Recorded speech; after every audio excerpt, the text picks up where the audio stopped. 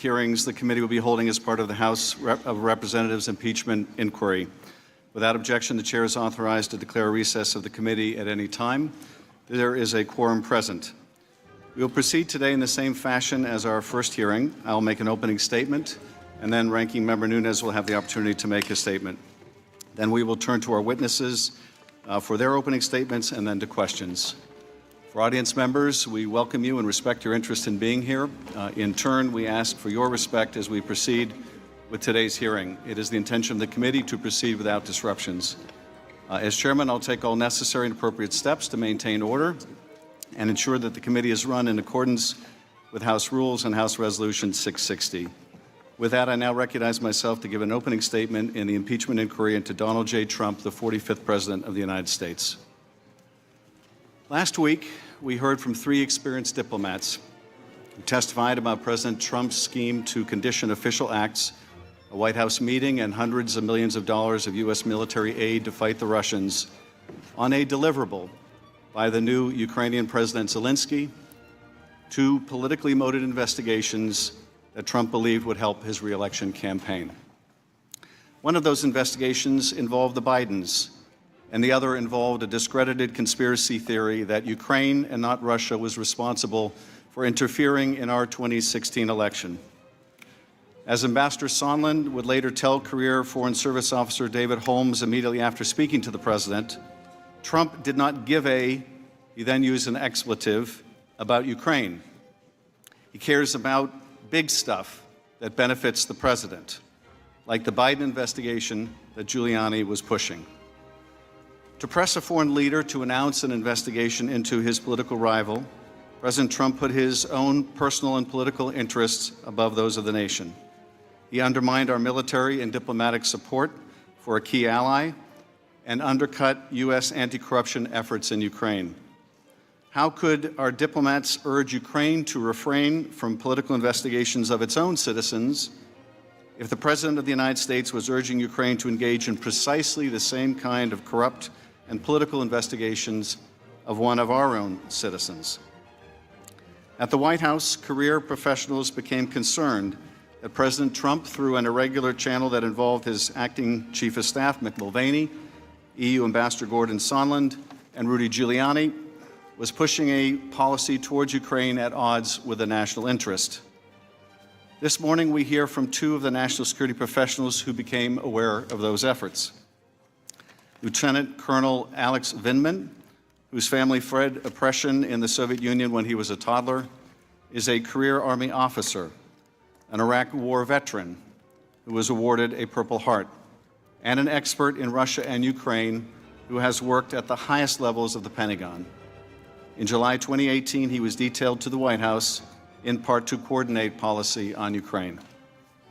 Jennifer Williams is a career Foreign Service officer who is currently detailed to the Office of the Vice President and responsible for Europe and Eurasia-related issues. Following his initial and congratulatory phone call with Ukrainian President Zelensky on April 21st, President Trump asked Vice President Pence to represent him at Zelensky's upcoming inauguration. Ms. Williams was working on logistics for the trip. Pence would be a coveted attendee, second in significance only to the president, and would have sent an important signal of support to the new Ukrainian president. In early May, however, Rudy Giuliani had been planning to go to Ukraine to pursue the president's interest in having the Bidens investigated, but had to call off the trip after it became public. Among others, Giuliani blamed people around Zelensky for having to cancel and claimed that they were antagonistic to Trump. 3 days later, the president called off the vice president's attendance at Zelensky's inauguration.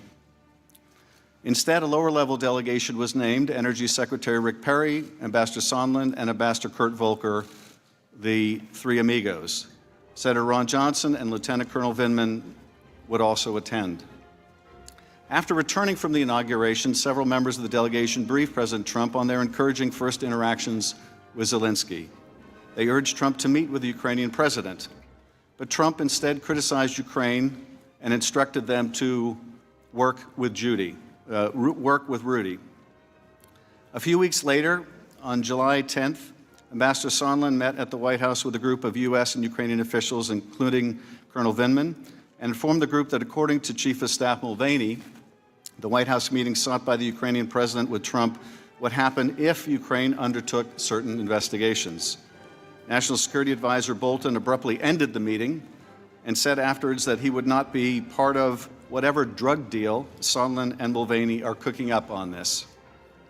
Undeterred, Sondland brought the Ukrainian delegation downstairs to another part of the White House and was more explicit, according to witnesses. Ukraine needed to investigate the Bidens or Burisma if they were to get a White House meeting with Trump. After this discussion, which Vindman witnessed, he went to the National Security Council's top lawyer to report the matter. Vindman was told to return in the future with any concerns. He would soon find the need to do so.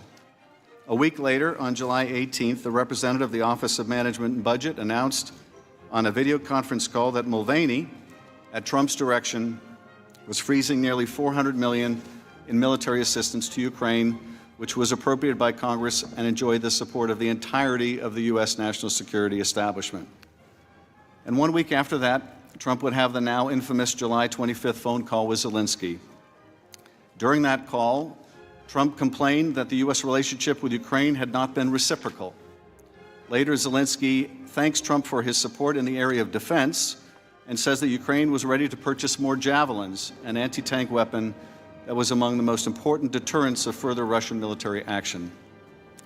Trump's immediate response: "I would like you to do us a favor, though." Trump then requested that Zelensky investigate the discredited 2016 conspiracy theory and, even more ominously, look into the Bidens. Neither was part of the official preparatory material for the call, but they were in Donald Trump's personal interest and in the interest of his 2020 re-election campaign. And the Ukrainian president knew about both in advance because Sondland and others have been pressing Ukraine for weeks about investigations into the 2016 election, Burisma, and the Bidens. Both Colonel Vindman and Ms. Williams were on the July 25th call. Vindman testified that due to the unequal bargaining position of the two leaders and Ukraine's dependency on the U.S., the favor Trump asked of Zelensky was really a demand.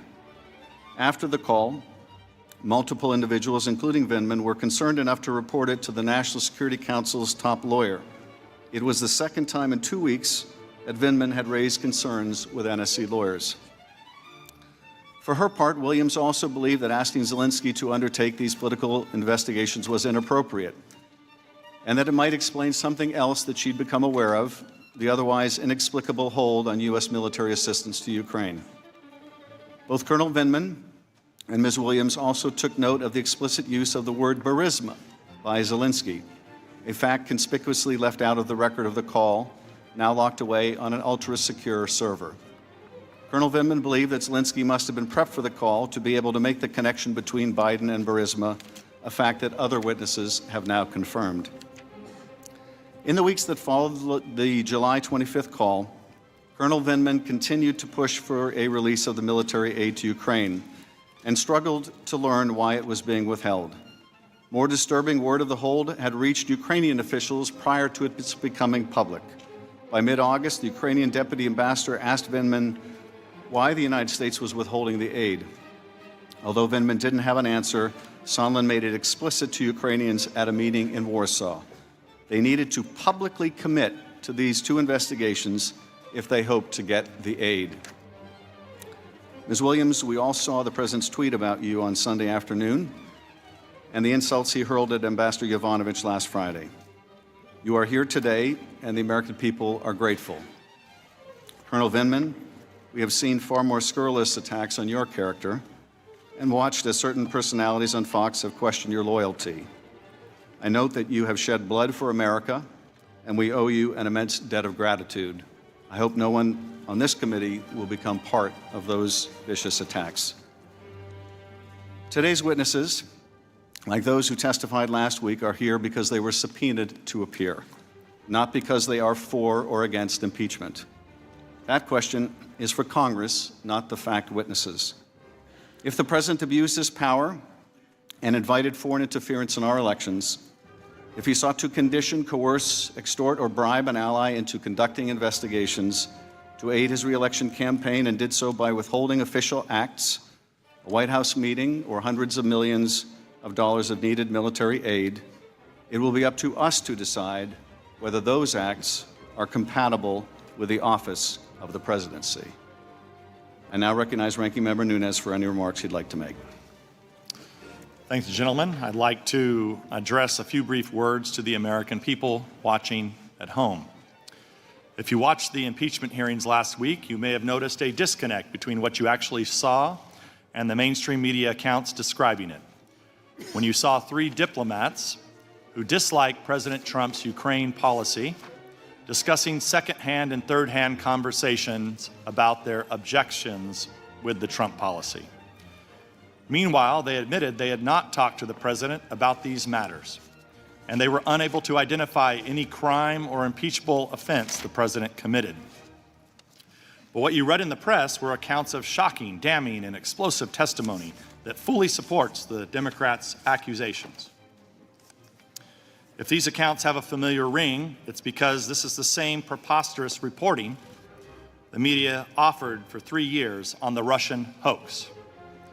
On a nearly daily basis, the top news outlets in America reported breathlessly on the newest bombshell revelations showing that President Trump and everyone surrounding him were Russian agents.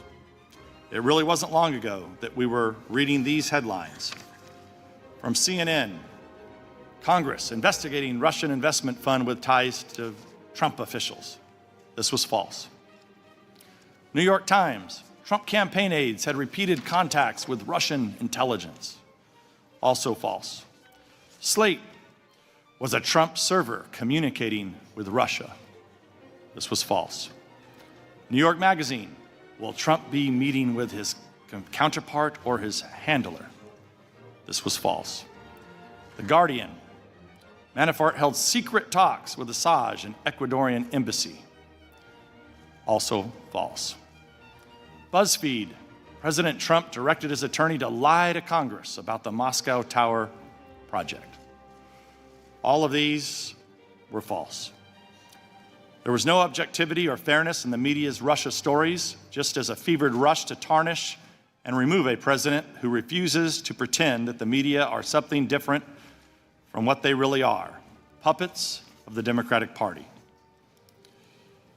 With their biased misreporting on the Russia hoax, the media lost confidence of millions of Americans, and because they refuse to acknowledge how badly they botched the story, they've learned no lessons and simply expect Americans will believe them as they try to stoke yet another partisan frenzy.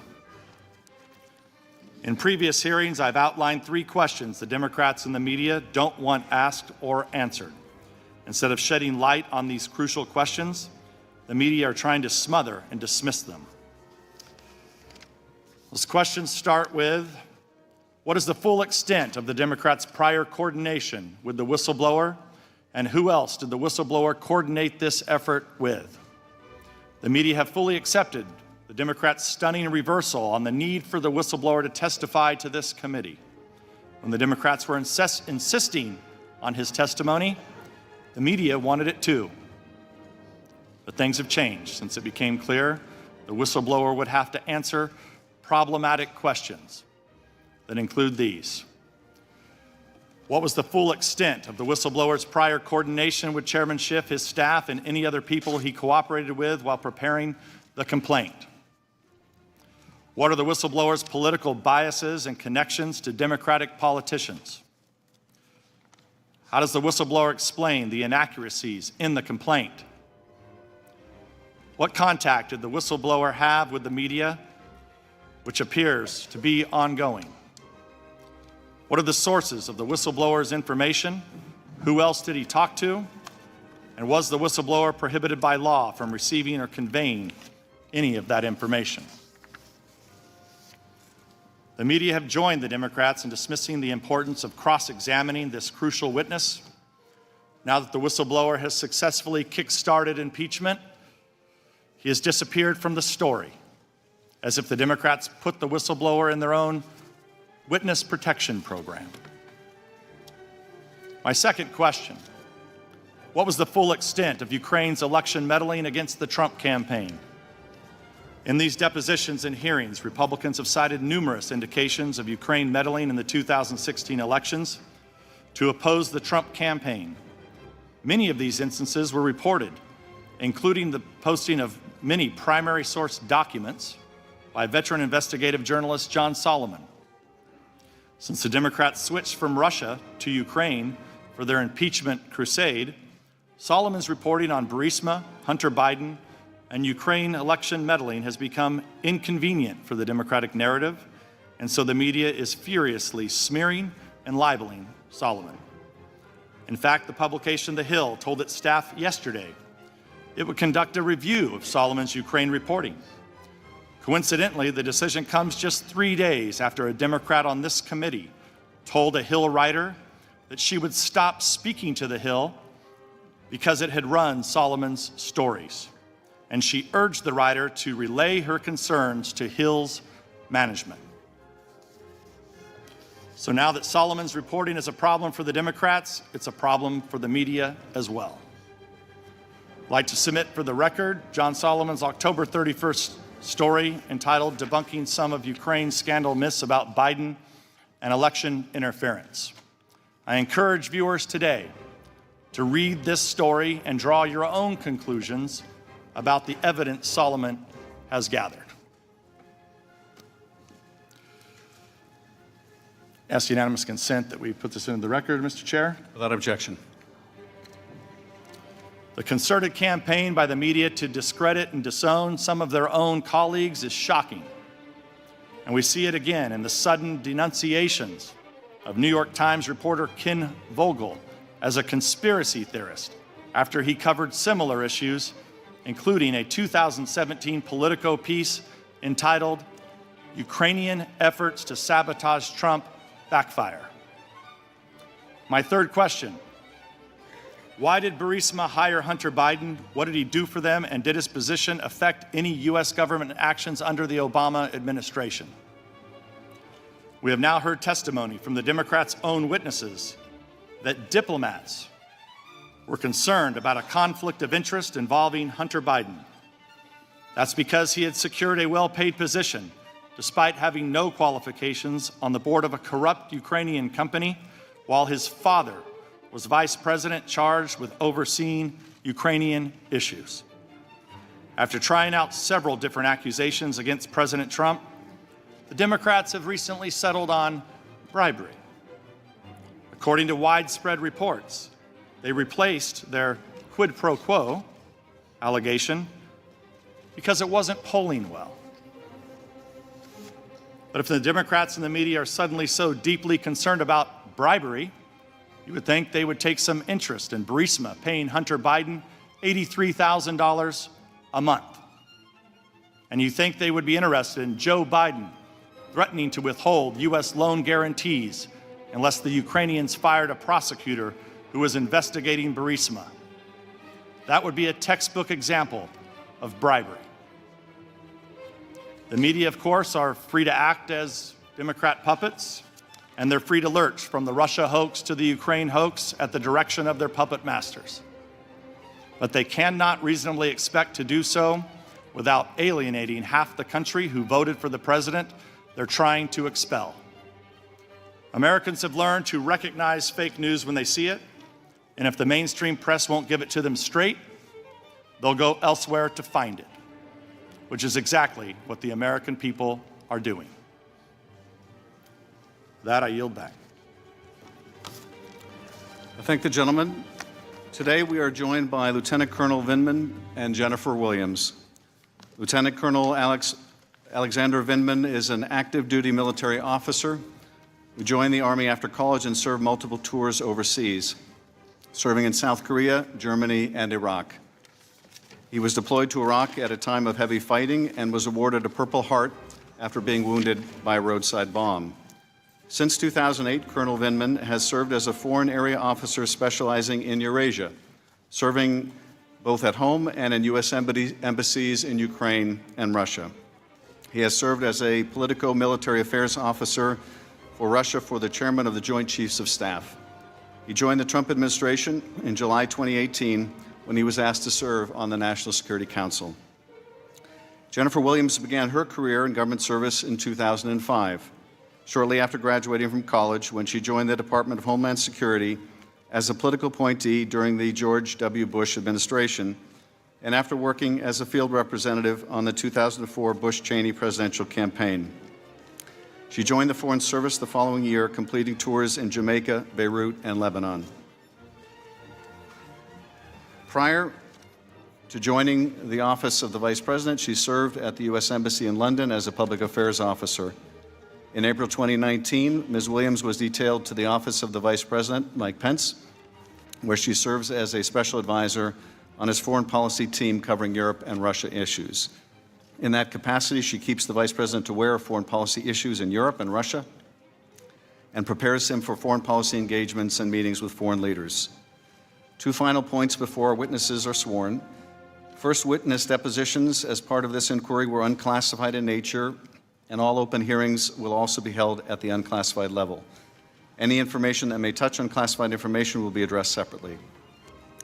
Second, Congress will not tolerate any reprisal, threat of reprisal, or attempt to retaliate against any U.S. government official for testifying before Congress, including you or any of your colleagues.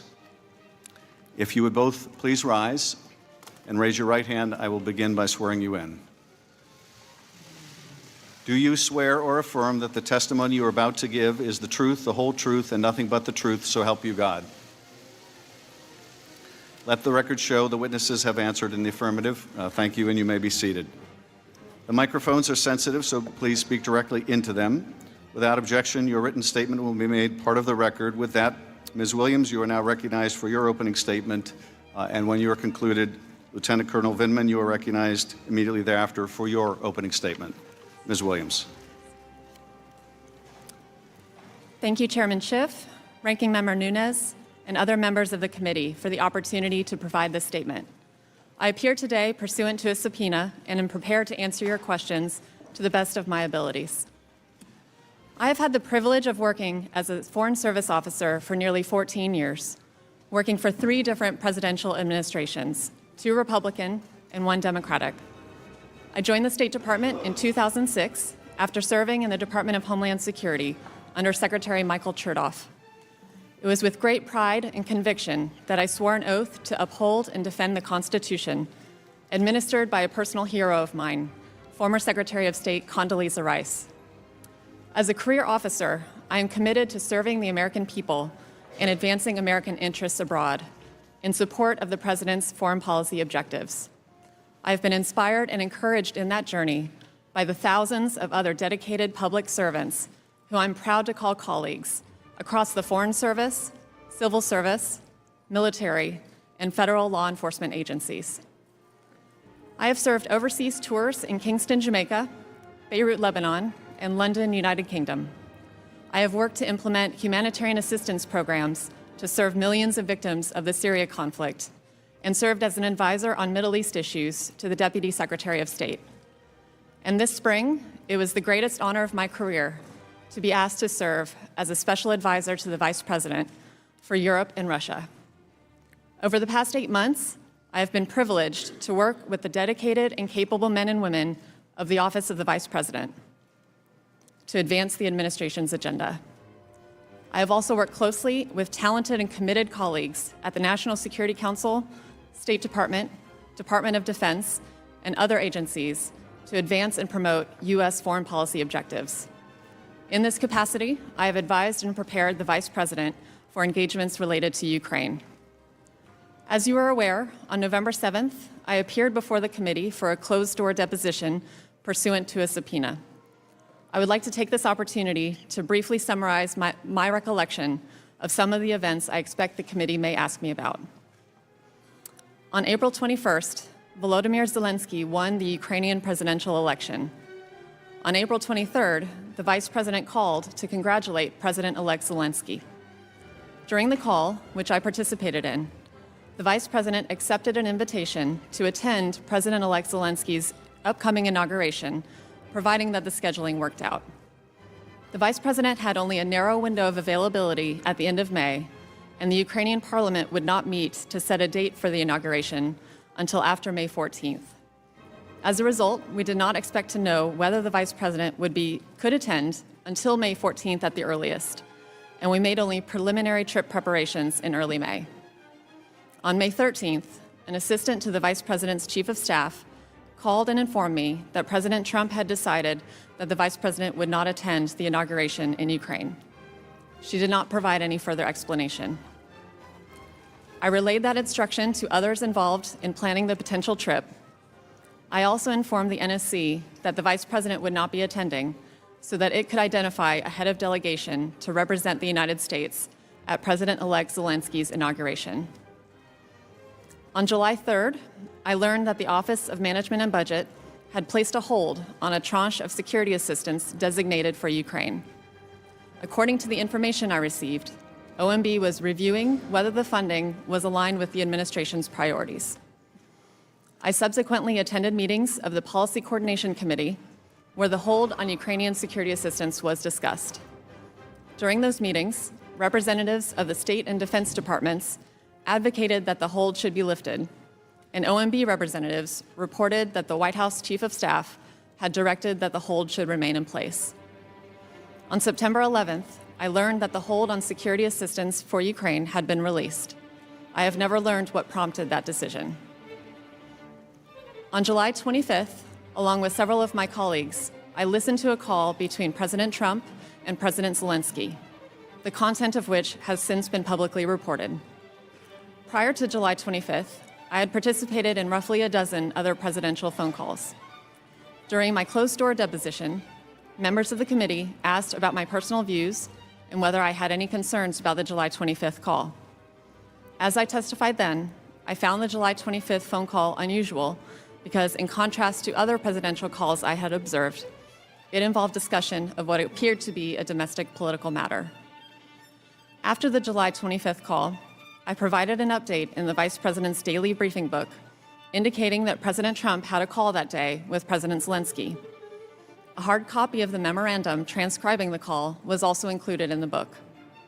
I do not know whether the Vice President reviewed my update or the transcript.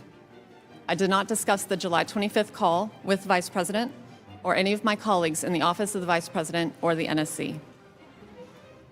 On August 29th, I learned that the Vice President would be traveling to Poland to meet with President Zelensky on September 1st. At the September 1st meeting, which I attended, President Zelensky asked the Vice President about news articles reporting a hold on U.S. security assistance for Ukraine. The Vice President responded that Ukraine had the United States' unwavering support and promised to relay their conversation to President Trump that night. During the September 1st meeting, neither the Vice President nor President Zelensky mentioned the specific investigations discussed during the July 25th phone call. Thank you again for the opportunity to provide this statement. I'd be happy to answer any questions.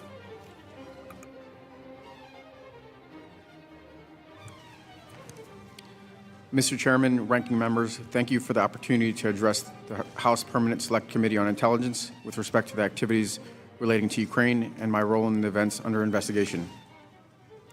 I've dedicated my entire professional life to the United States of America. For more than 2 decades, it has been my honor to serve as an officer in the United States Army. As an infantry officer, I served multiple overseas tours, including South Korea and Germany, and I was deployed to Iraq for combat operations. Since 2008, I have been a foreign area officer specializing in European and Eurasian political military affairs. I served in the United States embassies in Kiev, Ukraine, and Moscow, Russia. In Washington, D.C., I was the political military affairs officer for Russia for the chairman of the Joint Chiefs of Staff, where I drafted the Armed Forces Global Campaign Plan to counter Russian aggression and Russian malign influence. In July 2018, I was asked to serve at the White House National Security Council. At the NSC, I'm the principal advisor to the National Security Advisor on Ukraine and other countries in my portfolio. My role at the NSC is to develop, coordinate, and implement plans and policies to manage the full range of diplomatic, informational, military, and economic national security issues for the countries in my portfolio. My core function is to coordinate policy with departments and agencies. The committee has heard from many of my colleagues about the strategic importance of Ukraine as a bulwark against Russian aggression. It is important to note that our country's policy of supporting Ukrainian sovereignty and territorial integrity, promoting Ukrainian prosperity, and strengthening a free and democratic Ukraine as a counter to Russian aggression has been a consistent bipartisan foreign policy objective and strategy across various administrations, both Democratic and Republican, and that President Zelensky's election in April 2019 created an unprecedented opportunity to realize our strategic objectives.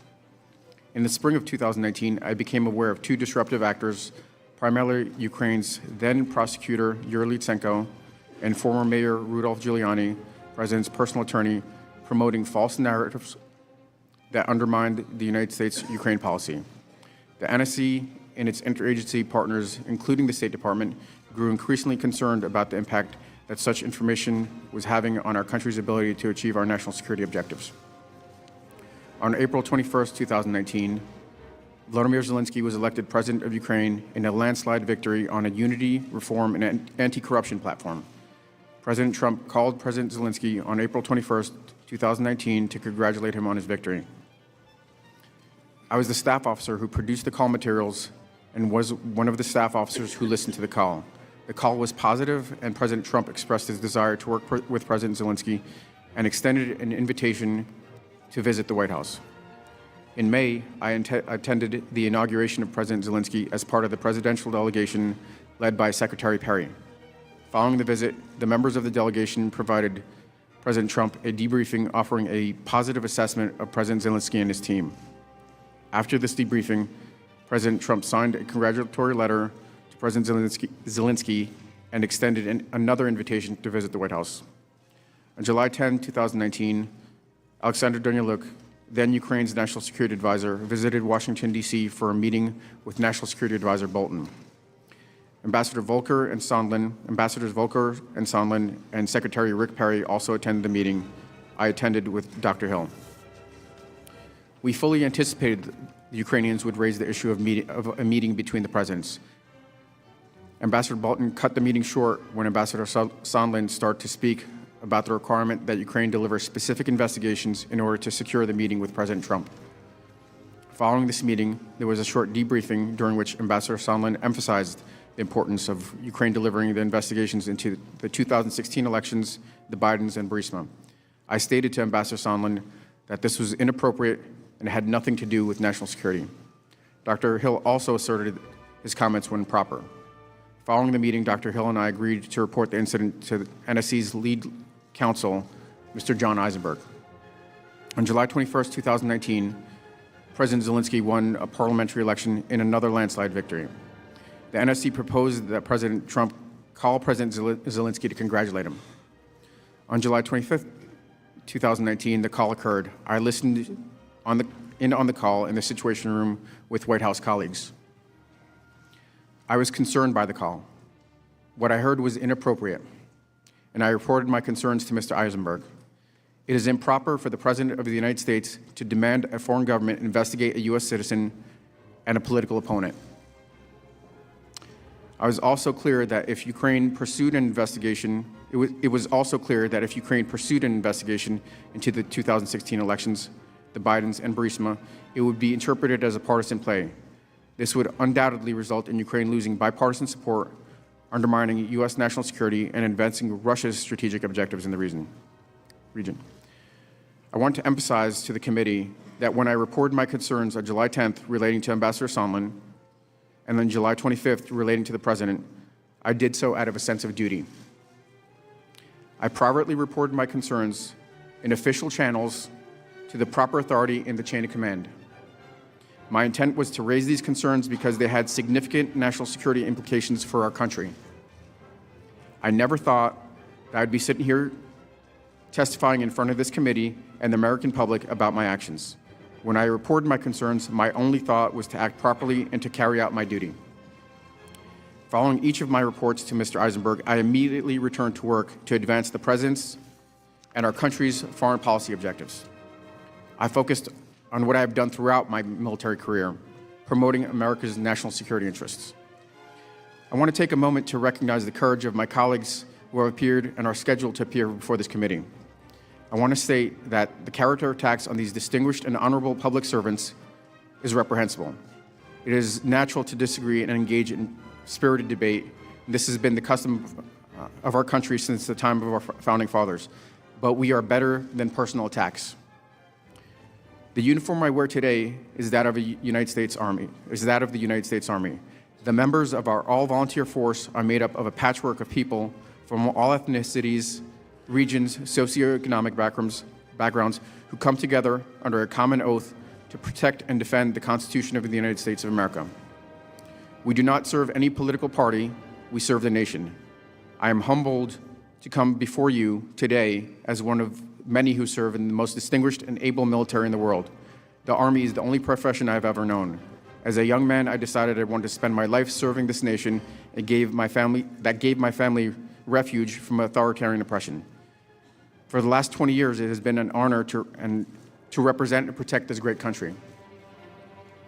Next month will mark 40 years since my family arrived in the United States as refugees. When my father was 47 years old, he left behind his entire life and the only home he had ever known to start over in the United States so his 3 sons could have a better and safer lives. His courageous decision inspired a deep sense of gratitude in my brothers and myself and instilled in us a sense of duty and service. All 3 of us have served or are currently serving in the military. My little brother sits behind me here today.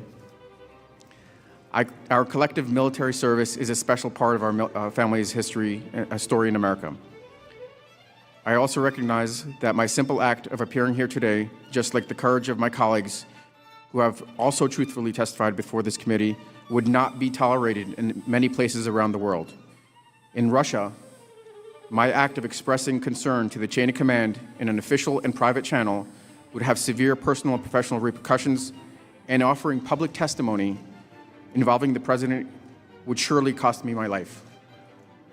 I'm grateful to for my father's brave act of hope 40 years ago and for the privilege of being an American citizen and public servant, where I can live free of fear for mine and my family's safety. Dad, I'm sitting here today in the U.S. Capitol talking to our elected professionals is proof that you made the right decision 40 years ago to leave the Soviet Union and come here to the United States of America in search of a better life for our family. Do not worry. I will be fine for telling the truth. Thank you again for your consideration. I'll be happy to answer your questions. Thank you, Colonel. Thank you, Ms. Williams. Colonel, your brother and family are more than welcome here. We're grateful to have them with us. We will proceed to the first round of questions as detailed in the memo provided to committee members. There'll be 45 minutes of questions conducted by the chairman or majority counsel, followed by 45 minutes for the ranking member or minority counsel. Under House Resolution 660, that time may not be delegated to other members. Following that, unless I specify an additional equal time for extended questioning, we will proceed under the 5-minute rule, and every member will have a chance to ask questions. I now recognize myself or majority counsel for the first 45 minutes. Before we get into the substance of your testimony, Ms. Williams, I want to ask you about a phone call between Vice President Pence and President Zelensky of Ukraine on September 18th. Were you on that call? I was. And did you take notes of the call? Yes, sir. Is there something about that call that you think may be relevant to our investigation? Mr. Chairman, as we previously discussed with the committee, the Office of the Vice President has taken the position that the September... Could you move the microphone a little closer to you? As we've previously discussed with both majority and minority staff of the committee, the Office of the Vice President has taken the position that the September 18th call is classified. As a result, with respect to the call, I'd refer the committee to the public record, which includes Ms. Williams' November 7th testimony, which has been publicly released, as well as the public readout of that call, which has previously been issued by the White House. Beyond that, given the position of the Vice President's office on classification, I've advised Ms. Williams not to answer further questions about that call in an unclassified setting.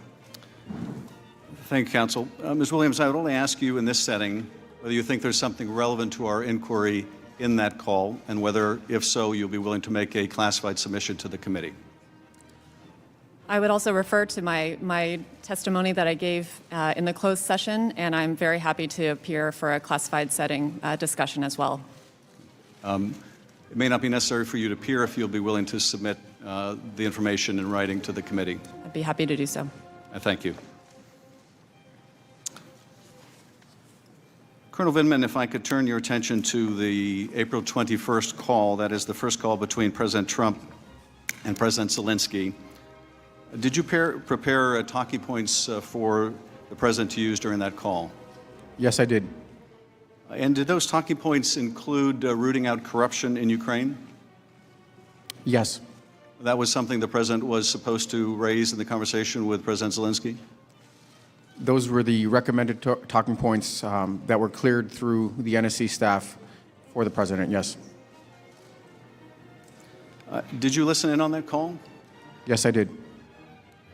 The White House has now released the record of that call. Did President Trump ever mention corruption in the April 21st call? To the best of my recollection, he did not. On the April 21st call, President Trump told President Zelensky that he would send a high-level U.S. delegation to the inauguration. Following that call, Ms. Williams, was your understanding that the President wanted the Vice President to attend the inauguration in Kyiv? Yes, that was my understanding. And did the President subsequently tell the Vice President not to attend the inauguration? I was informed by our Chief of Staff's office, by the Vice President's Chief of Staff's office, that the President had told the Vice President not to attend. I did not witness that conversation. And am I correct that you learned this on May 13th? Is that right? That's correct. Am I also correct that the inauguration date had not been set by May 13th? That's correct. Do you know what accounted for the President's decision to instruct the Vice President not to attend? I do not. Colonel Vindman, you were a member of the U.S. delegation to the inauguration on May 20th, is that correct? Yes, Chairman. And during that trip, did you have an opportunity to offer any advice to President Zelensky? Yes, Chairman. What was the advice that you gave him? During a bilateral meeting in which the whole delegation was meeting with President Zelensky and his team, I offered two pieces of advice. To be particularly cautious with regards to Ukraine, to be particularly cautious with regards to Russia and its desire to provoke Ukraine, and the second one was to stay out of U.S. domestic policy. Do you mean politics? Politics, correct. And why did you feel it was necessary to advise President Zelensky to stay away from U.S. domestic politics? Chairman, in the March and April timeframe, became clear that there were actors in the U.S. Public actors, non-governmental actors, that were promoting the idea of investigations and 2016 Ukrainian interference, and it was consistent with U.S. policy to advise any country, all the countries in my portfolio, any country in the world, to not participate in U.S. domestic politics. So I was passing the same advice consistent with U.S. policy.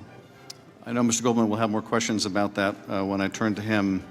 But let me turn, if I can, to the hold on security assistance, which I think you both testified you learned about in early July. Am I correct that neither of you were provided with a reason for why the President put a hold on security assistance to Ukraine? My understanding was that OMB was reviewing the assistance to ensure it was in line with administration priorities, but it was not made more specific than that. And Colonel Vindman? That is consistent. The review was to ensure it remained consistent with administration policies. And Colonel Vindman, you attended a meeting in John Bolton's office on July 10th where Ambassador Sondland interjected to respond to a question by senior Ukrainian officials about a White House visit. What did he say at that time? To the best of my recollection, Ambassador Sondland said that in order to get a White House meeting, the Ukrainians would have to provide a deliverable, which is investigations, specific investigations. And what was Ambassador Bolton's response or reaction to that comment? We had not completed all of the agenda items, and we still had time for the meeting, and Ambassador Bolton abruptly ended the meeting. Did you report this incident to the National Security Council lawyers? Yes, I did. Based on Ambassador Sondland's remark at the July 10th meeting, was it your clear understanding that the Ukrainians understood they had to commit to investigations President Trump wanted in order to get the White House meeting? It may have not been entirely clear at that moment. Certainly, Ambassador Sondland was calling for these meetings, and he had stated that this was developed per a conversation with the Chief of Staff, Mr. Mick Mulvaney, but the connection to the President wasn't clear at that point. But the import of what Ambassador Sondland said during that meeting was that there was an agreement with Mick Mulvaney that Zelensky would get the meeting if they would undertake these investigations. That is correct. About 2 weeks after that July 10th meeting, President Trump and President Zelensky had their second call, the now infamous July 25th call. Colonel Vindman, what was your real-time reaction to hearing that call?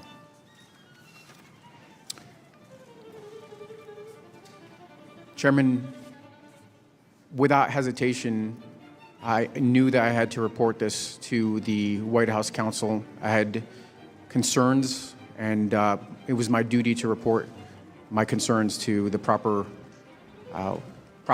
people in the chain of command. And what was your concern?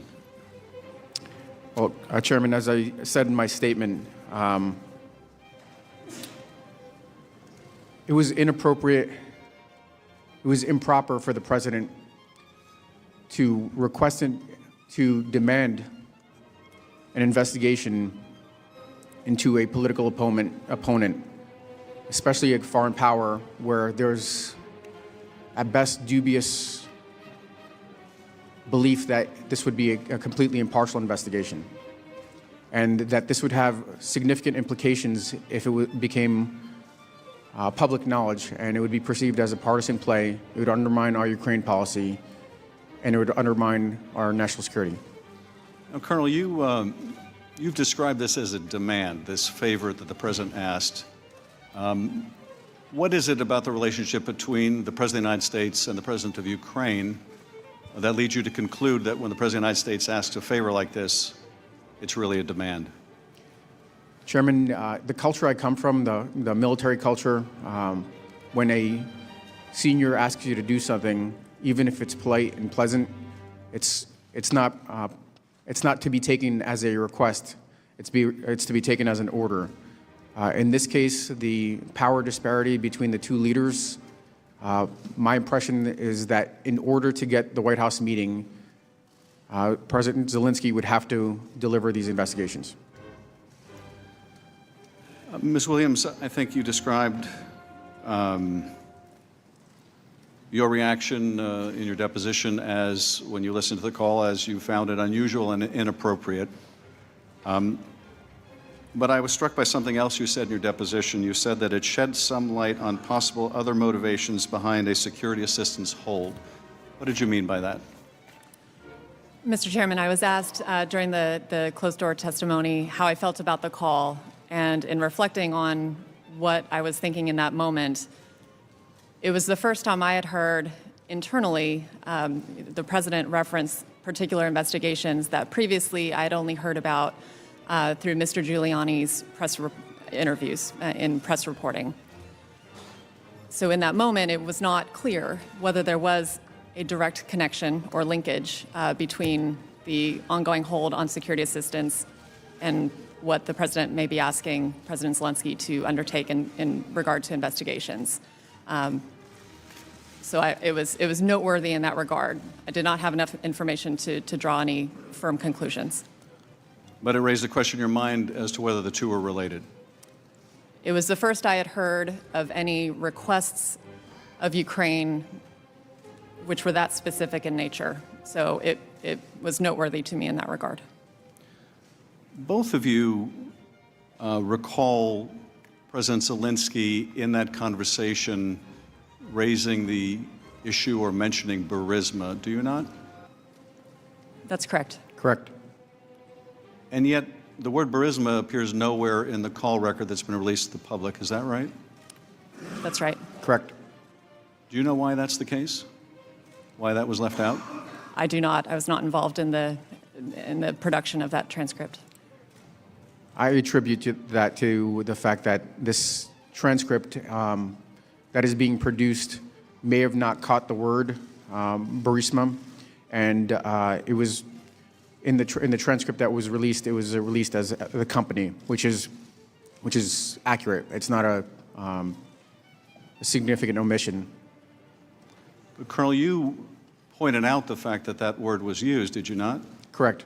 And yet it was not included in the record released to the public. That's right. It's I'd say it's informed speculation that the folks that produce these transcripts do the best they can, and they just didn't catch the word, and that was my responsibility to then make sure that the transcript was as accurate as possible, and that's what I attempted to do by putting that word back in, because that was in my notes. I think, Colonel, you testified in your deposition that you found it striking that Zelensky would bring up Burisma, that it indicated to you that he had been prepped for the call to expect this issue to come up. What led you to that conclusion? It seemed unlikely that he would be familiar with a single company in the context of a call that was on the broader bilateral relationship, and it seemed to me that he was either tracking this issue because it was in the press, or he was otherwise prepped. Mr. Goldman. Thank you, Mr. Chairman. Good morning to both of you. Morning. On July 25th at approximately 9 a.m., you both were sitting in the Situation Room, probably not too much further away than you are right now. And you were preparing for a long-awaited phone call between President Trump and President Zelensky. Now, Colonel Vindman, in advance of this phone call, did you prepare talking points as you did for the April 21st call? Yes, I did. What were those talking points based upon? They were, so this is not in the public record, and I can't comment too deeply, but what is, the areas that we've consistently talked about in public is cooperation on supporting his reform agenda, anti-corruption efforts, and helping President Zelensky implement his plans to end Russia's war against Ukraine. In other words, they're based on official U.S. policy? Correct. And is there a process to determine official U.S. policy? Yes, that is, my job is to coordinate U.S. policy. So throughout the preceding year that I've been on staff, I had undertaken an effort to make sure we had a cohesive, coherent U.S. policy. And as you listened to the call, did you observe whether President Trump was following the talking points based on the official U.S. policy? Counsel, the president could choose to use the talking points or not. He's the president, but they were not consistent with what I provided, yes. Let's take a look at a couple of excerpts from this call. And right after President Zelensky thanked President Trump for the United States' support in the area of defense, President Trump asks President Zelensky for a favor and then raises this theory of Ukrainian interference in the 2016 election. He says in the highlighted portion, "I would like you to do us a favor, though, because our country has been through a lot and Ukraine knows a lot about it. I would like you to find out what happened with this whole situation with Ukraine. They say CrowdStrike. I guess you have one of your wealthy people. The server, they say Ukraine has it." Now, Colonel Vindman, was this statement based on the official talking points that you had prepared? No.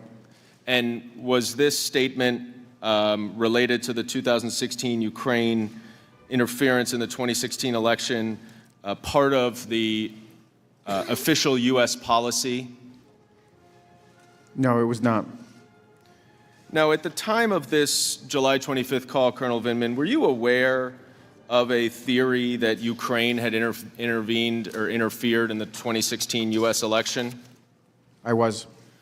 Are you aware of any credible evidence to support this theory? I am not. Are you also aware that Vladimir Putin had promoted this theory of Ukrainian interference in the 2016 election? I am well aware of that fact.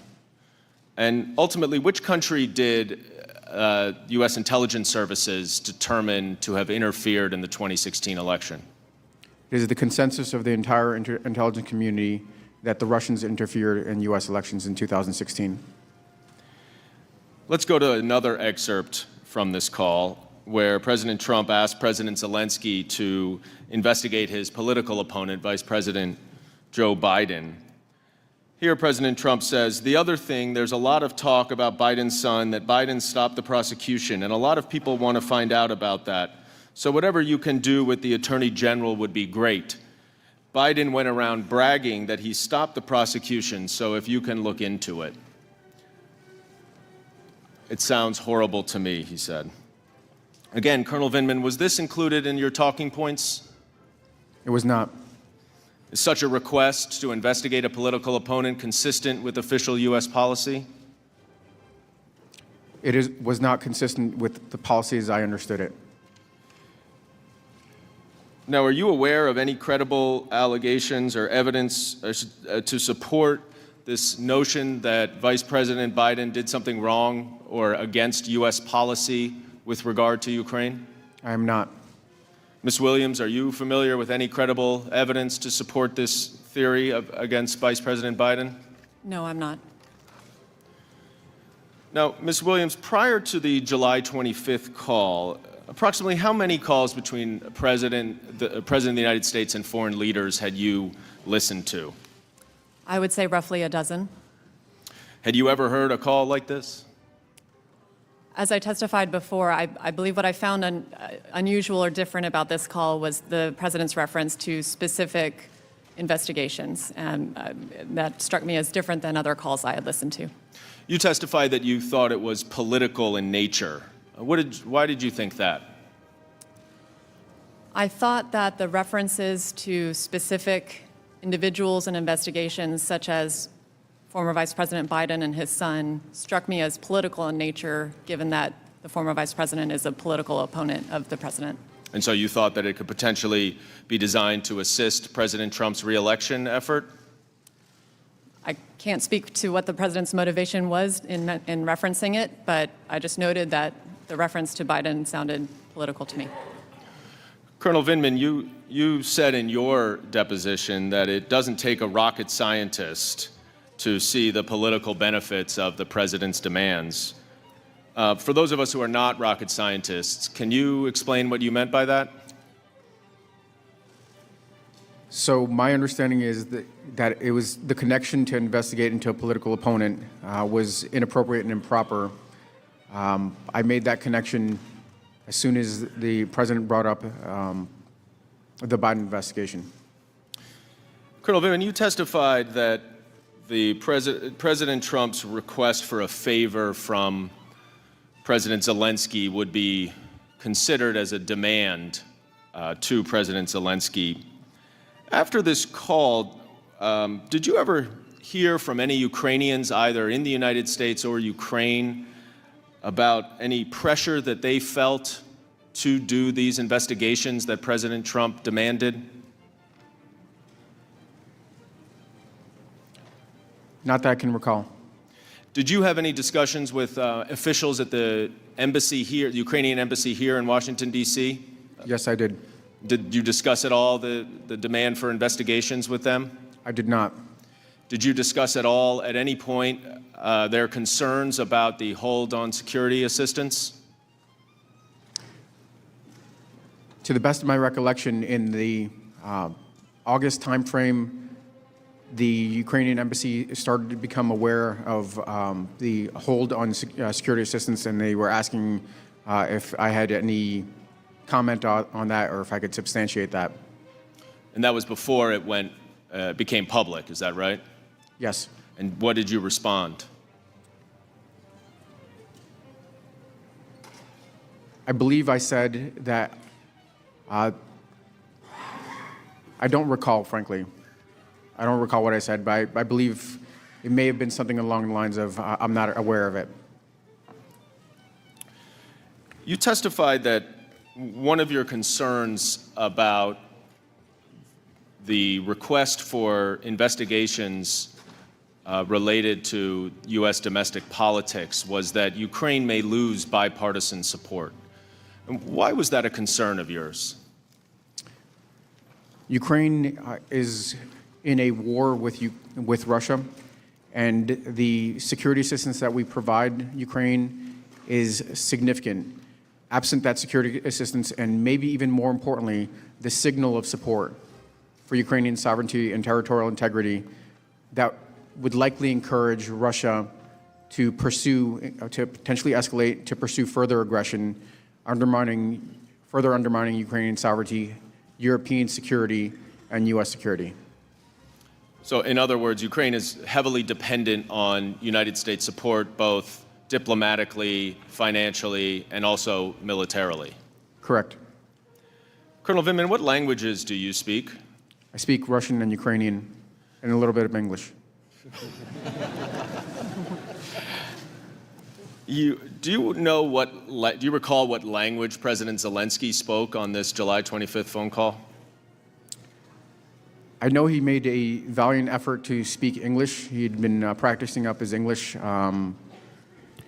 but he also spoke Ukrainian. I want to look at the third excerpt from the July 25th call. And Chairman Schiff addressed this with you in his questioning. And you see in the highlighted portion, it says specifically to the company that you mentioned in this issue. Is that the portion of the call record that, Colonel Vindman, you thought President Zelensky actually said Burisma? Correct. And you testified earlier that his use of, or his understanding that when President Trump mentioned the Bidens, that referred to the company Burisma, sounded to you like he was prepped or prepared for this call. Is that right? That is correct. I want to go to the next slide, if we could, which is actually a text message that neither of you is on, but this is from Ambassador Kurt Volker to Andrei Yermak. And Colonel Vindman, who's Andrei Yermak? Andrei Yermak is a senior advisor within the presidential administration to Ukrainian presidential administration. He's a senior advisor to President Zelensky. Now, this text message is less than a half hour before the call on July 25th. And since neither of you are on it, I'll read it. It says from Ambassador Volker, "Good lunch, thanks. Heard from White House. Assuming President Z convinces Trump he will investigate, quote, get to the bottom of what happened, unquote, in 2016, we will nail down date for visit to Washington. Good luck. See you tomorrow, Kurt." Now, is this the sort of thing that you're referring to when you say that it sounded like President Zelensky was prepared for this call? That this would be consistent, yes. Now, turning to the fourth excerpt from the July 25th call, where Ukraine's President Zelensky links the White House meeting to the investigations that President Trump requests.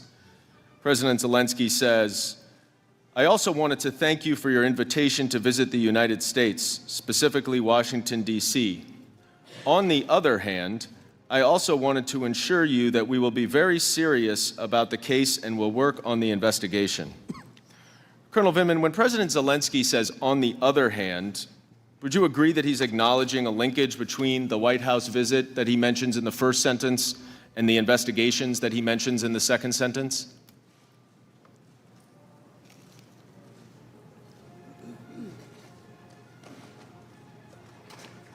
It could be taken that way. I'm not sure if it seems like a reasonable conclusion. And if that is the case, that would be consistent with the text message that Ambassador Volker sent to Andrei Yermak right before the call. Is that right? Seemingly so. Now, you've testified in your deposition that a White House visit, an Oval Office visit, is very important to President Zelensky. Why is that? The show of support for President Zelensky, still a brand new president, frankly, a new politician on the Ukrainian political scene, looking to establish his bona fides as a regional and maybe even a world leader, would want to have a meeting with the United States, the most powerful country in the world, and Ukraine's most significant benefactor, in order to be able to implement his agenda. It would provide him with some additional legitimacy at home? Yes. So just to summarize, in this July 25th call between the presidents of the United States and Ukraine, President Trump demanded a favor of President Zelensky to conduct investigations that both of you acknowledge were for President Trump's political interest, not the national interest, and in return for his promise of a much-desired White House meeting for President Zelensky. Colonel Vindman, is that an accurate summary of the excerpts that we just looked at? Yes. Ms. Williams? Yes. Colonel Vindman, you immediately reported this call to the NSC lawyers. Why did you do that? So at this point, I had already been tracking this initially, what I would describe as alternative narrative, false narrative, and I was certainly aware of the fact that it was starting to reverberate, gain traction, the fact that it, in the July 10th call, ended up being pronounced by a public official, Ambassador Sondland, had me alerted to this, and I was, subsequent to that report, I was invited to follow up with any other concerns to Mr. Eisenberg. And we're going to discuss that July 10th meeting in a moment. But when you say alternative false narratives, are you referring to the two investigations that President Trump referenced in the call? Yes. Now, at some point, did you also discuss how the written summary of the call record should be handled with the NSC lawyers? There was, following the report, there was a discussion in the legal shop on the best way to manage the transcript, yes. What did you understand they concluded? My understanding is that this was viewed as a sensitive transcript, and to avoid leaks, and if I recall the term properly, or something along the lines of preserve the integrity of the transcript, it should be segregated to a smaller group of folks. To preserve the integrity of the transcript, what did that mean? I'm not sure. I mean, it seems like a legal term. I'm not an attorney, but it was. I didn't take it as anything nefarious. I just understood that they wanted to keep it in a smaller group. If there was real interest in preserving the integrity of the transcript, don't you think they would have accepted your correction that Burisma should have been included? Not necessarily. The way these edits occur, they go through, like everything else, a approval process. I made my contribution. It was cleared by Mr. Morrison. Then when I returned it, sometimes that doesn't happen. There are administrative errors. I think that in this case, I didn't see it. When I first saw the transcript without the two substantive items that I had attempted to include, I didn't see that as nefarious. I just saw it as, okay, no big deal. These might be meaningful, but it's not that big a deal. You said two substantive issues. What was the other one? There was a reference in a section. One second. Yeah. On page 4, the top paragraph, let me find the right spot. Okay. Yes. You can look into it. Ellipse. There are videos, is what I recall. Or the recordings. Instead of an ellipses, it should have said, to what you heard, that there are recordings? Correct. Did you ultimately learn where the call record was put? I understood that it was being segregated into a separate system, separate secure system. Why would it be put on a separate secure system? This is definitely not unprecedented, but at times, if you want to limit access to a smaller group of folks, you put it on the secure system to ensure that a smaller group of people with access to the secure system have it. But can't you also limit the number of people who can access it on the regular system? You can do that, but to the best of my recollection, the decision was made, frankly, on the fly after the fact after I conveyed my concerns to Mr. Eisenberg. Mr. Ellis came in. He hadn't heard the entire conversation, and when it was mentioned that it was sensitive, it was kind of on-the-fly decision to just segregate it in this other system. Mr. Eisenberg and Mr. Ellis are the NSC lawyers? Correct. But it was your understanding that it was not a mistake to put it on the highly classified system, is that right? I'm not sure I understand. Was it intended to be put on the highly classified system by the lawyers? Or was it a mistake that it was put there? I think it was intended, but again, it was intended to prevent leaks and to limit access. Now, you testified, both of you, about the April 21st call a little earlier. And Colonel Vindman, you indicated that you did include in your talking points the idea of Ukraine rooting out corruption, but that President Trump did not mention corruption. I want to go to the White House readout from the April 21st call. And I'm not going to read the whole thing, but you see the highlighted portion where it says root out corruption? Yes. So in the end, this readout was false, is that right?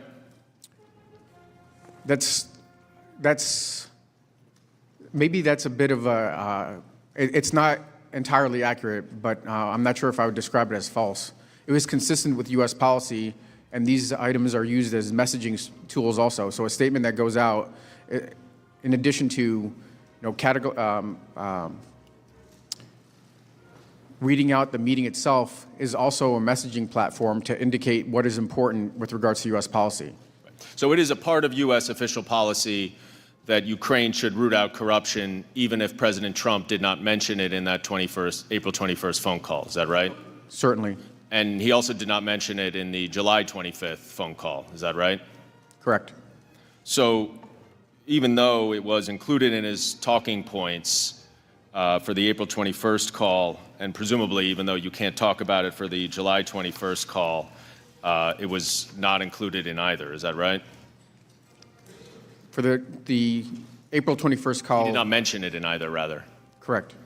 So when the president says now that he held up security assistance because he was concerned about rooting out corruption in Ukraine, that concern was not expressed in the 2 phone conversations that he had with President Zelensky earlier this year. Is that right?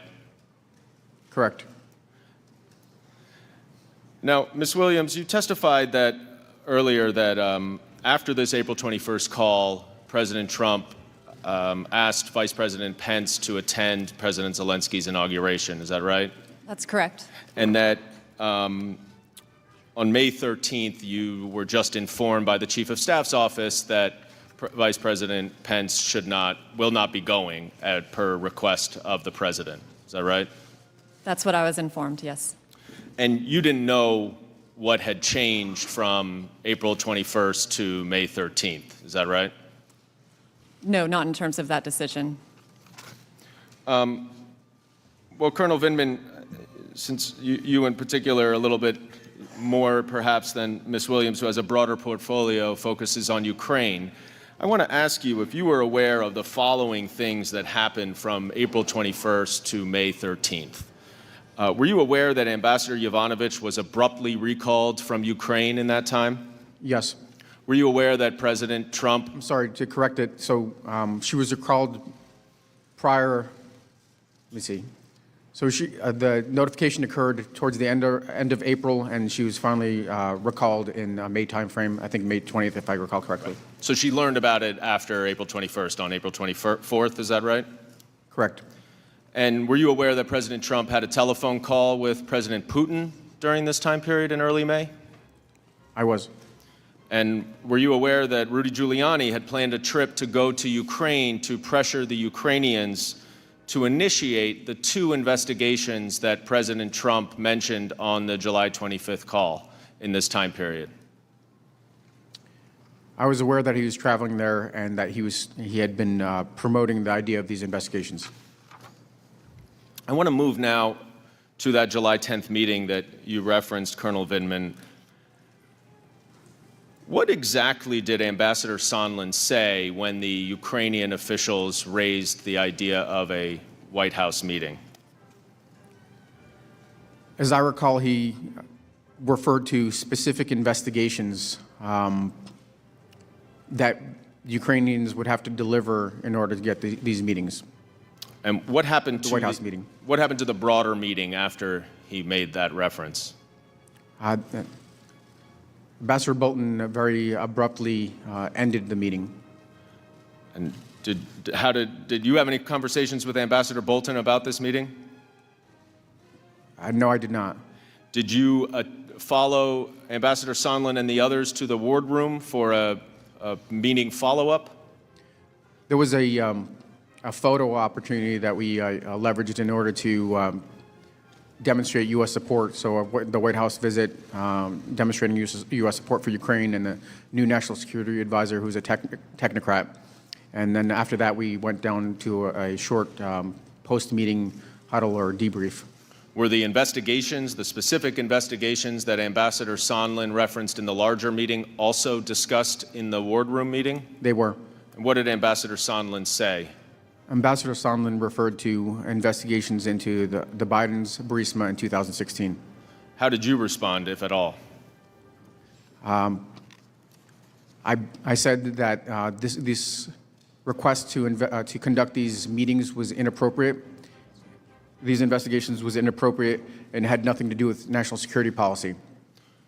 Was Ambassador Volker in this meeting as well? I don't recall specifically. I believe he was there for at least a portion of the time. I don't recall if he was there for that the whole meeting. Was this statement made in front of the Ukrainian officials? I believe there was some discussion prior to the Ukrainians leaving, when it was apparent there was some discord between the senior folks, Ambassador Sondland, and other White House staff. Myself, they were asked to step out. So I don't recall if they were there for the entire discussion. The senior White House staff you're referring to, does that include Fiona Hill, your immediate supervisor at the time? Correct. Now, you said you also reported this incident to the NSC lawyers, is that right? Correct. And what was their response? John Eisenberg said that he took notes while I was talking, and he said that he would look into it. Why did you report this meeting and this conversation to the NSC lawyers? Because it was inappropriate, and following the meeting, I had a short conversation, following the post-meeting meeting in the wardroom, I had a short conversation with Dr. Hill, and we discussed the idea of needing to report this. So am I correct, Colonel Vindman, that at least no later than that July 10th meeting, the Ukrainians had understood, or at least heard, that the Oval Office meeting that they so desperately wanted was conditioned on these specific investigations into Burisma and the 2016 election? That was the first time I was aware of the Ukrainians being approached directly by a government official. And directly linking the White House meeting to the investigations? Correct.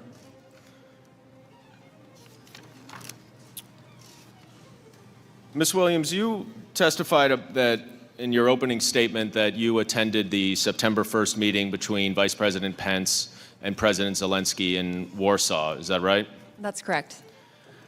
What was the first thing that President Zelensky asked Vice President Pence about at that meeting? President Zelensky asked the Vice President about the status of security assistance for Ukraine because he had seen the Politico article and other news reporting that the security assistance was being held. And you testified in your deposition that in that conversation, President Zelensky emphasized that the military assistance, the security assistance, was not just important to assist Ukraine in fighting a war against Russia, but that it was also symbolic in nature. What did you understand him to mean by that? President Zelensky explained that more than, or just equally with the financial and physical value of the assistance, that it was the symbolic nature of that assistance that really was the show of U.S. support for Ukraine and for Ukraine's sovereignty and territorial integrity. And I think he was stressing that to the Vice President to really underscore the need for the security assistance to be released. And that if the United States was holding the security assistance, is it also true then that Russia could see that as a sign of weakening U.S. support for Ukraine and take advantage of that? I believe that's what the President Zelensky was indicating, that any signal or sign that U.S. support was wavering would be construed by Russia as potentially an opportunity for them to strengthen their own hand in Ukraine. Did Vice President Pence provide a reason for the hold on security assistance to the Ukrainian president in that meeting? The Vice President did not specifically discuss the reason behind the hold, but he did reassure President Zelensky of the strongest U.S. unwavering support for Ukraine, and they talked about the need for European countries to step up and provide more assistance to Ukraine as well.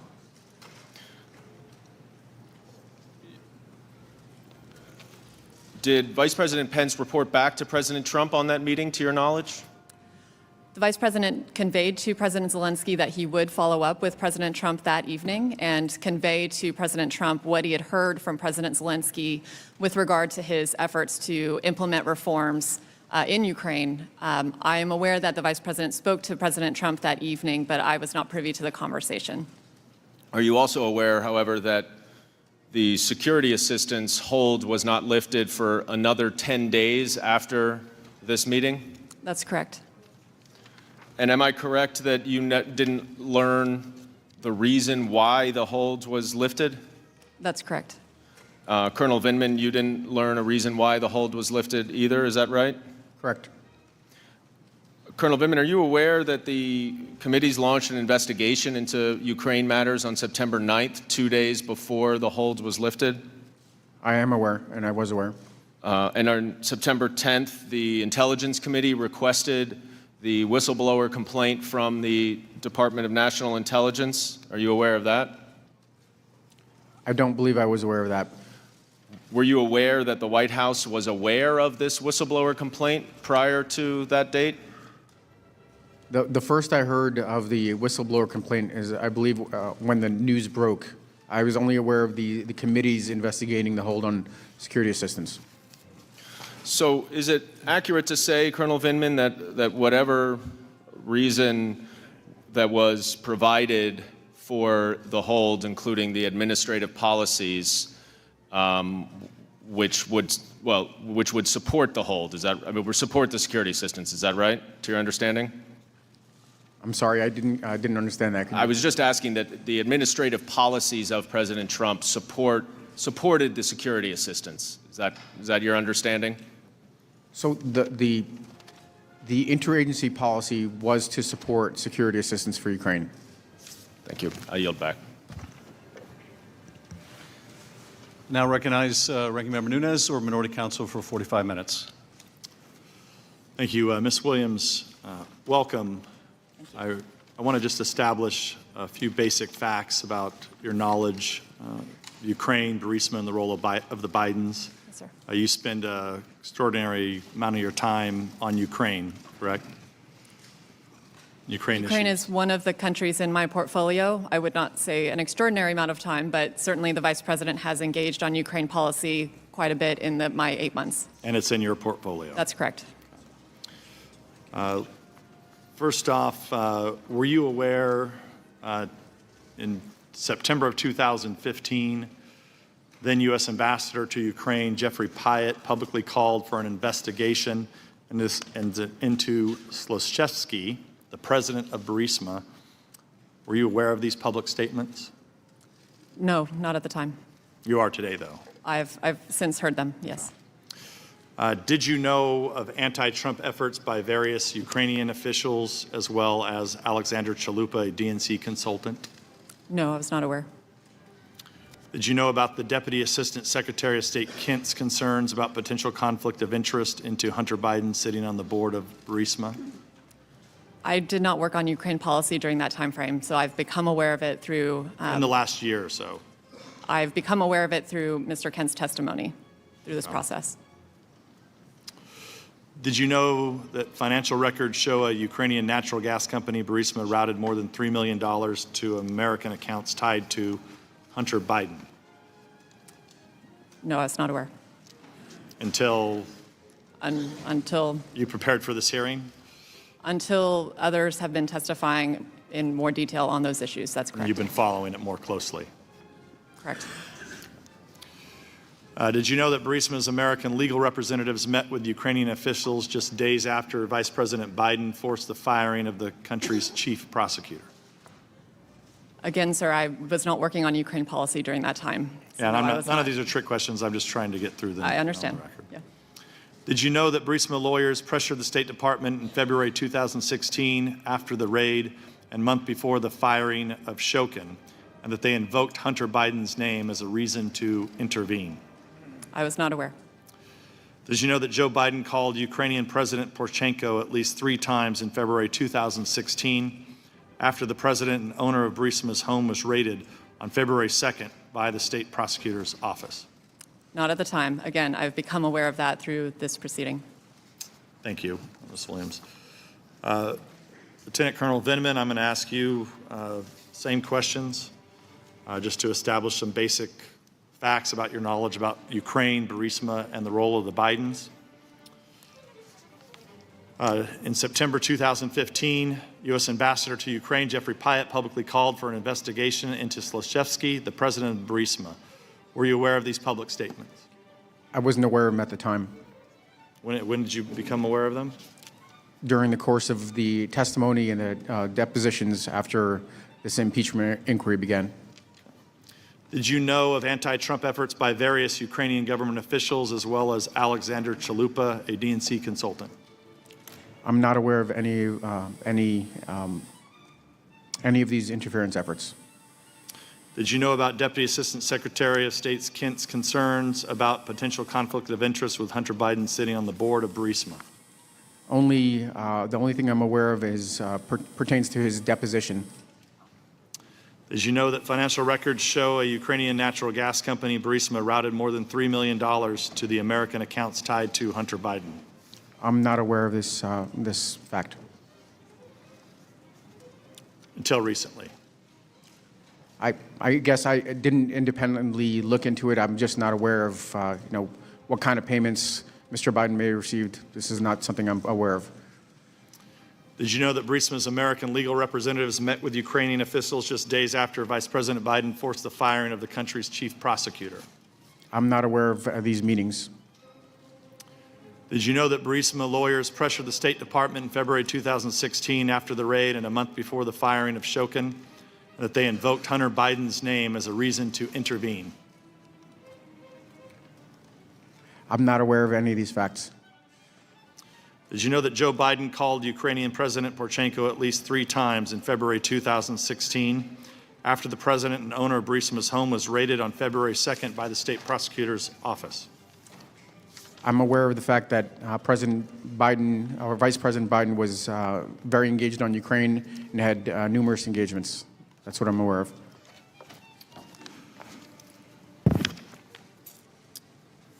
Ms. Williams and Lieutenant Colonel Vindman, as you may or may not know, this committee has spent nearly 3 years conducting various investigations, starting with the Russia collusion hoax, FISA abuse, Democratic hysteria over the lack of collusion in the Mueller report, and now this impeachment charade.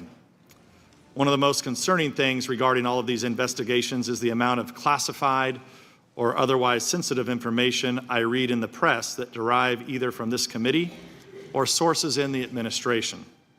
To be clear, I'm not accusing either one of you of leaking information. However, given that you are the first witnesses who actually have some firsthand knowledge of the president's call by listening in on July 25th, it's imperative to the American public's understanding of the events, that we get a few matters out of the way first. Ms. Williams, let me just go to you first. For the purposes of the following questions, I'm only asking about the time period from July 25th to September 25th. Okay. Did you discuss the July 25th phone call between President Trump and President Zelensky, or any matters associated with the phone call, with any members of the press? No. To be clear, you never discussed these matters with the New York Times, the Washington Post, Politico, CNN, or any other media outlet? No, I did not. Did you ask or encourage any individual to share the substance of the July 25th phone call or any matter associated with the call with any member of the press? I did not. Do you know of any individual who discussed the substance of the July 25th phone call or matter associated with the call with any member of the press? No, I do not. Lieutenant Colonel Vindman, the same questions for you. Did you discuss the July 25th phone call between President Trump and President Zelensky, or any matter associated with the phone call with any member of the press? I did not.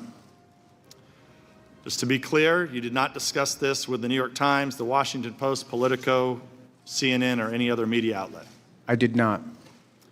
Did you ask or encourage any individual to share the substance of the July 25th phone call or any matter associated with the call with any member of the press? I did not. Do you know of any individual who discussed the substance of the July 25th phone call or any matter associated with the call with any member of the press? We have an NSC press shop, and they field any of these types of questions. I do not engage with the press at all. Let me ask the question again. Do you know of any individual who discussed the substance of the July 25th phone call or any matter associated with the call with any member of the press? We have an NSC press shop whose job is to engage on any of these types of questions. I am not aware, but it is possible and likely that the press shop would field these types of questions. Right, but the question is, I'm sorry. The question is, do you know any individual, do you personally know any individual who discussed the substance of the July 25th phone call or any matter associated with the call with any member of the press? Thank you, Ranking Member, for clarifying. I do not. Thank you. Ms. Williams, did you discuss the July 25th phone call with anyone outside the White House on July 25th or July 26th, and if so, with whom? No, I did not discuss the call with anyone outside or inside the White House. Ms. Williams, during your time on the NSC, have you ever accessed a colleague's work computer without their prior authorization or approval? I have not. And just to clarify, I'm in the Office of the Vice President, so not on the NSC. Right, but representing No, the I have Vice not. President. No. Thank you for that clarification. Lieutenant Colonel Vindman, did you discuss the July 25th phone call with anyone outside the White House on July 25th or the 26th? And if so, with whom? Yes, I did. My core function is to coordinate U.S. government policy, interagency policy, and I spoke to two individuals with regards to providing some sort of readout of the call. Two individuals that were not in the White House. Not in the White House, cleared U.S. government officials with appropriate need to know. And what agencies were these officials with? Department of State, Deputy Assistant Secretary George Kent, who is responsible for the portfolio Eastern Europe, including Ukraine, and an individual from the office of an individual in the intelligence community. As you know, the intelligence community has 17 different agencies. What agency was this individual from? If I could interject here, we don't want to use these proceedings. It's our time, I know, Mr. Chair. but we need to protect the whistleblower. Please stop. I want to make sure that there's no effort to out the whistleblower through the use of these proceedings.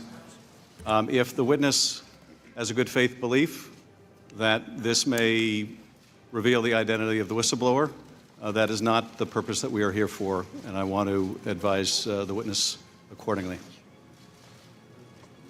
Mr. Vindman, you testified in your deposition that you did not know the whistleblower. Ranking member, it's Lieutenant Colonel Vindman, please. Lieutenant Colonel Vindman, you testified in the deposition that you did not know who the whistleblower was or is. I do not know who the whistleblower is. That is So how correct. is it possible for you to name these people and then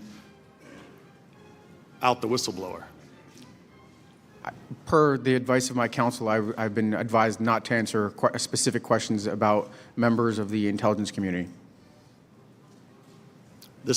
Are you aware that this is the Intelligence Committee that's conducting an impeachment hearing? Of course I am. Wouldn't the appropriate place for you to come to testify would be the Intelligence Committee about someone within the intelligence community? Ranking member, per the advice of my counsel and the instructions from the chairman, I've been advised not to provide any specifics on who I've spoken to inside the intelligence community. What I can offer is that these were properly cleared individuals, or was a properly cleared individual with a need to know. Well, this is, I mean, you can plead the fifth, but you're here to answer questions, and you're here under subpoena. So you can either answer the question or you can plead the fifth.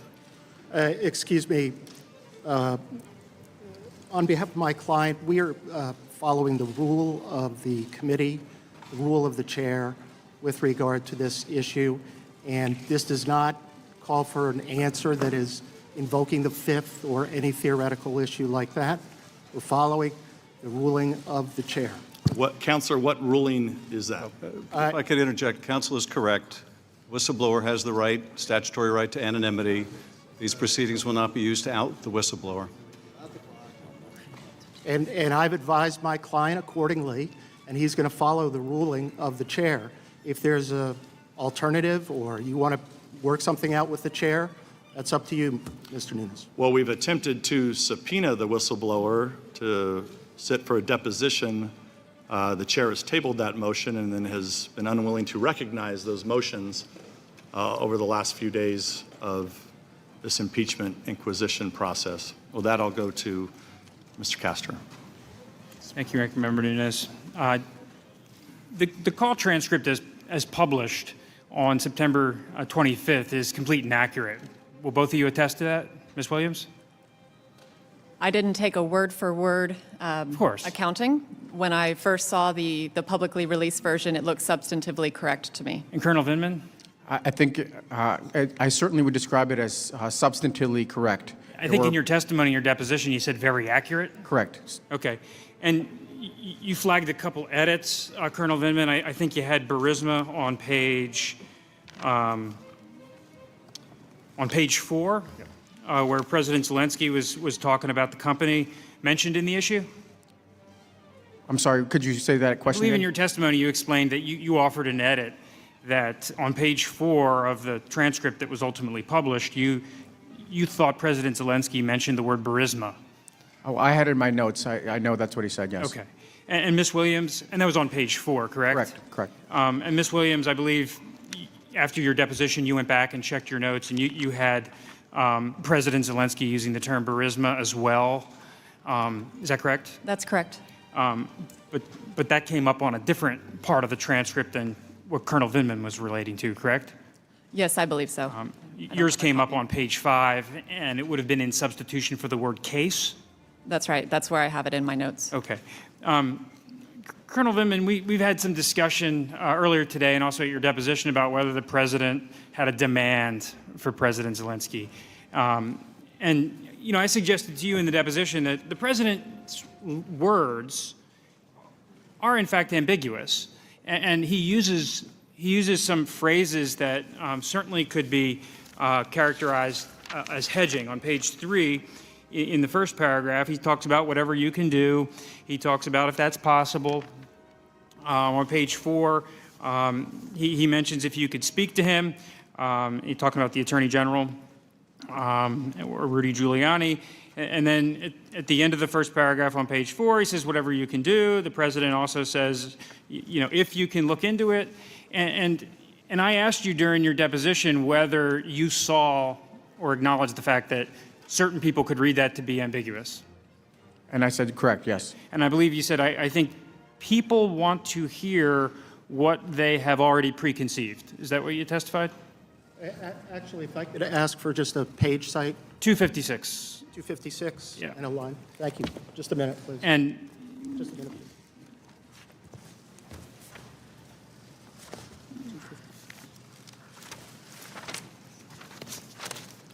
Okay. Okay, we got the page. okay. And then you went on to say, yeah, you agreed with me. You said, yeah, I guess you could interpret it different ways. Is that correct? Yes. Okay. Turning attention to the preparation of the transcript, that followed the ordinary process, correct? So I think it followed the appropriate process in terms of making sure that eventually it came around for clearances, for accuracy, Okay. but it was in a different system. So Well, I'll get to that in a second. That relates to the storage of it. You had some concerns. Mr. Morrison articulated his concerns about if the transcript was leaked out. And I think both you and Mr. Morrison agreed that it needed to be protected. Just a correction, I don't think it was Mr. Morrison. It was Mr. Eisenberg, right? Mr. Morrison testified at his deposition. Okay, we don't have that in front of us. If you can give us that, we'll take a look. yeah, I think in this, but I could say for myself, there were Okay. the concerns about leaks seemed valid, and I wasn't particularly critical. I thought this was sensitive, and was not going to question Okay. the attorney's judgment on that. Right. And even on the code word server, you had access to it. Yes. So at no point in time during the course of your official duties were you denied access to this information. Correct. Is that correct?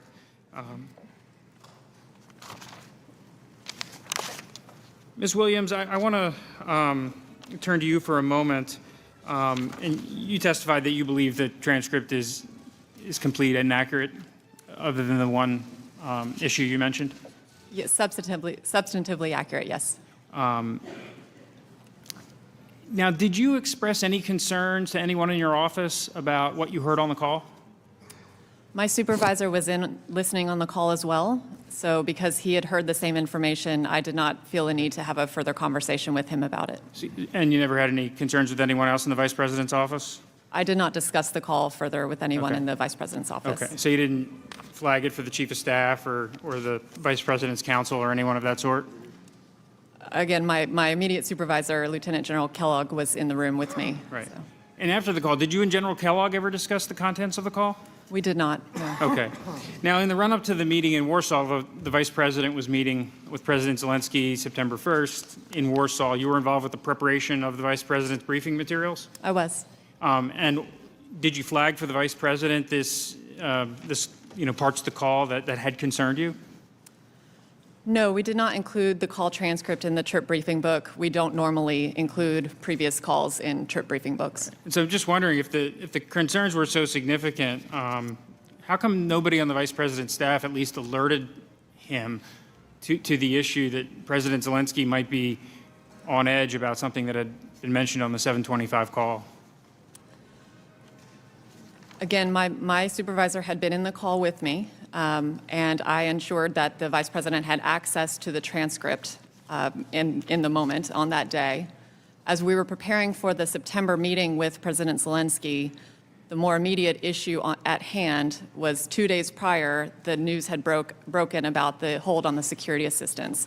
So we were much more focused on the discussion that was likely to occur about the hold on security assistance for that meeting. And to your recollection, you were in the meeting with President Zelensky and Vice President Pence?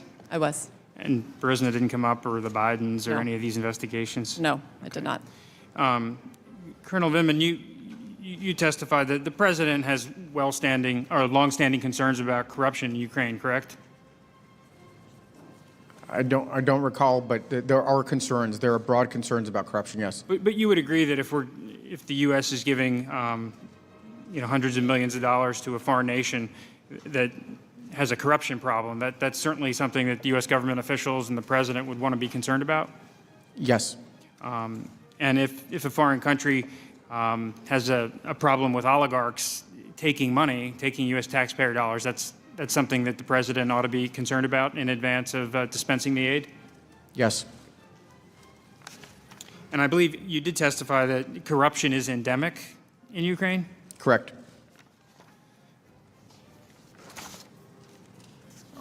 Are you also aware of the president's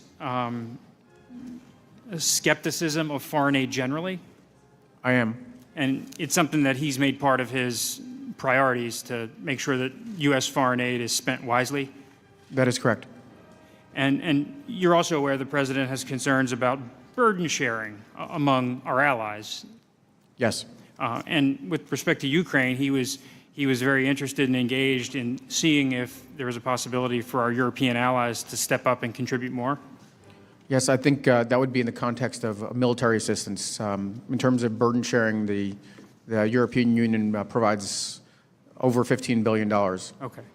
Has provided since 2014. Okay, but you are aware of the president's concern of burden sharing, right? Yes, I am. Okay. Turning our attention specifically to the company Burisma.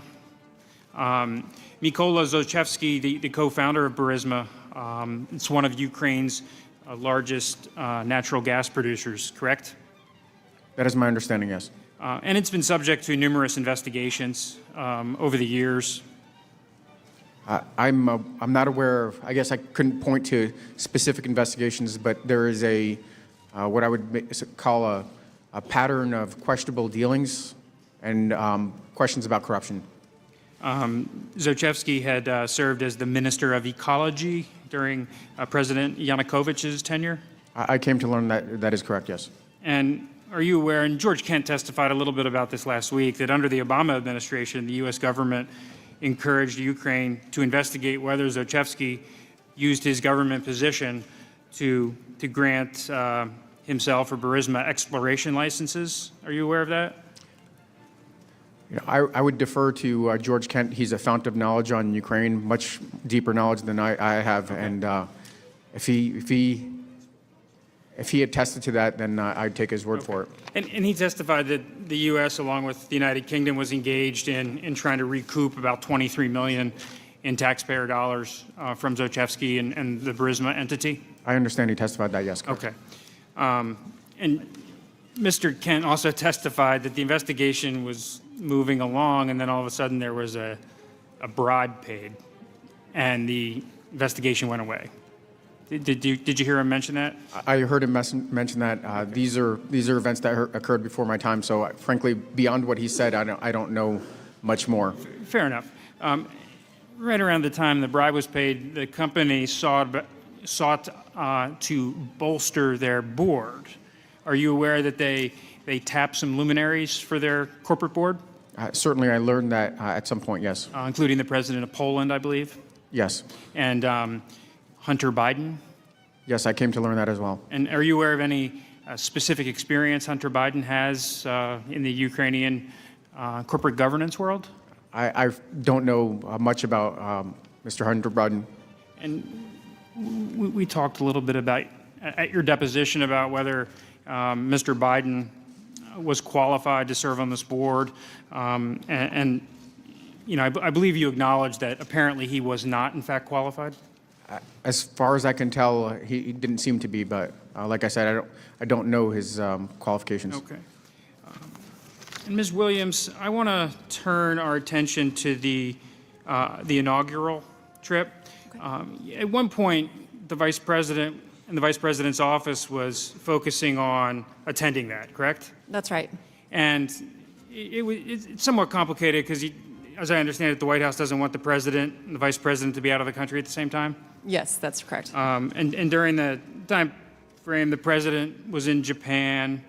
I believe he was in Japan May 24th to 28th. And then he returned to Europe for the D-Day ceremonies, June 2nd to 7th. And I think you told us that there was a window you provided of 4 days at the end of May, that if the Vice President was going to attend the inauguration, it had to be the 29th, 30th, 31st, or 1st? Our embassy in Kyiv had been in discussions with the Ukrainian, with President Zelensky's team. And as we had learned, obviously, the Ukrainian parliament was not going to come back into session until mid-May, and so we wouldn't know formally what the date would be.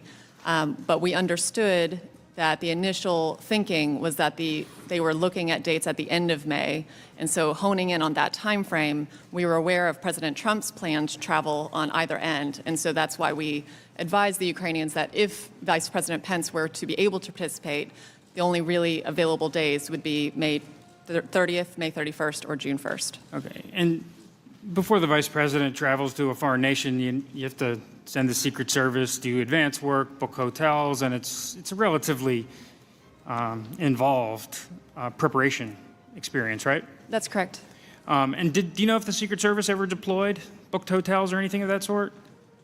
My understanding is that our advance team was looking into those preparations, including hotel availability, and we were trying to determine when it would be appropriate to send out Secret Service and other advanced personnel in order to lay groundwork for a trip. But because we weren't sure yet when the date would be, we hesitated to send those Okay. officials out. But ultimately, the Secret Service, as I understand it, did not deploy. I don't believe they did, no. Okay. And the President Zelensky's inauguration was May 20th, if I'm not mistaken? Yes, that's correct. And you had about 4 days' notice? In the end, the Ukrainian parliament decided on May 16th to set the date for May Okay. 20th. That's correct. So you would acknowledge that that made it quite difficult for the vice president and the whole operation to mobilize and get over to Ukraine, correct? It would have been, but we had already stopped the trip planning by that point. And when did that happen? Stopping the trip planning? Yeah. On May 13th. Okay, and how did you hear about that? I was called by a colleague in the vice president's chief of staff's office and told to stop the trip planning. Okay, and as I understand it, it was the assistant to the chief of staff? That's correct. Okay, and so you didn't hear about it from General Kellogg or the chief of staff or Correct. the president or the vice president? You heard about it from Mr. Short's assistant? That's right. And did you have any knowledge of the reasoning for stopping the trip? I asked my colleague why we should stop trip planning and why the vice president would not be attending, and I was informed that the president had decided the vice president would not attend the inauguration. Okay, but do you know why the president decided? No, she did not have that information. Okay. And ultimately, the vice president went to Canada for a USMCA event That's right. during this window of time, correct? Correct. So it's entirely conceivable that the president decided that he wanted the vice president to go to Canada on behalf of USMCA instead of doing anything else, correct? I'm really not in a position to speculate what the motivations were behind the president's decision. Well, you know the vice president's done quite a bit of USMCA events, correct? Absolutely. Yes, sir. Okay. And are you aware of whether anyone at the State Department inquired with your office about the vice president's availability for the trip to Canada? For the trip, at what point? Early May, maybe May 8th? I was not involved in the trip planning for Canada. Mm-hmm. One of my colleagues who covers Western Hemisphere was in charge of Okay. that, so I'm not aware of specific Okay. requests about Okay. the vice president's availability. I was aware from my colleague who was planning that trip that we had competing trips potentially for the Okay. same window, but I was told that the Ukraine trip would take priority. Okay, but ultimately you don't know. I don't know about the Canada trip. You don't know the reason as to why the vice president was sent to Canada for a USMCA event instead of going to the Ukraine. I would say I don't know the reason behind why the president directed the vice president not to go to Ukraine. I can't speak to the motivations or about the Canada trip. Colonel Vindman, I'd like to turn a little bit to the July 10th meeting in Ambassador Bolton's office and the subsequent post-meeting in the wardroom. Who all was in the July 10th meeting, to the best of your recollection? Are we talking about the boardroom, or are we talking about the actual meeting with Ambassador Bolton? We'll start with the first meeting in the ambassador's office. So from the U.S. side, we had Ambassador Bolton, Dr. Hill.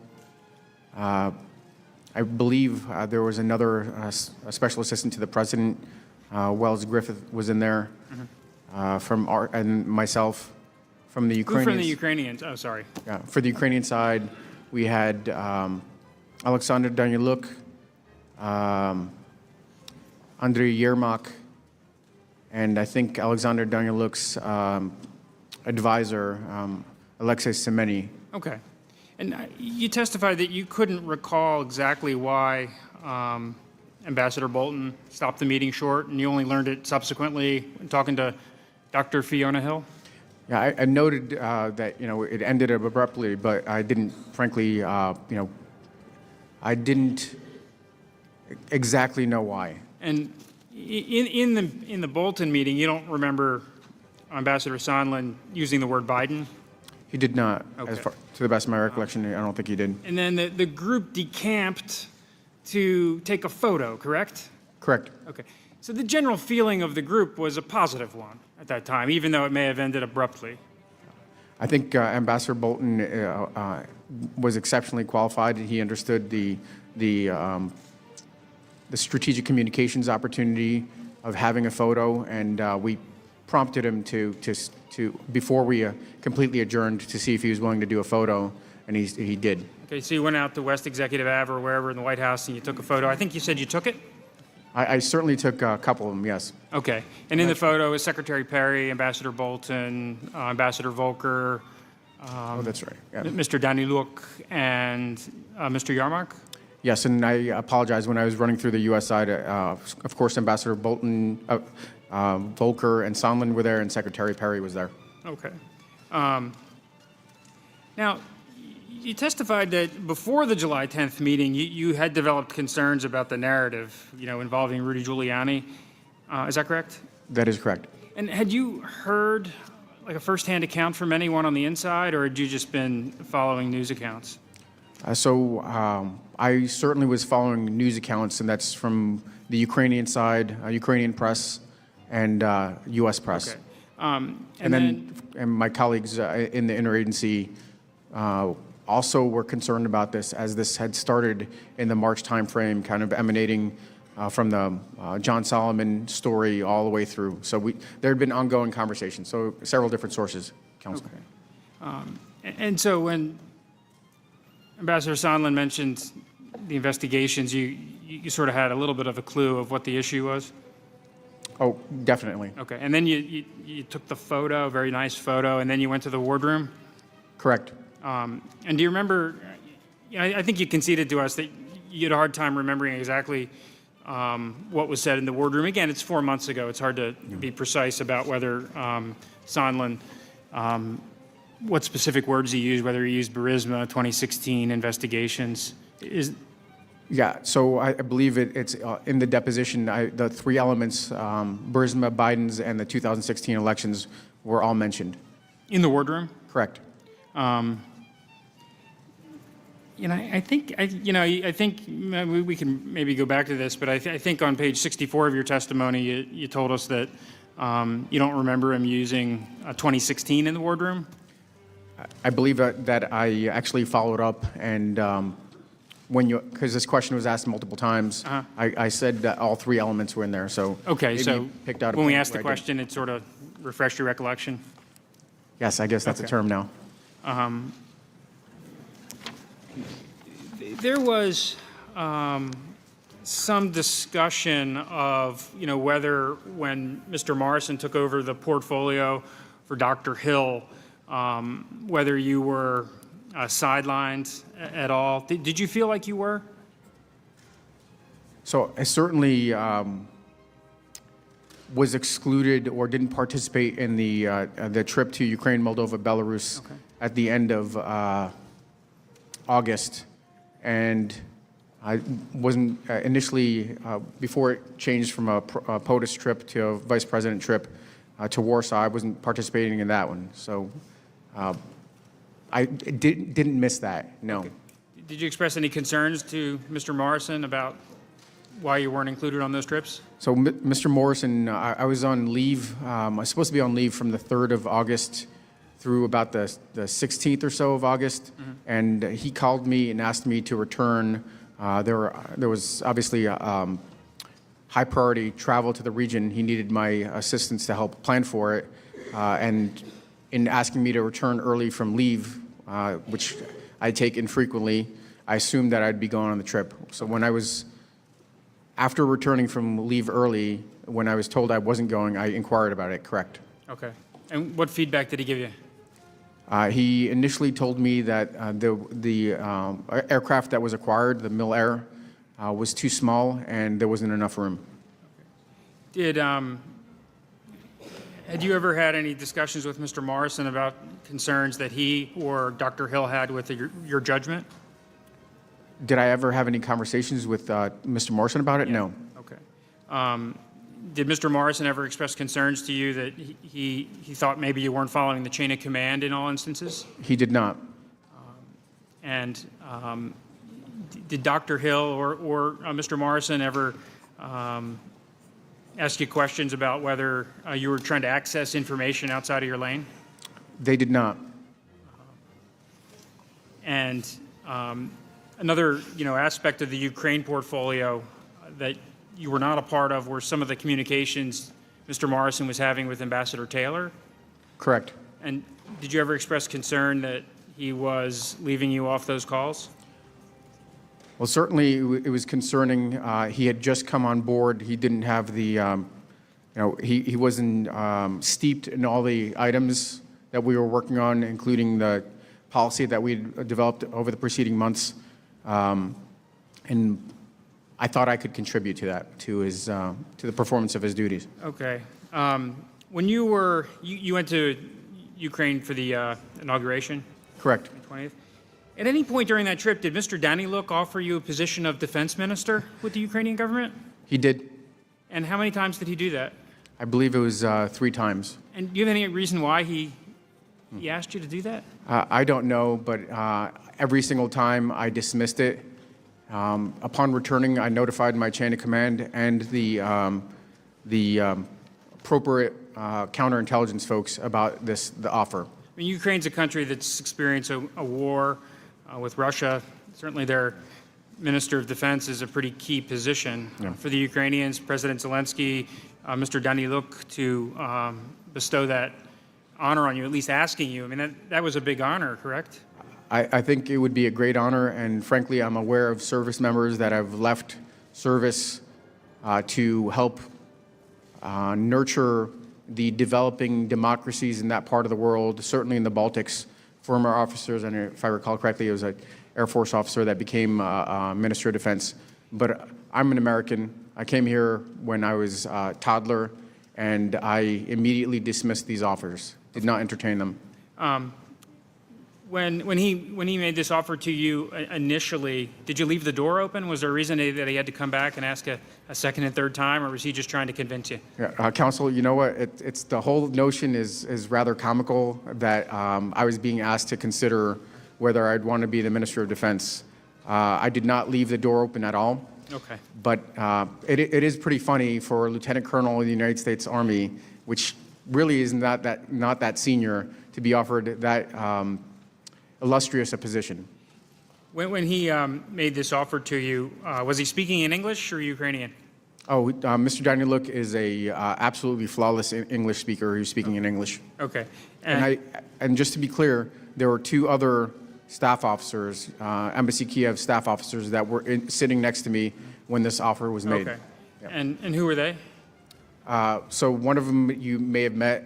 It was Mr. David Holmes, and the other one was, I don't know. I mean, I guess it's another Foreign Service officer, Keith Bean. Okay. We met Mr. Holmes last Friday evening. I understand. Yeah. He's a delightful fellow. And you said when you returned to the United States, you papered it up, given your with SCI clearance. Whenever a foreign government makes a overture like that, you paper it up and you tell your chain of command?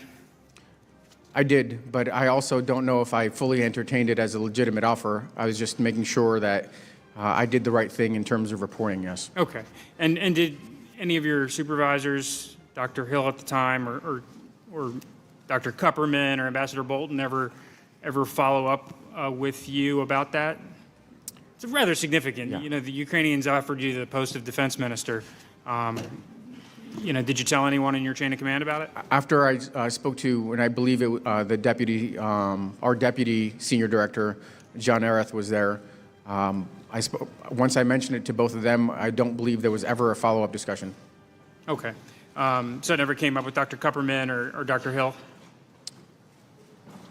Following that conversation I had with Dr. Hill, I don't believe there was a subsequent conversation, and I don't recall ever having a conversation with Dr. Kupperman about it. Okay. And did you brief Director Morrison when he came on board? No, I completely forgot about it. Okay. And subsequent to the May trip, did Mr. Danny Luke ever ask you to reconsider? Were there any other offers? No. When he visited for the July 10th meeting with Ambassador Bolton, did it come up again? It never came up again. Okay. And did you ever think that possibly if this information was, got out, that it might create at least the perception of a conflict, that the Ukrainians thought so highly of you to offer you the defense ministry post, on one hand, but on the other hand, you're responsible for Ukrainian policy at the National Security Council? So, frankly, it's more important about what my American leadership, my American chain of command thinks than any of the, and this is, these are honorable people. I'm not sure if he meant it as a joke or not, but it's much more important what my civilian White House National Security Council chain of command thinks more so than anybody else.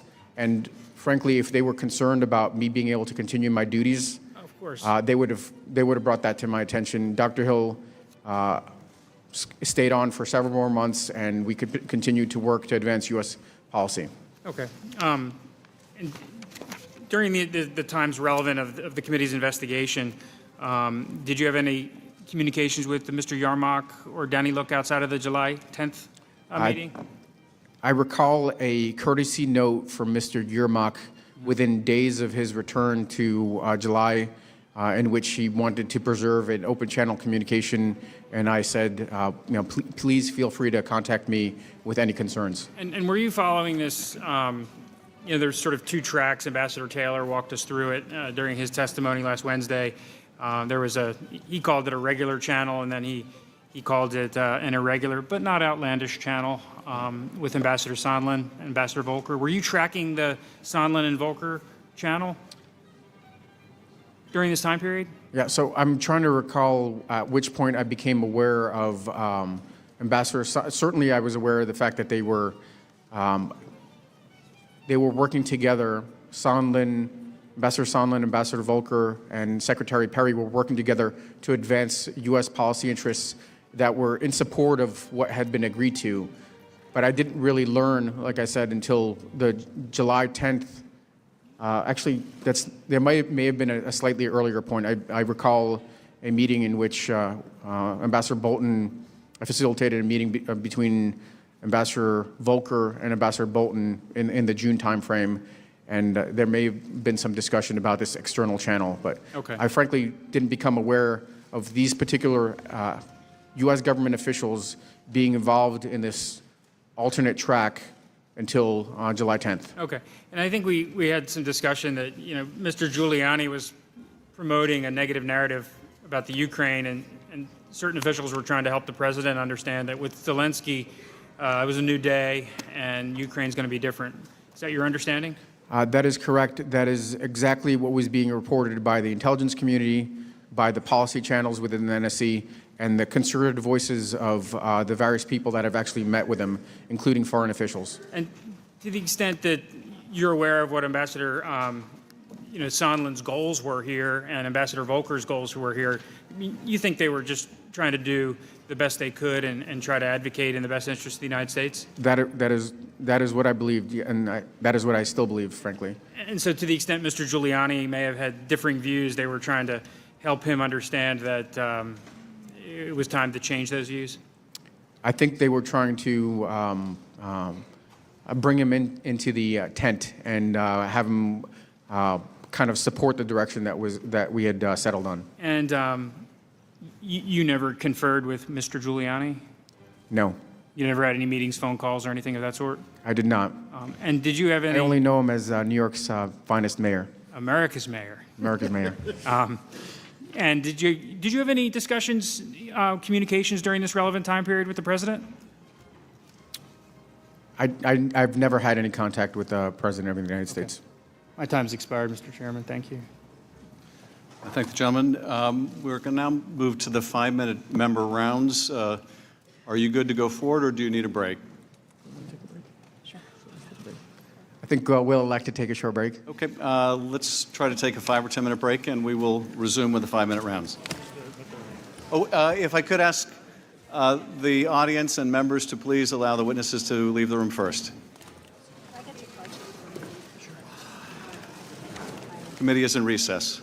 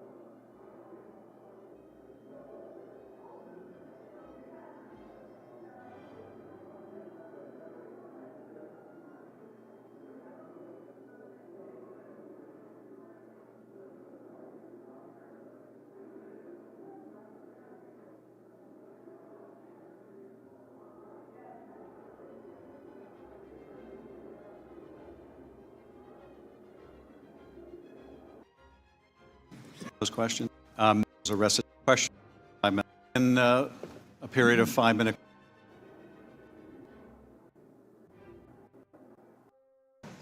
Now for 5 minutes. The committee will come back to order. We'll now begin a period of 5-minute questions from the members. I recognize myself for 5 minutes. I want to ask you both about some of the questions you were asked by my colleagues in the minority.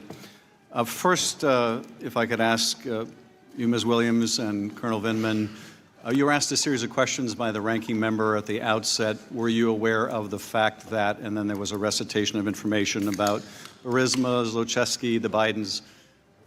Is it fair to say you have no firsthand knowledge of any of the matters that were asked in those questions? That's correct. That is correct.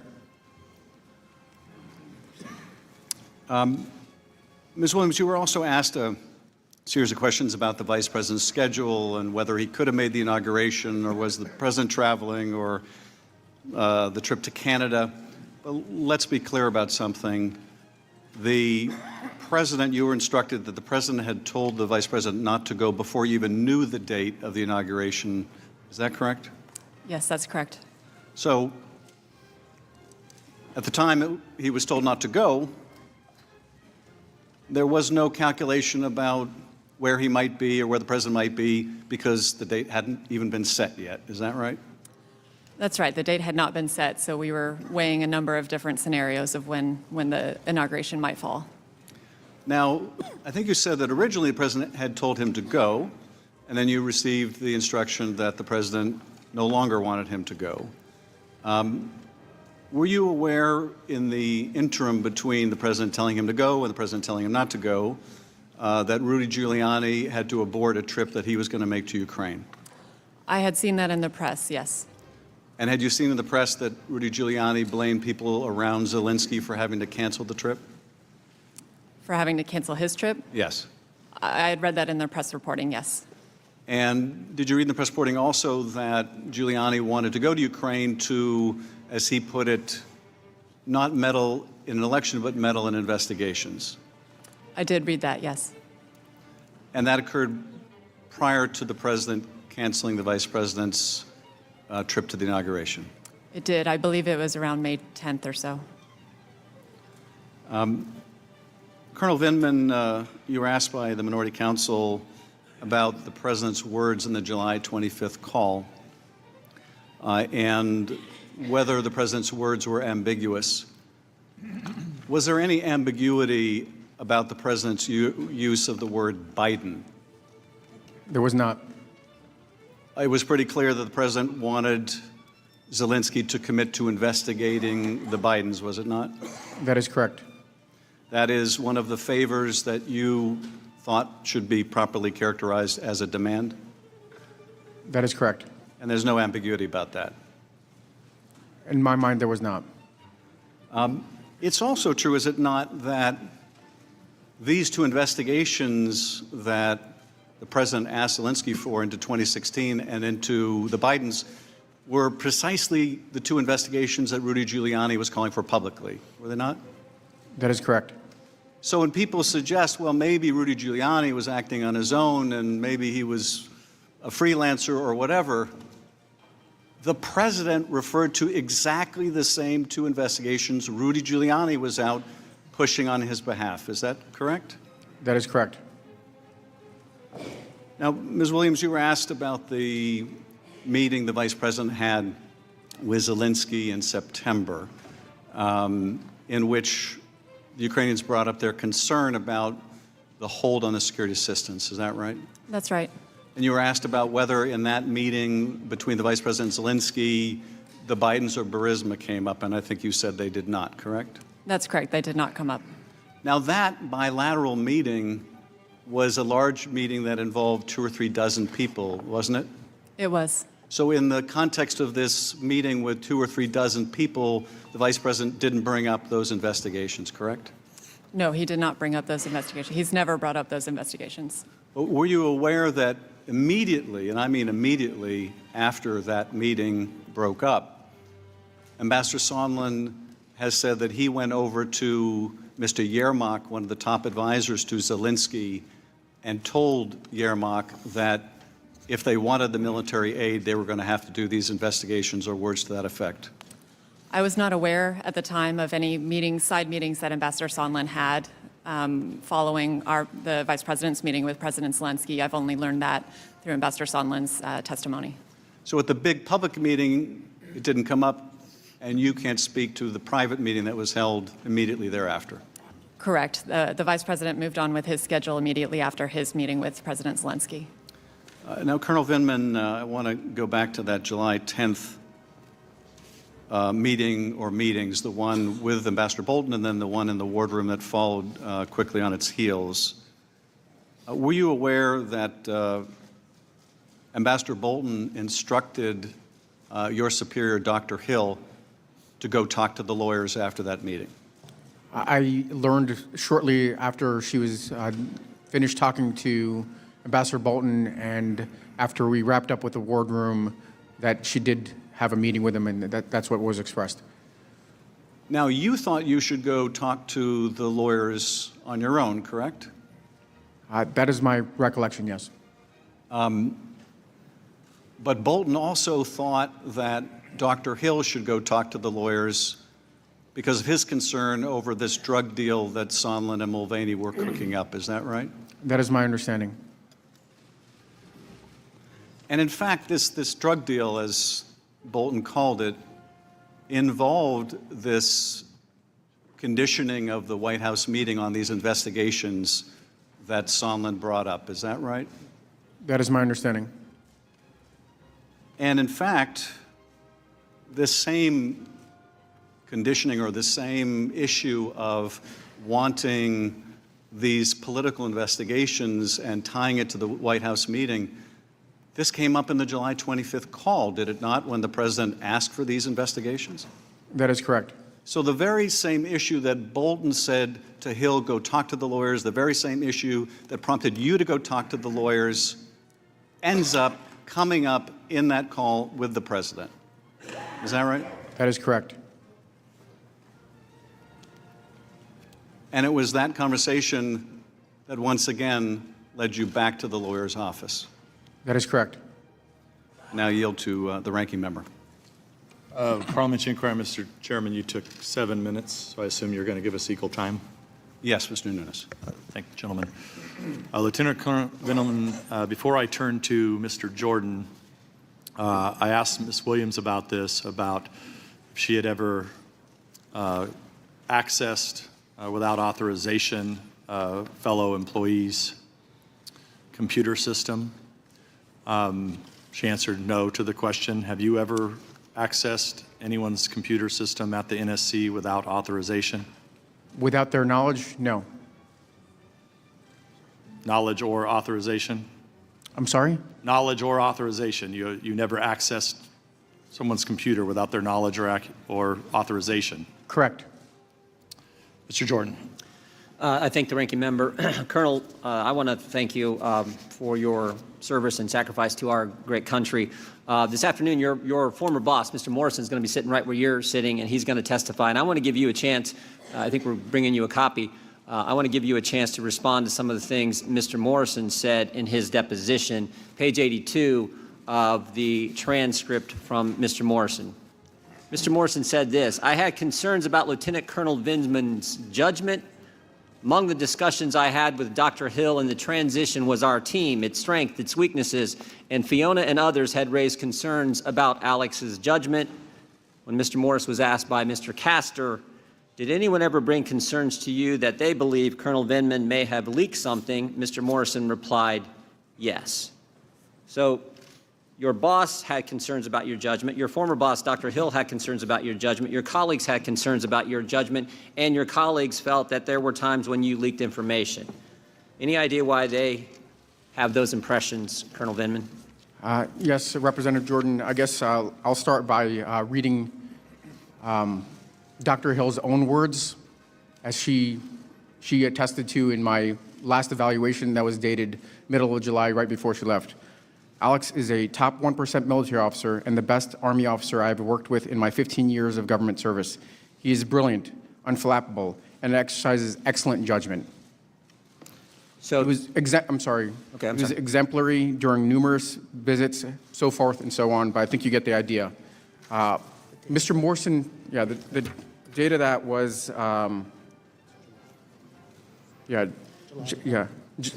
let's see, I'm sorry, July 13th.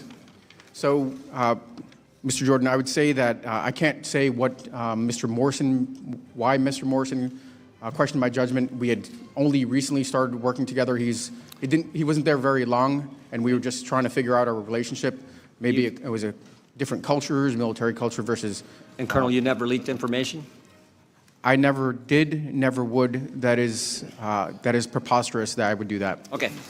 Colonel, it's interesting. We deposed a lot of people in the bunker in the basement of the Capitol over the last several weeks, but of all those depositions, only 3 of the individuals we deposed were actually on the now somewhat famous July 25th phone call between President Trump and President Zelensky. There was you, the individual sitting beside you, Ms. Williams, and then there, of course, was your boss, Mr. Morrison, who I just read from his deposition. When we asked Ms. Williams, who she spoke to after the call, about the call, she was willing to answer our questions, and Chairman Schiff allowed her to answer our questions. When we asked Mr. Morrison, who he spoke to after the call about the call, he was willing to answer our question, and Chairman Schiff allowed him to answer our question. But when we asked you, you first told us 3 individuals at the NSC, your brother and the 2 lawyers.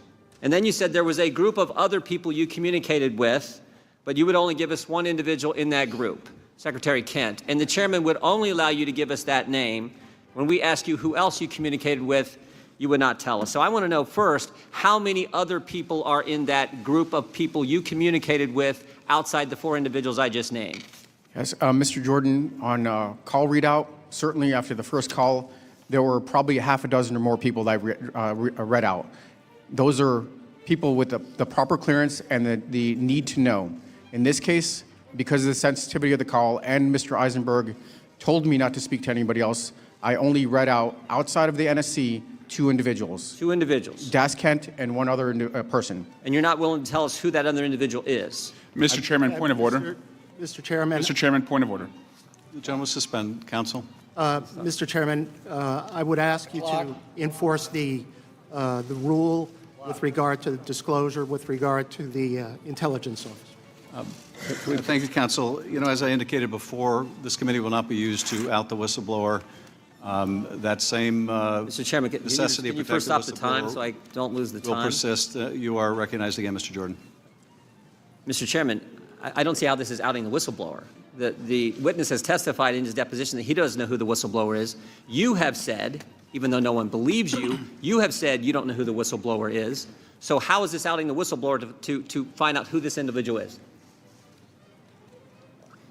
Mr. Jordan, this is your time for questioning. You can use it any way you like, but What? your question should be addressed to the And I'd like witness, to- and your question should not be addressed to trying to out the whistleblower. Well, okay.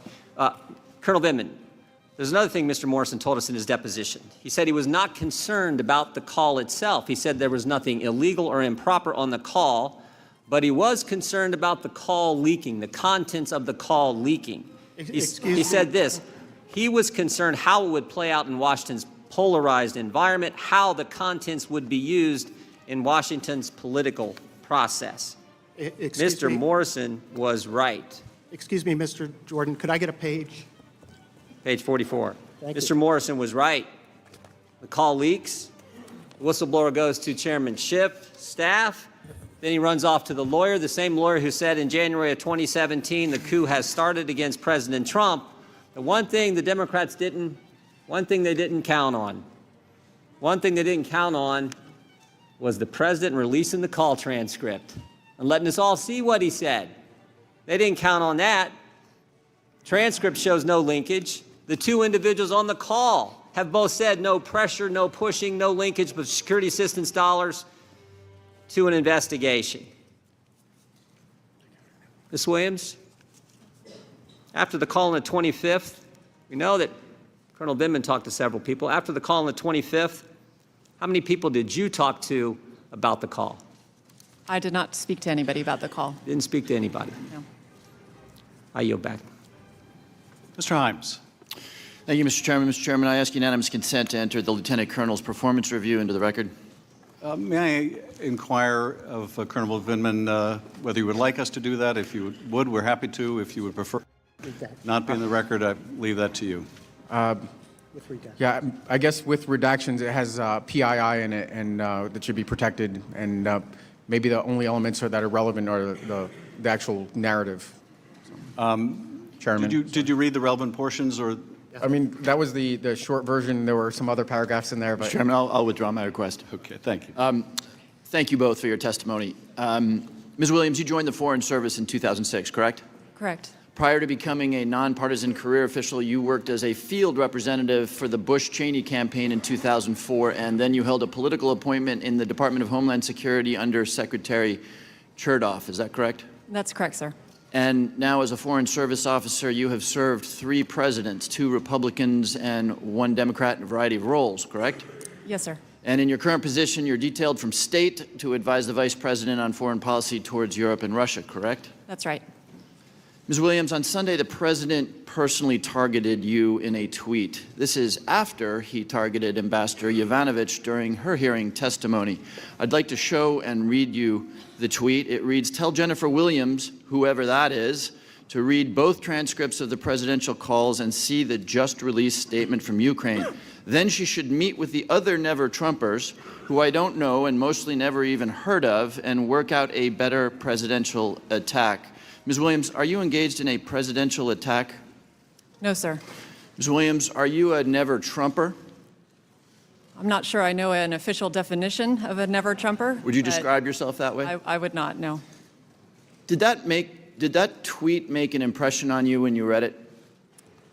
It certainly surprised me. I was not expecting to be called out by name.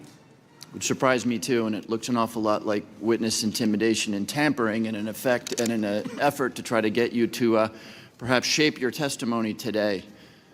Lieutenant Colonel, You previously testified that you've dedicated your entire professional life to the United States of America. Colonel, above your left breast, you are wearing a device which is a Springfield musket on a blue field. What is that device? It's a combat infantryman's badge. How do you get the combat infantryman's badge? You have to be serving in a brigade and below a tactical unit. That means a fighting unit, frontline unit, in combat. Under fire. Correct. You're also wearing a Purple Heart. Can you tell us in 20 or 30 seconds why you're wearing a Purple Heart? In 2014, in the ramp up to probably the largest urban operation in decades, outside of Fallujah, we were conducting a reconnaissance patrol in conjunction with the Marines, and my vehicle was struck by an improvised explosive device that penetrated the armor. Were you injured? I was. The day after you appeared for your deposition, Lieutenant Colonel, President Trump called you a never-Trumper. Colonel Vindman, would you call yourself a never-Trumper? Representative, I'd call myself never partisan. Thank you. Colonel Vindman, in your military career, you've served under 4 presidents, 2 Democrats and 2 Republicans. Have you ever wavered from the oath you took to support and defend the Constitution? Never. Do you have any political motivations for your appearance here today? None. Colonel Vindman, multiple right-wing conspiracy theorists, including Rudy Giuliani, have accused you of harboring loyalty towards Ukraine. They make these accusations based only on the fact that your family, like many American families, immigrated to the United States. They've accused you of espionage and dual loyalties. We've seen that in this room this morning. The 3 minutes that were spent asking you about the offer made to make you the Minister of Defense, that may have come cloaked in a Brooks Brothers suit and in parliamentary language, but that was designed exclusively to give the right-wing media an opening to question your loyalties. And I want people to understand what that was all about. It's the kind of attack, it's the kind of thing you say when you're defending the indefensible. It's what you say when it's not enough to attack the media, the way the ranking member gave over his opening statement, or to attack the Democrats, but it's what you stoop to when the indefensibility of your case requires that you attack a man who is wearing a Springfield rifle on a field of blue above a Purple Heart. I, sir, thank you for your service and yield back the balance of my time. Mr. Conaway. Madam Chair, I yield my 5 minutes to Mr. Ratcliffe. I thank the gentleman for yielding. In a press conference last Thursday, Speaker of the House, Nancy Pelosi, said that President Trump committed the impeachable offense of bribery, evidenced in his July 25th call transcript with President Zelensky. In concert with that, multiple Democratic members of this committee gave TV and radio interviews over this past week discussing how the president's conduct supported his impeachment for committing bribery, all of which struck me as very odd, because for the longest time this was all about quid pro quo, according to the whistleblower complaint. But after witness began saying there was no quid pro quo, or even that quid pro quo was not even possible, we saw a shift from the Democrats. They briefly started to refer to the president's conduct on the July 25th call as extortion. And now it's shifted again last week to bribery. Ms. Williams, you used the word unusual to describe the president's call on July 25th. Lieutenant Colonel Vindman, you used the word inappropriate and proper. Now, I've word searched each of your transcripts, and the word bribery or bribe doesn't appear anywhere in that. Ms. Williams, you've never used the word bribery or bribe to explain President Trump's conduct, correct? No, sir. Colonel Vindman, you haven't either. That is correct. The problem is, in an impeachment inquiry that the Speaker of the House says is all about bribery, where bribery is the impeachable offense, no witness has used the word bribery to describe President Trump's conduct. None of them. These aren't all of the deposition transcripts. These are just the 10 that have been released. 6 weeks of witness interviews in this impeachment inquiry, hundreds of hours of testimony, thousands of questions asked, thousands of answers given. The number of times that witnesses have been asked any question about whether or not President Trump's conduct constituted bribery before Ambassador Yovanovitch was asked by my colleague, Congressman Stewart, last Thursday, is 0. The number of times witnesses have used the word bribery or bribe to describe President Trump's conduct in the last 6 weeks of this inquiry is 0. In fact, in these 3,500 pages of sworn deposition testimony and just these 10 transcripts released thus far, the word bribery appears in these 3,500 pages exactly 1 time. And ironically, it appears not in a description of President Trump's alleged conduct, it appears in a description of Vice President Biden's alleged conduct. This is important because as early as next week, my Democratic colleagues are going to say, we need to vote on the evidence from this impeachment inquiry on the impeachment of the president for bribery.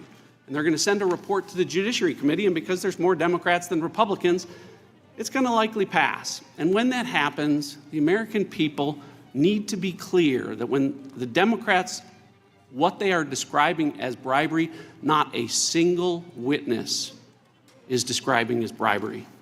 We've heard many times in the course of this proceeding that the facts of the president are not in dispute. But the American people are asking, if the facts are the same, why do the crimes that the president is being accused of keep changing? Why do we go from quid pro quo to extortion, now to bribery? Chairman Nunes told you the answer. The answer is polling. Washington Times asked Americans what would be the most damning accusation, and it didn't come back quid pro quo, it didn't come back extortion, it came back bribery. So this case is all about bribery. Look, it's bad enough that the Democrats have forbidden White House lawyers from participating in this proceeding. It's hard enough to defend yourself without your lawyers present. But what's even worse is trying to defend yourself against an accusation that keeps changing in the middle of the proceeding. If Democrats accuse the president of a high crime or impeachable offense, he at least ought to know which one it is. And when Speaker Pelosi says this is all about bribery, she's promised us evidence of bribery that would be compelling and overwhelming, and instead, it's invisible. I yield back. Ms. Sewell. Mr. Chairman, I'd like to join everyone in thanking both of our witnesses for your service.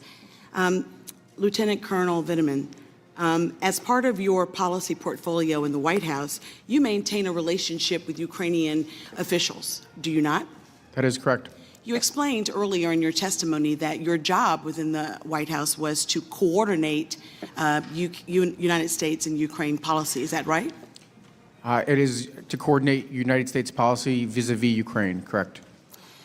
You testified in the spring of this year that these officials, these Ukrainian officials, began asking you, quote, advice on how to respond to Mr. Giuliani's advances, end quote. Is that correct? That is correct. What do you understand they meant by Mr. Giuliani's advances? I understood that to mean both his public commentary, so publicly calling for investigations into 2016, Burisma and Hunter Biden, as well as his direct overtures to the government of Ukraine, directly and through proxies. That's what I understood. And as you understand it, under whose authority do you think Mr. Giuliani was acting under? Congresswoman, I don't know. Did the Ukrainian officials you spoke to understand that Mr. Giuliani was telling them to investigate Vice President Biden's son and debunk the 2016 conspiracy theories? I'm sorry, can you say that again, ma'am? Do you think that the Ukrainian officials that you spoke to understood the underlining meaning of Mr. Giuliani's advances to be both investigating the Bidens as well as debunking the 2016 conspiracy theories?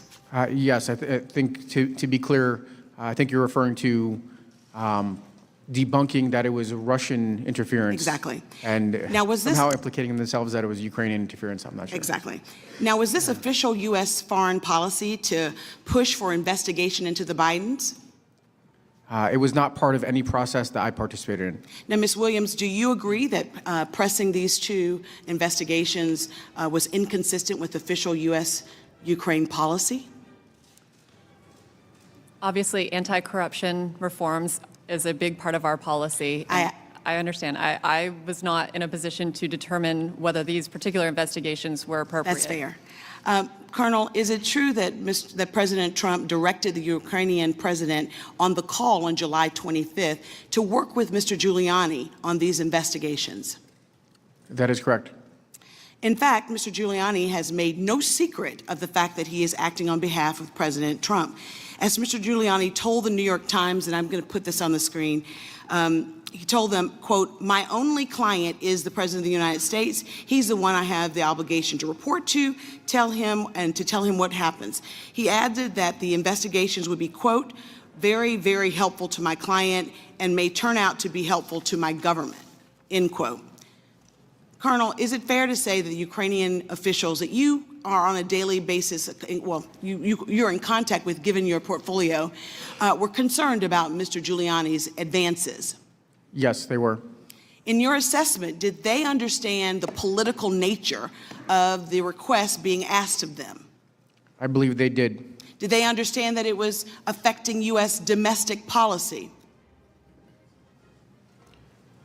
I'm not sure what they frankly understood about U.S. I think they understood the implications, yes. Now, you testified earlier that you warned the Ukrainians not to get involved in U.S. domestic policy. Is that right? I counseled them, yes. Counseled them. In fact, you testified that you felt like it was important that you were espousing not just what you thought, but tradition and policy of the United States to say that. It is what I knew for a fact to be U.S. policy. Now, why do you think it's important that for foreign governments not to get involved in political affairs of a nation like the United States? Congresswoman, the first thought that comes to mind is Russian interference in 2016, the impact that had on internal politics, and the consequences it had for Russia itself. Exactly. This administration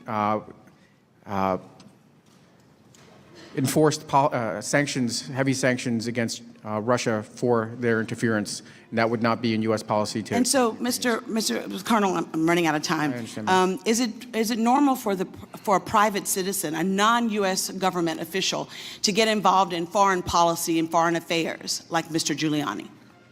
I don't know if I have the experience to say that, but it certainly wasn't helpful, and it didn't help advance U.S. national security interests. Thank you, Mr. Chairman. I yield back. Mr. Turner. Ms. Williams, Lieutenant Colonel Vindman, I want to thank you also for your service. Your knowledge and expertise is incredibly important as we look to formulating policy with both our allies and to try to counter those who are not our allies. I think we're all very concerned about our European policy and how it can thwart Russian aggression. Ms. Williams, and you are responsible, as you said, as part of your portfolio, you advised the Vice President about Ukraine, correct? Correct. Lieutenant Colonel Vindman, you said that you are the principal, in your opening you say you are the principal advisor to the President on Ukraine, and you coordinate U.S.-Ukraine policy, correct? Yeah. Congressman, in this statement I issued this morning, I probably eased that back.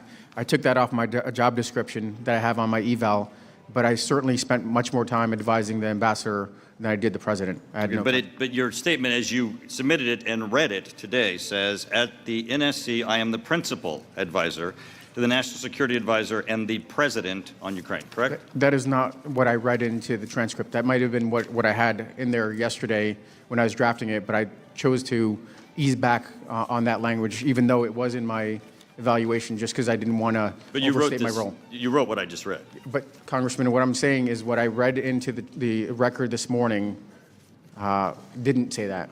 Okay. Noted. Because you know Ukraine, you know that we work through our allies and our multilateral relations, and you know that the Ukraine is an aspiring member of the EU and NATO, right, Ms. Williams? Yes, that's correct. Lieutenant Colonel Vindman? Yes, correct. And you know that probably that the EU and the NATO both have offices in the Ukraine, and that we try to advance our policy with the EU and NATO, and you would agree that our Ambassador Kay Bailey Hutchinson and Ambassador Sondland would be responsible for advancing our policy interests with Ukraine at the EU and at NATO. Right, Ms. Williams? I would say that certainly in terms of the specific relationship between NATO and Ukraine, that would fall to Ambassador Hutchison, and between the EU and Ukraine to Ambassador Sondland. But obviously we have an ambassador in Ukraine as well. Right. Lieutenant Colonel Vindman, you would agree? I agree with Ms. Williams. Great. Now, Lieutenant Colonel, you said in your written statement that Mayor Rudolph Giuliani promoted false information that undermined the United States-Ukraine policy. Have you ever met Giuliani?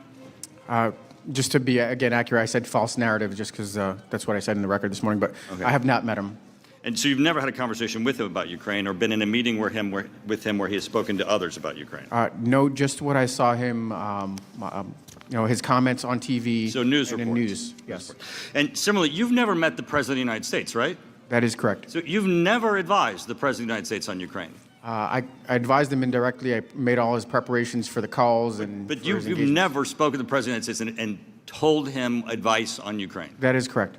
So in your written statement, you said, in May, I attended the inauguration of President Zelensky as part of the President delegation led by Secretary Perry. Following the visit, the members of the delegation provided President Trump a debriefing. Well, that's not really accurate, right? Because the members didn't, because you were a member, but you weren't in that meeting, were you? That is correct. Okay, so we'll just have a note there that that meeting occurred without you.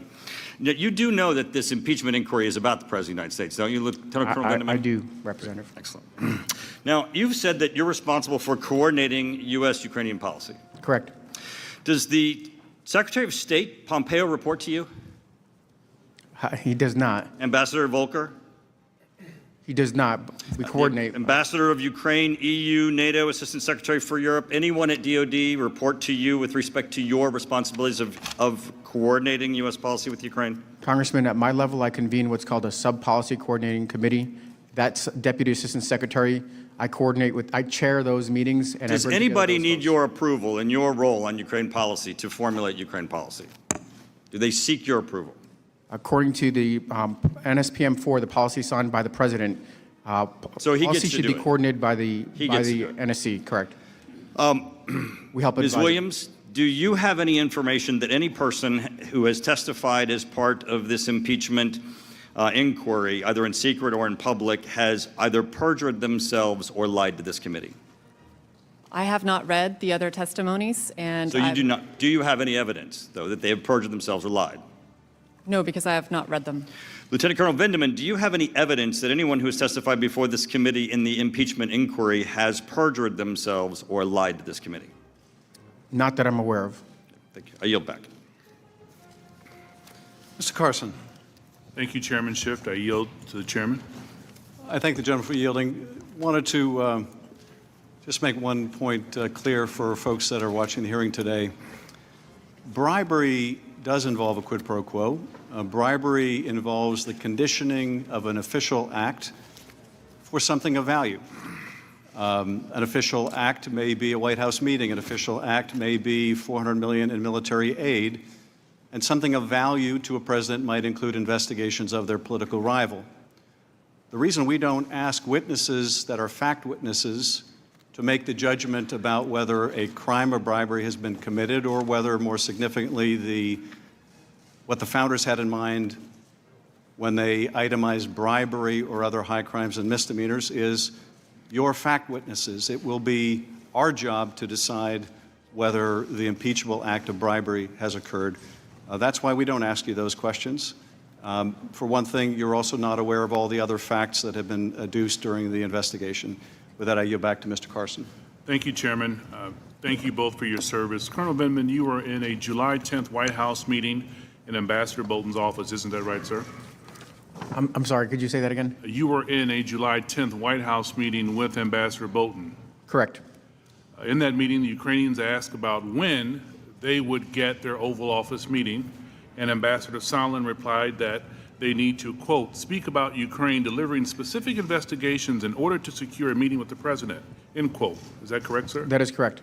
Colonel Vindman, did you later learn why Ambassador Bolton cut the meeting short?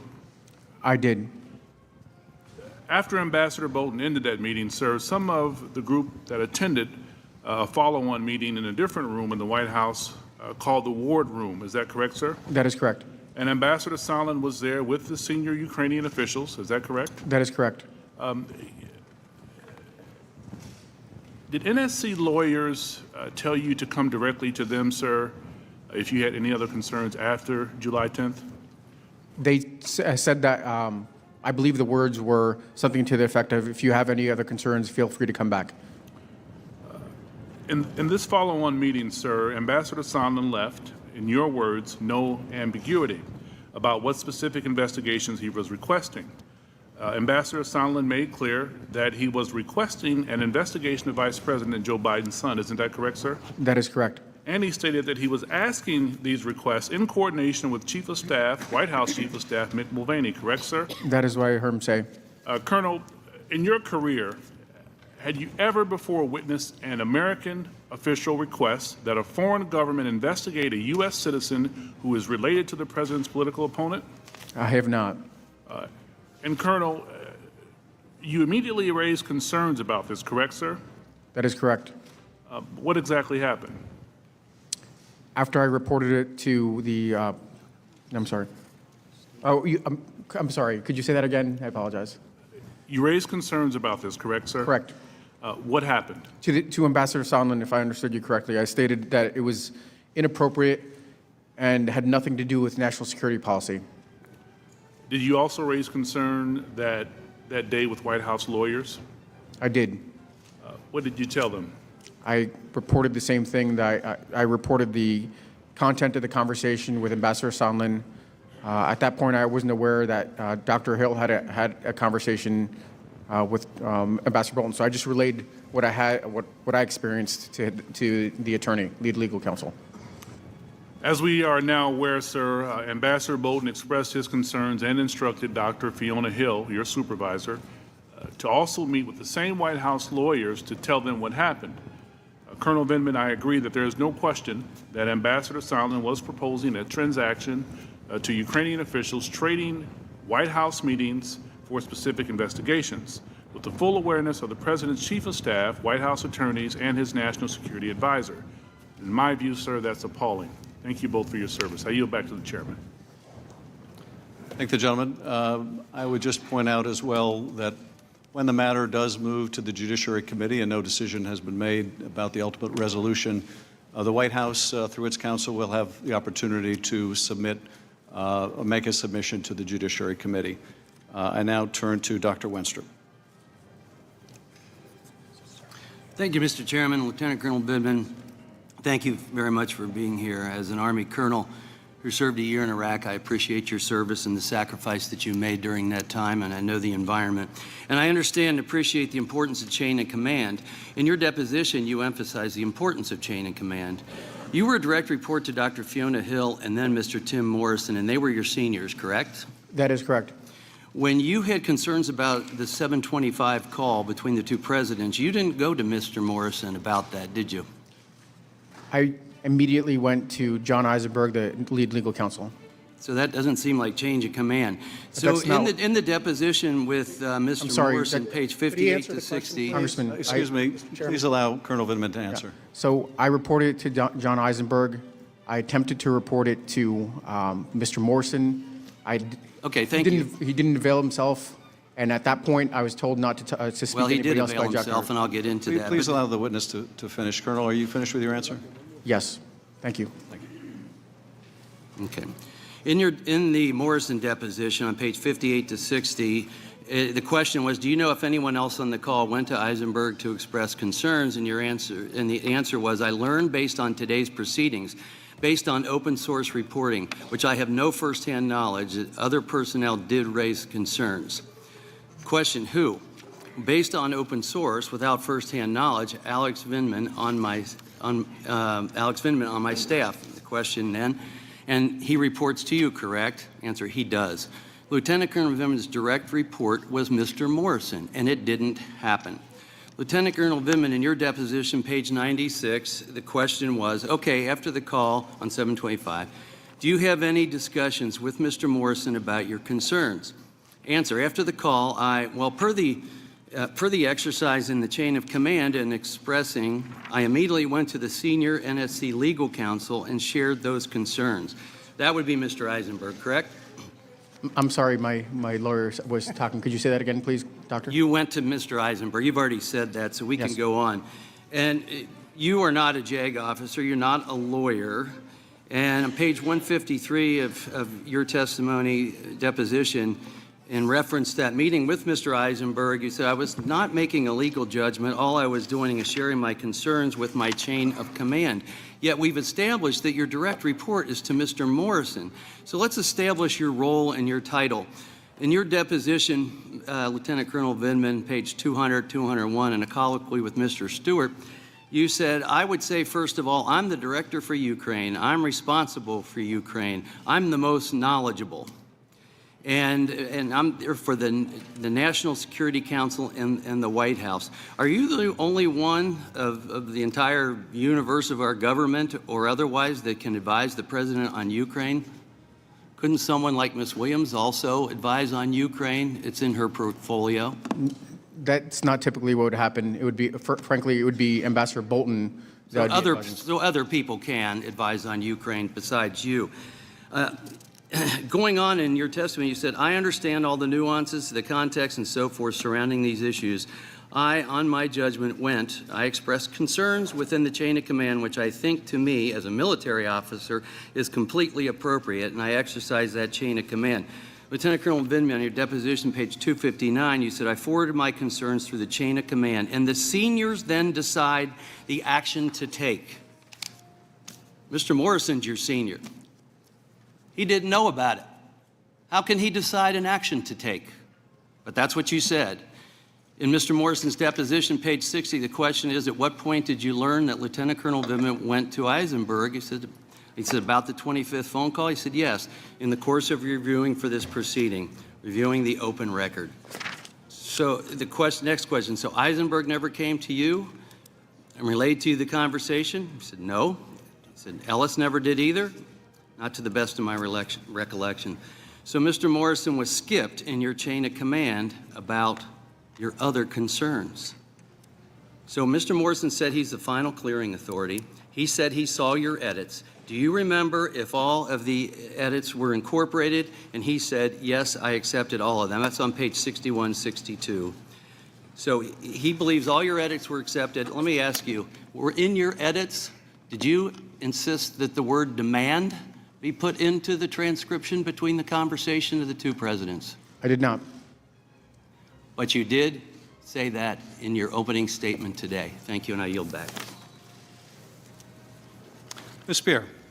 Thank you, Mr. Chairman, and thank you both for your testimony and your service. Colonel Vindman, wasn't it the case that Mr. Eisenberg, the attorney, had said to you after the July 5th meeting that you should come to him if you have any other concerns? After the July 10th meeting, yes, ma'am, that is correct. And it is not going outside the chain of command to speak to the lawyer within the institution, is that correct? No, he is the senior between the two, certainly. All right. Our colleagues on the other side of the aisle have been complaining about other witnesses having only secondhand information. But in both your cases, you have firsthand information because you were on the July 25th phone call. Is that correct? That's correct. That is correct. Now, Colonel, you in your comments today said, I want to state that the vile character attacks on these distinguished and honorable public servants is reprehensible. Would you like to expand on that at all? Ma'am, I think they stand on their own. I don't think it's necessary to expand on it. So in both your situations, since you have given depositions, since those depositions have been made public, have you seen your experience in your respective jobs changed, or have you been treated any differently? I have not, no.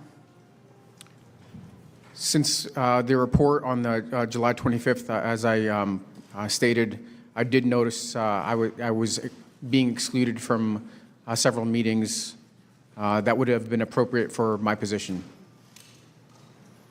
So in some respects, then, there have been reprisals. I'm not sure if I could make that judgment. I could say that it was out of the course of normal affairs to not have me participate in some of these events. Thank you. In preparation for the July 25th phone call, it's standard for the National Security Council to provide talking points. Is that correct? Correct. Because the words of the president carry incredible weight. Is that not correct? That is correct. So it's important to ensure that everyone has carefully considered the implications of what the president might say to a foreign leader. That is correct. Colonel Vindman, you are the National Security Council's director for Ukraine. Did you participate in preparing the talking points for the president's call? I did. I prepared them. So you prepared them. They were then reviewed and edited by multiple senior officers at the NSC and the White House. Is that correct? That is correct. Did the talking points for the president contain any discussion of investigations into the 2016 election, the Bidens, or Burisma? They did not. Are you aware of any written product from the National Security Council suggesting that investigations into the 2016 election, the Bidens, or Burisma are part of the official policy of the United States? No, I'm not. Some of President Trump's allies have suggested that the president requested these investigations for official policy reasons as part of some plan to root out corruption in Ukraine. In your experience, did the official policies of the United States include asking Ukraine to specifically open investigations into the Bidens and interference by Ukraine in the 2016 election? Nothing that we prepared or had discussed up until that point included any of these elements. Would it ever be U.S. policy, in your experience, to ask a foreign leader to open a political investigation? There are proper procedures in which to do that. Certainly, the president is well within his right to do that.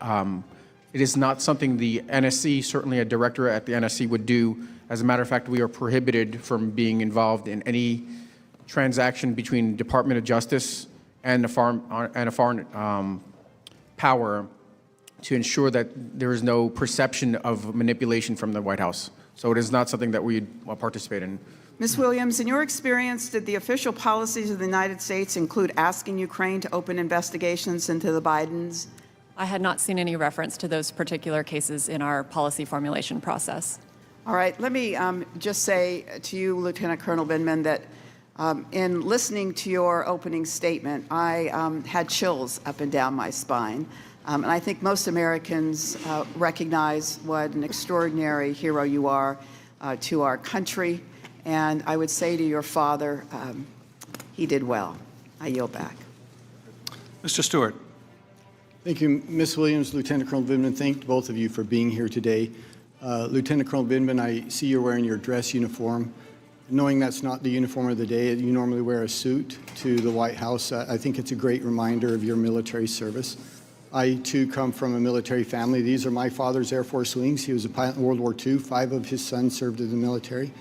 So as one military family to another, thank you and your brothers for your service. Your example here. Very quickly, I'm curious, when Ranking Member Nunes referred to you as Mr. Vindman, you quickly corrected him and wanted to be called Lieutenant Colonel Vindman. Do you always insist on civilians calling you by your rank? Mr. Stewart, Representative Stewart, I'm in uniform wearing my military rank. I just thought it was appropriate to stick with that. Well, I'm sorry, Mr. Stewart. I apologize. He meant no because disrespect. I don't believe he did. But the attacks that I've had in the press, in Twitter, have kind of eliminated the fact that either marginalized me as a military officer or listen. I'm just telling you that the ranking member meant no disrespect to you. I believe that. I'd like to go back to your previous testimony earlier today. Much has been talked about, as we've discussed, between the President Trump and President Zelensky and the word favor, and this being interpreted as a basis for impeachment. And your interpretation of the word favor, and I'll paraphrase you, and you feel free to correct me, you said, in the military culture, which you and I are both familiar with, when a superior officer asks for a favor of a subordinate, they will interpret that as a demand. Is that a fair synopsis of what you previously stated? Representative, when a superior makes a request, that's an order. Okay, in short, then, you think your interpretation of a favor as a demand is based on your military experience and the military culture? I think that is correct. I think that is correct. Is President Trump a member of the military? He is not. Has he ever served in the military? Not that I'm aware of. Is President Zelensky a member of the military? I The don't answer is believe no. so. I don't know. He's not. Would it be fair then to take a person who has never served in the military and to take your reevaluation of their words based on your military experience and your military culture and to attach that culture and that meaning of those words to someone who has never served? Representative, I made that judgment. I stick by that judgment. Okay, well, I got to tell you, I think it's nonsense. Look, I was in the military. I could distinguish between a favor and an order and a demand, and so could my subordinates. And I think President Zelensky did as well. He never initiated an investigation. In fact, he's been very clear. He said, I never felt any pressure at all. So you interpreted the word favor, but the two people who were speaking to each other did not interpret that as a demand. It was your interpretation. Is that fair? The context of this call, consistent with the July 10th meeting, with the reporting that was going on, including the president's personal attorney, made it clear that this was not simply a request. Well, that's not true at all. It's not clear at all. You say it makes it clear. It's not clear at all. And the two individuals who were talking to each other didn't interpret it that way. I'd like to go on to discuss your reaction to the phone call and, again, your previous testimony. And for brevity and for clarity, I'm going to refer to your previous testimony, page 155. Your attorney is welcome to follow on. Quoting you, Lieutenant Colonel Vindman, I did not know whether this was a crime or anything of that nature. I thought it was wrong. And I'd like to key on the word wrong here because we're going to come back to that. In my mind, did I consider this factor that could have been other implications? Yes, but it wasn't the basis of, I don't know, lodging a criminal complaint or anything like that. Then you go on to talk about policy concerns and moral and ethical judgments. So your concerns regarding this phone call were not legal. They were based on moral, ethical, and policy differences. Let me ask you then, and which you thought were wrong, to use your word. You said this was wrong. Not illegal, but wrong. There are, as I've stated sitting here a couple days ago, there are dozens of corrupt nations in the world, hundreds of corrupt government officials. Exactly one time did a vice president go to a nation and demand the specific firing of one individual and give a 6-hour time limit and withhold or threaten to withhold $1 billion in aid if not. It was the one individual who was investigating a company that was paying his son. So I'll ask you, was that also wrong? That is not what I understand. I frankly don't have any firsthand knowledge of that. You've not seen the video? I've seen the video. That's all I've described is the video. Everything I just said to you was in the video. Was that wrong as well? Congressman, this is something I actually participated in. I think the American witnessed. people can make a That judgment. I don't know. The time of the gentleman has expired. Colonel Vindman, if you'd like to answer the question, you're more than welcome. I frankly don't know any that much more about that particular incident. I saw the snippet of the video, but I don't know if I could make a judgment off that. Thank you. Mr. Quigley. Thank you, Mr. Chairman. Colonel, it's one thing to ask somebody a favor like, hey, go pick up my dry cleaning. And it's another when the commander-in-chief of the most powerful army in the world asks an ally who's in a vulnerable position to do him a favor, is it not? Yes. Let me go back to that military assistance, if I could. Ms. Williams, again, when did you first learn that the security assistance was being held up, the nearly $400 million that was referenced? July 3rd. And were you aware of any additional, or did you attend any additional meetings in which that military assistance being withheld was discussed? I did. I attended meetings on July 23rd and July 26th where the security assistance hold was discussed. I believe it may have also been discussed on July 31st. And at that point, did anyone provide a specific reason for the hold? In those meetings, the OMB representative reported that the assistance was being held at the direction of the White House Chief of Staff. And did they give reasons beyond that it was being withheld by the White House Chief of Staff? Not specifically. The reason given was that there was an ongoing review whether the funding was still in line with administration priorities. Did anyone in any of those meetings or in any other subsequent discussion you had discuss the legality of withholding that aid? There were discussions, I believe, in the July 31st meeting and possibly prior as well, in terms of Defense and State Department officials were looking into how they would handle a situation in which earmarked funding from Congress that was designated for Ukraine would be resolved if the funding continued to be held as we approach the end of the fiscal year. And from what you witnessed, did anybody in the national security community support withholding the assistance? No. Colonel, again, just for the record, when did you first learn the security assistance was being withheld? On or about July 3rd.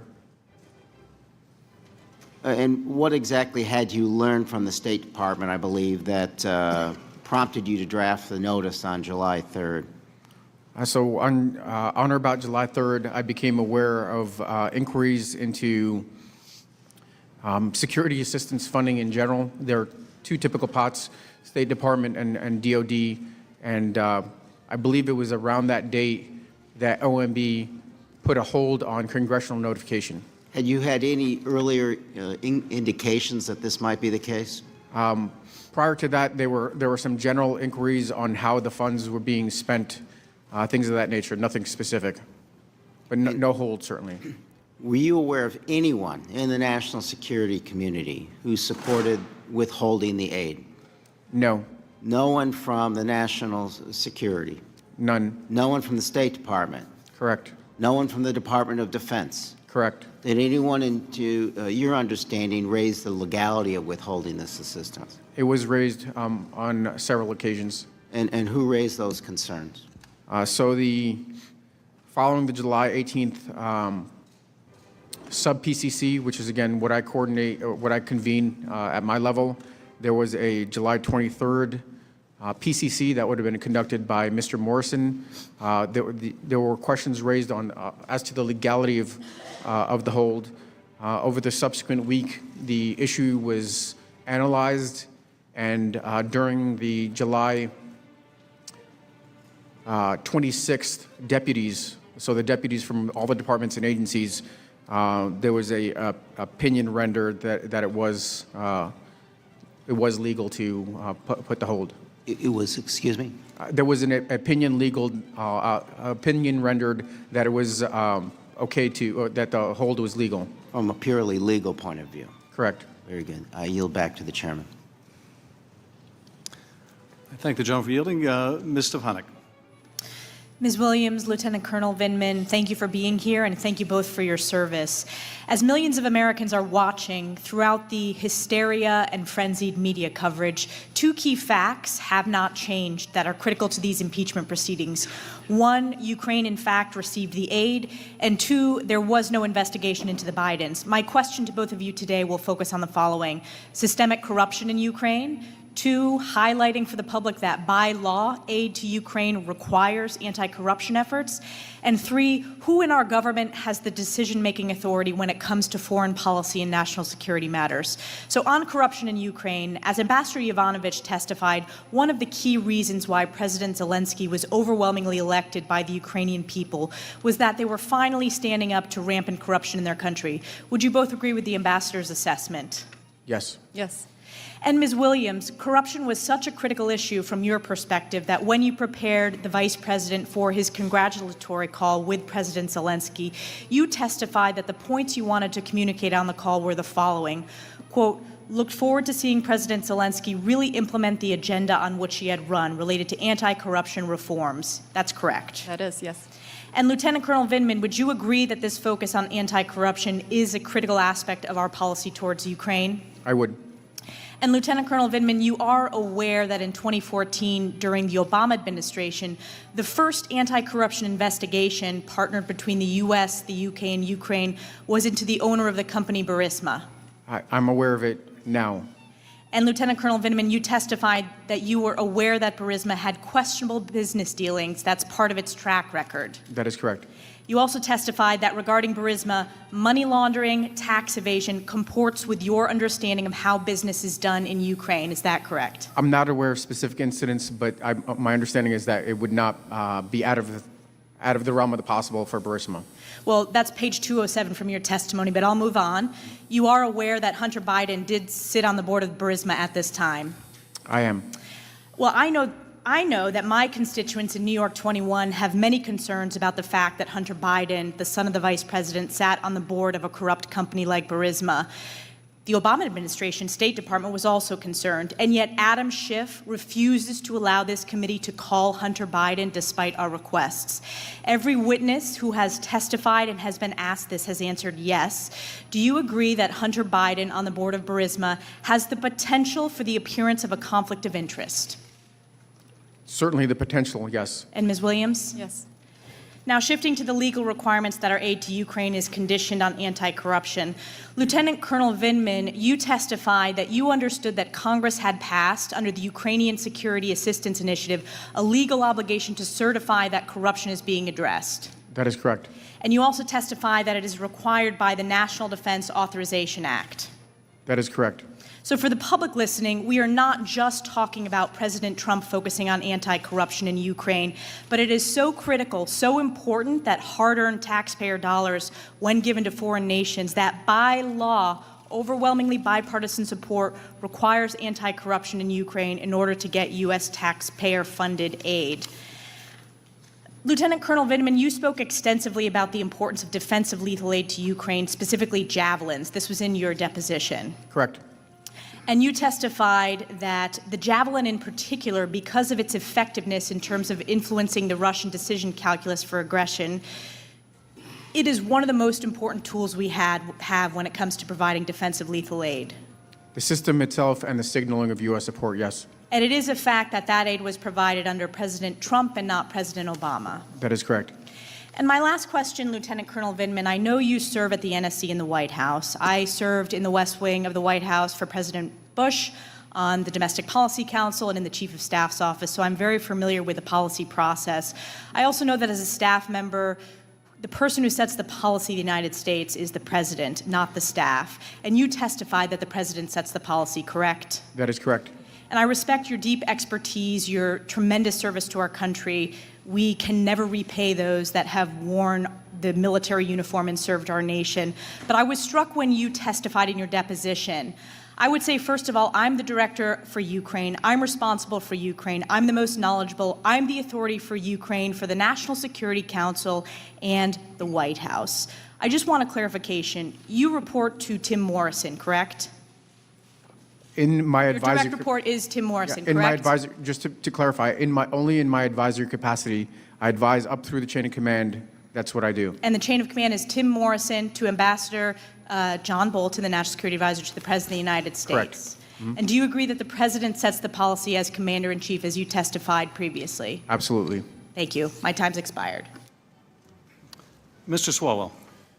Thank you both. Lieutenant Colonel Vindman, I think the follow-up question that my colleague from New York did not ask you, but is relevant for everyone at home, isn't it true that the Department of Defense had certified that the anti-corruption requirements of Ukraine had been met when the hold was put on by the president? That is correct.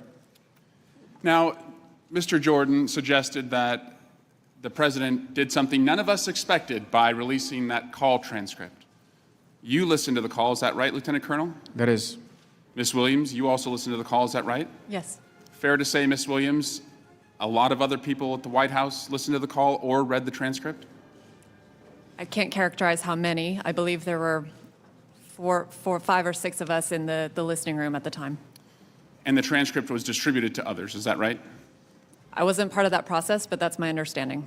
So the president is asking for us and his defenders to give him a gold star because a number of people listened to the call or saw the call transcript and then he released it. The difference, of course, between this and, say, his one-on-one meeting in Helsinki with Vladimir Putin was it was a one-on-one meeting, and he took the notes from the interpreter, so none of us could see it. The point being the president had no choice but to release a call that everyone had seen. Now, you've been asked to also characterize what exactly legally all of this means.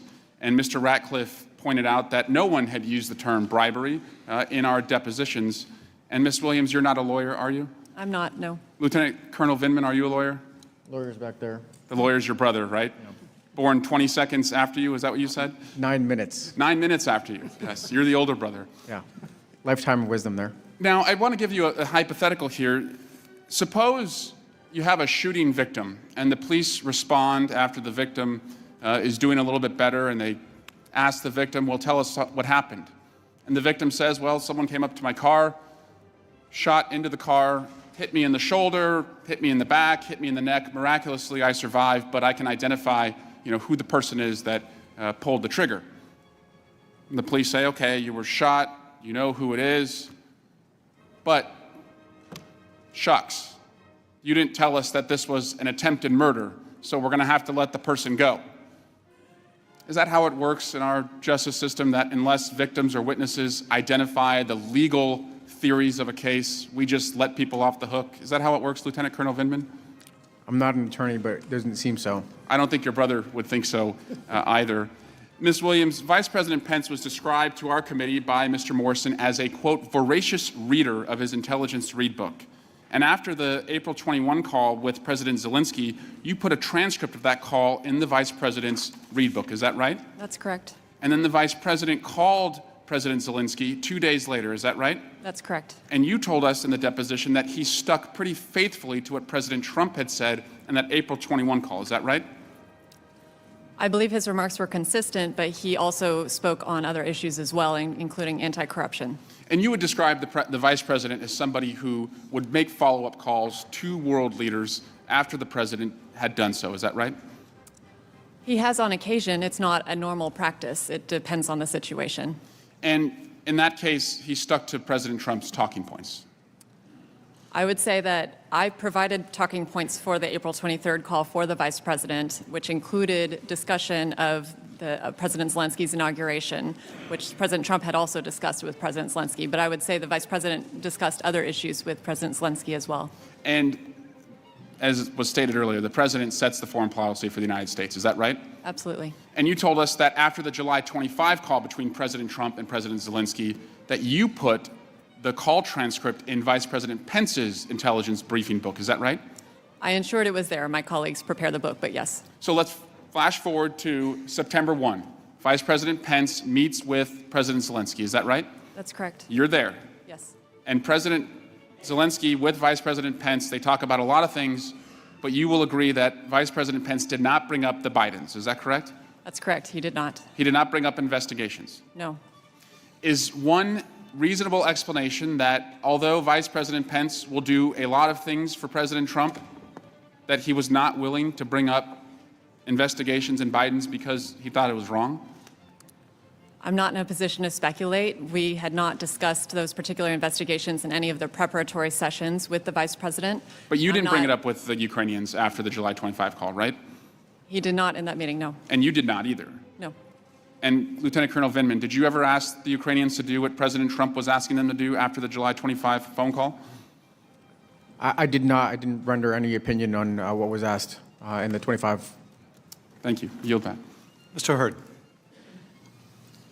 Ms. Williams, I want to join my colleagues in thanking you for your service.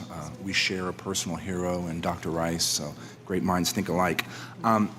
Did you participate in or overhear any conversations about how potential information collected from the Ukrainians on the Bidens would be used for political gain?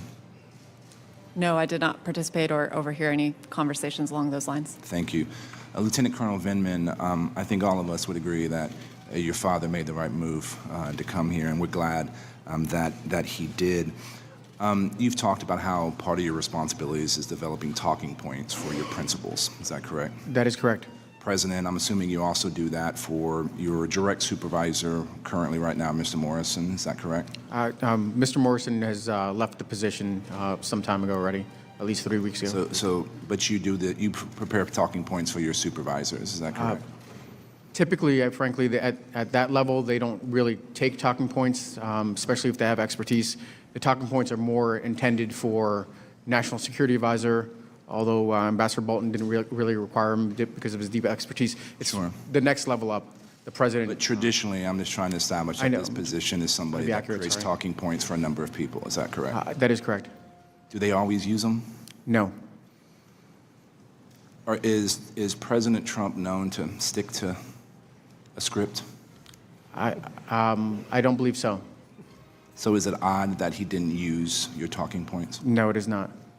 In your deposition, if your lawyer wants to follow on, it's page 306.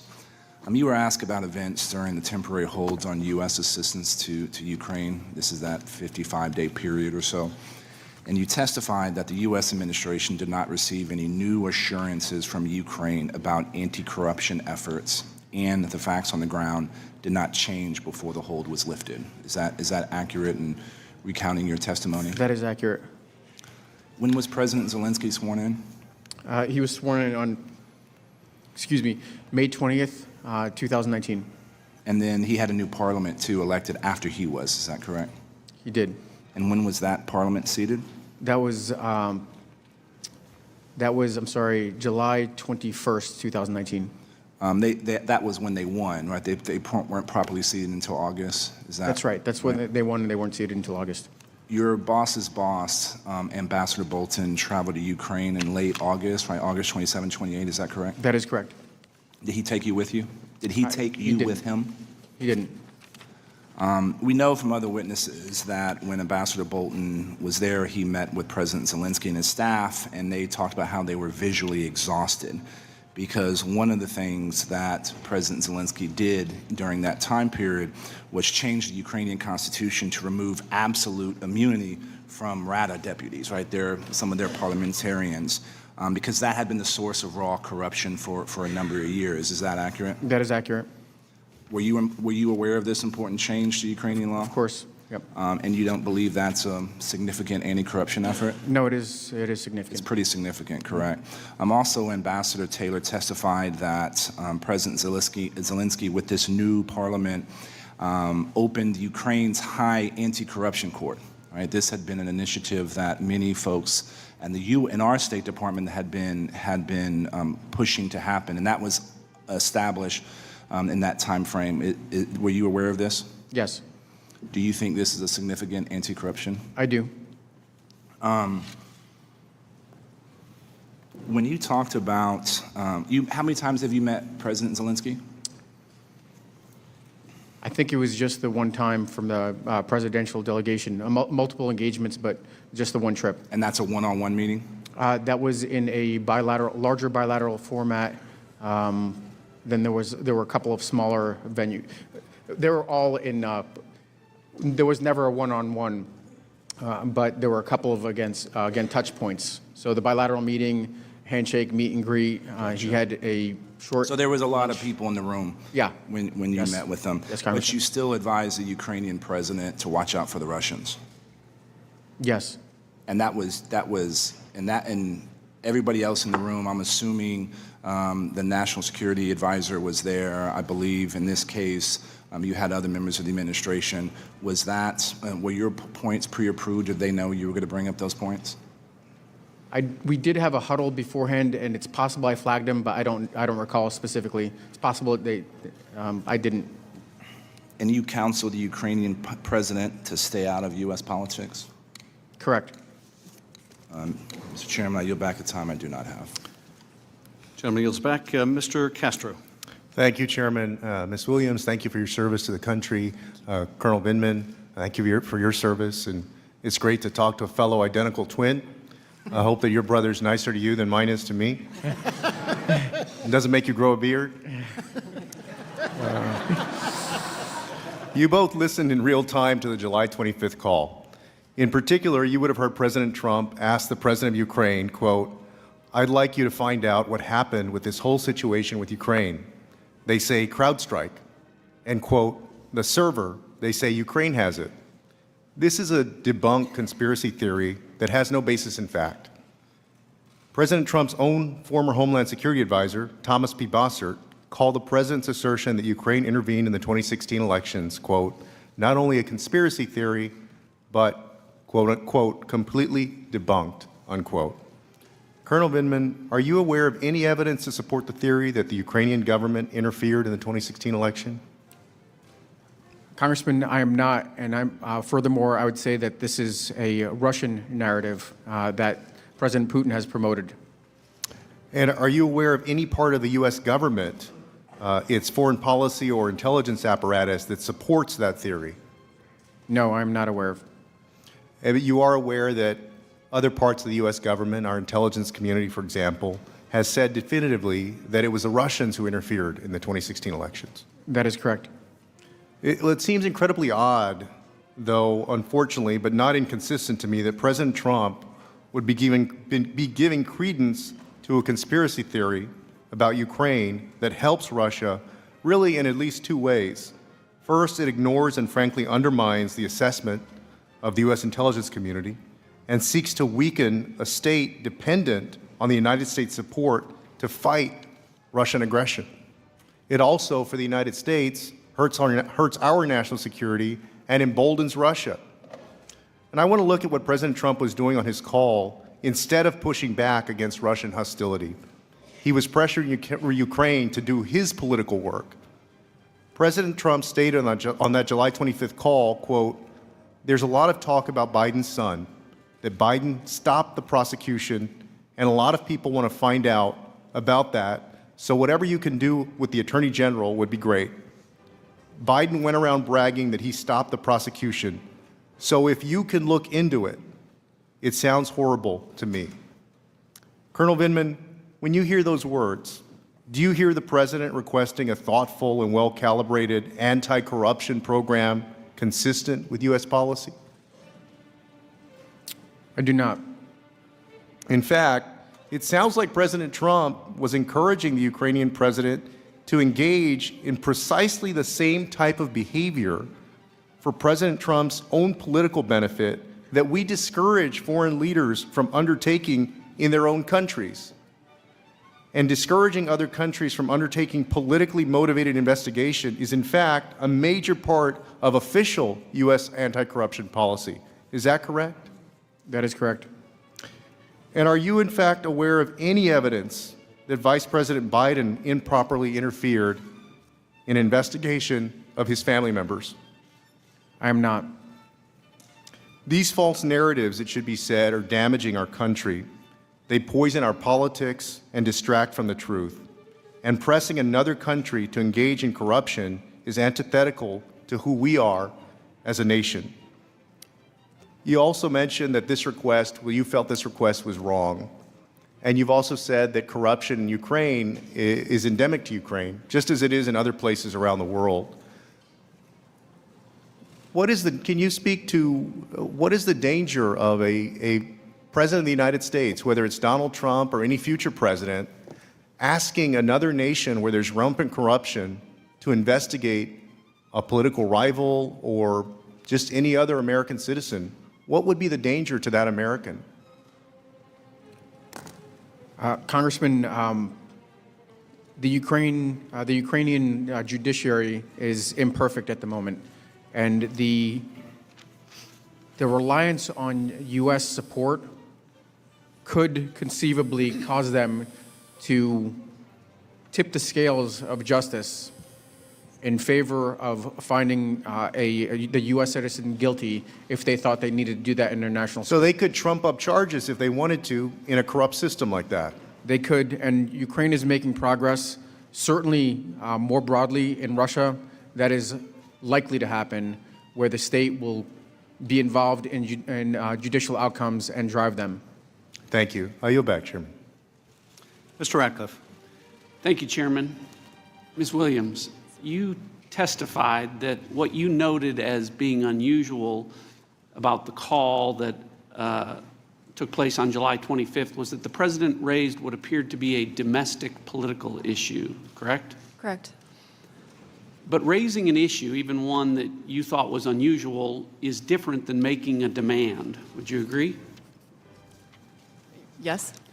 And as I read your deposition, it didn't sound like from your testimony that you heard what took place on that call as a demand for investigations. Is that fair? I don't believe I'm in a position to characterize it further than the president did in terms of asking for a favor. You didn't hear a demand. Again, I would just refer back to the transcript itself.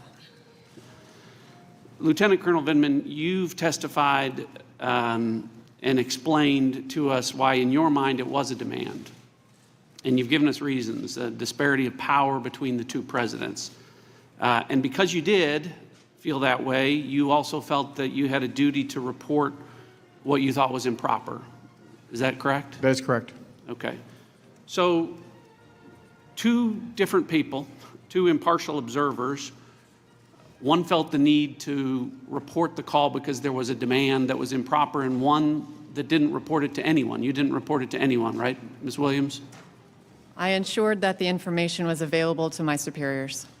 So, while all this might seem as clear as mud, I think your honest and candid assessments of what you heard on the call tells us what we need to know. We have two independent folks, nonpartisans, and I'm not hearing a consensus between the two of you about what exactly you both heard on the call that you heard at the exact same time. And if you can't reach an agreement with regard to what happened on the call, how can any of us?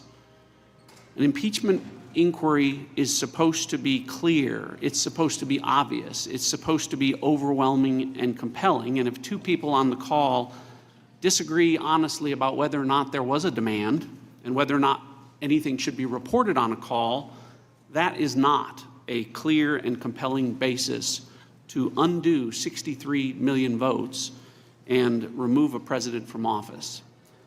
I yield my remaining time to Mr. Jordan. I thank the gentleman for yielding. Colonel Vindman, why didn't you go, after the call, why didn't you go to Mr. Morrison?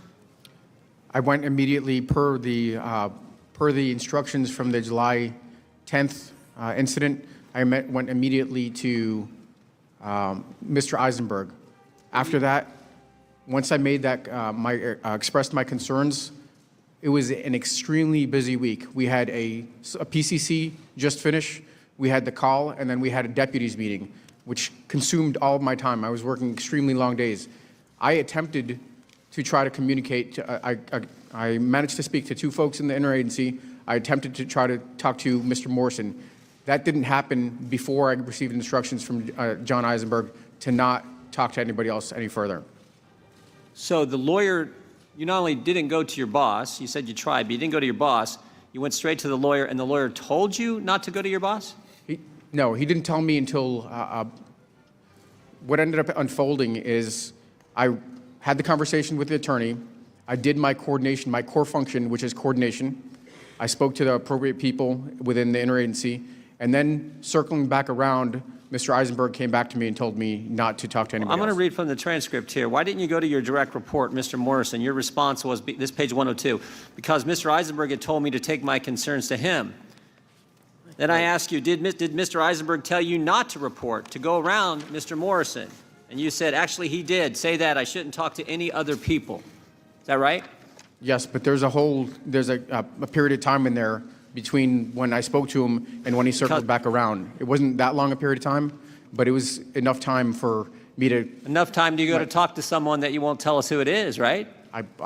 I've been instructed not to, Representative Jordan. Well, here's what I'm getting. The lawyer told you don't talk to any other people, and you interpret that as not talking to your boss, but you talk to your brother, you talk to the lawyers, you talk to Secretary Kent, and you talk to the one guy Adam Schiff won't let you tell us who he is.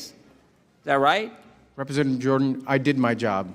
I'm not saying you didn't. All I'm saying is the instructions from the lawyer was you shouldn't talk to anybody, and you interpret that as don't talk to my boss, but I'm going to go talk to someone that we can't even ask you who that individual is. That is incorrect.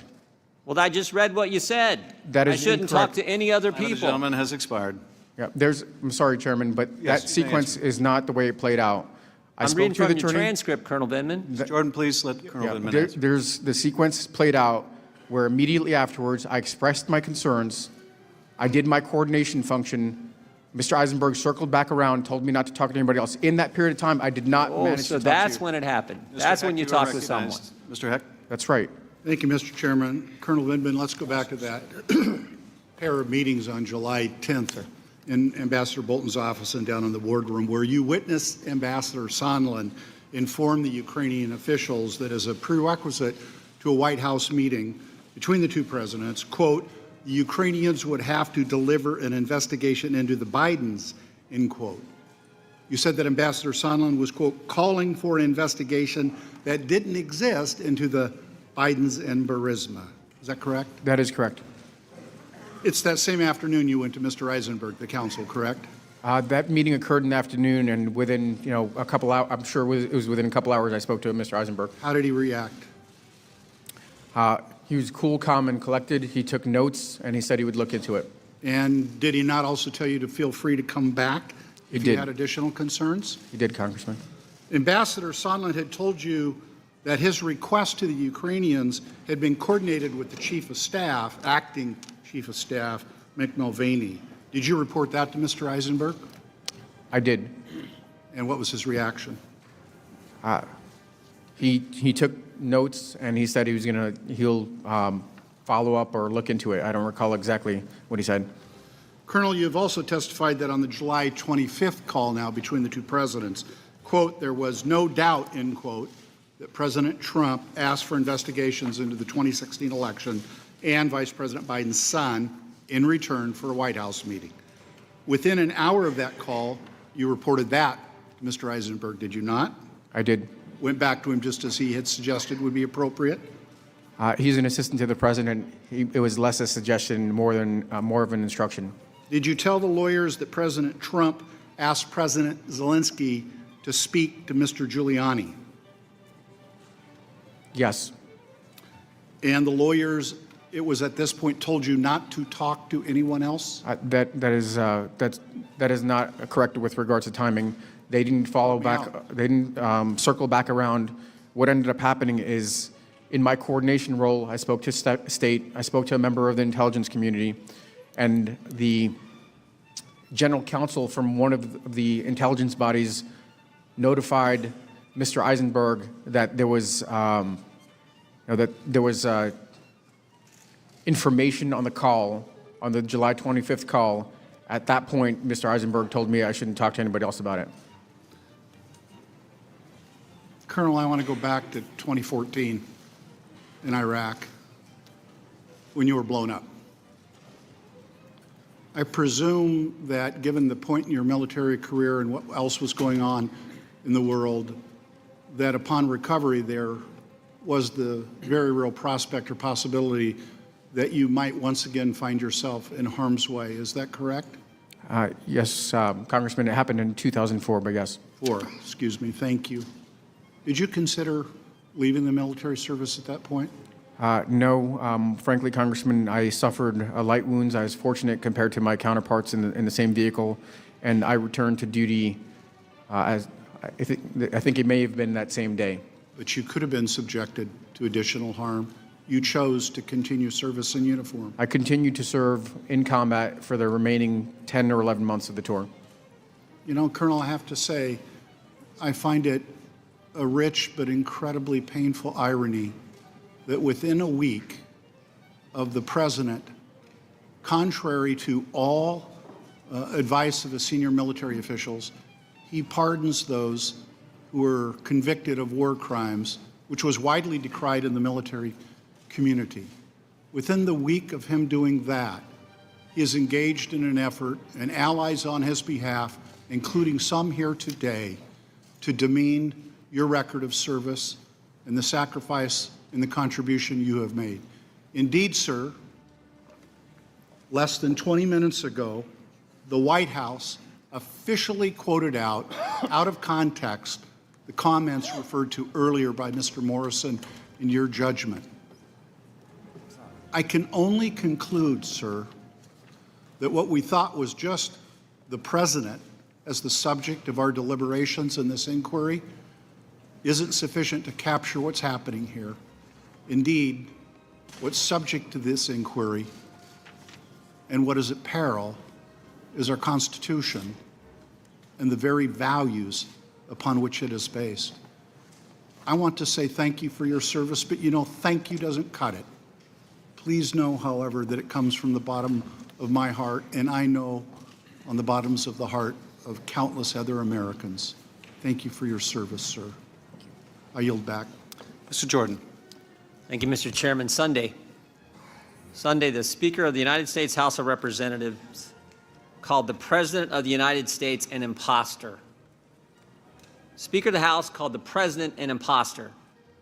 The guy 63 million people voted for, the guy who won an electoral college landslide, the Speaker calls an imposter. That's what's happened to our country, to this Congress. The Speaker's statement says it all. The Democrats have never accepted the will of the American people. Democrats don't trust the American people. The American people who wanted to send someone to this town who was willing to shake it up a bit. They don't trust that. And they have tried to do everything they can to undo what the American people decided on November 8th, 2016. They've been out to get the president since the day he was elected. The whistleblower's lawyer, the whistleblower's legal team said this, January 30th, 2017, president been in office about a week. Coup has started. First of many steps. Next sentence, impeachment will follow ultimately. I guess we're in the final step. Started 3.5 years ago. Congressman Tlaib started this Congress. First day of Congress said, impeach the president. Representative Green said, if we don't impeach him, the president's going to win re-election. We got to do it. Most importantly, 5 Democrat members of this committee voted to move forward with impeachment before the phone call ever happened. The truth is, the attacks actually started before the inauguration, even before the election. The ranking member talked about this in his opening statement.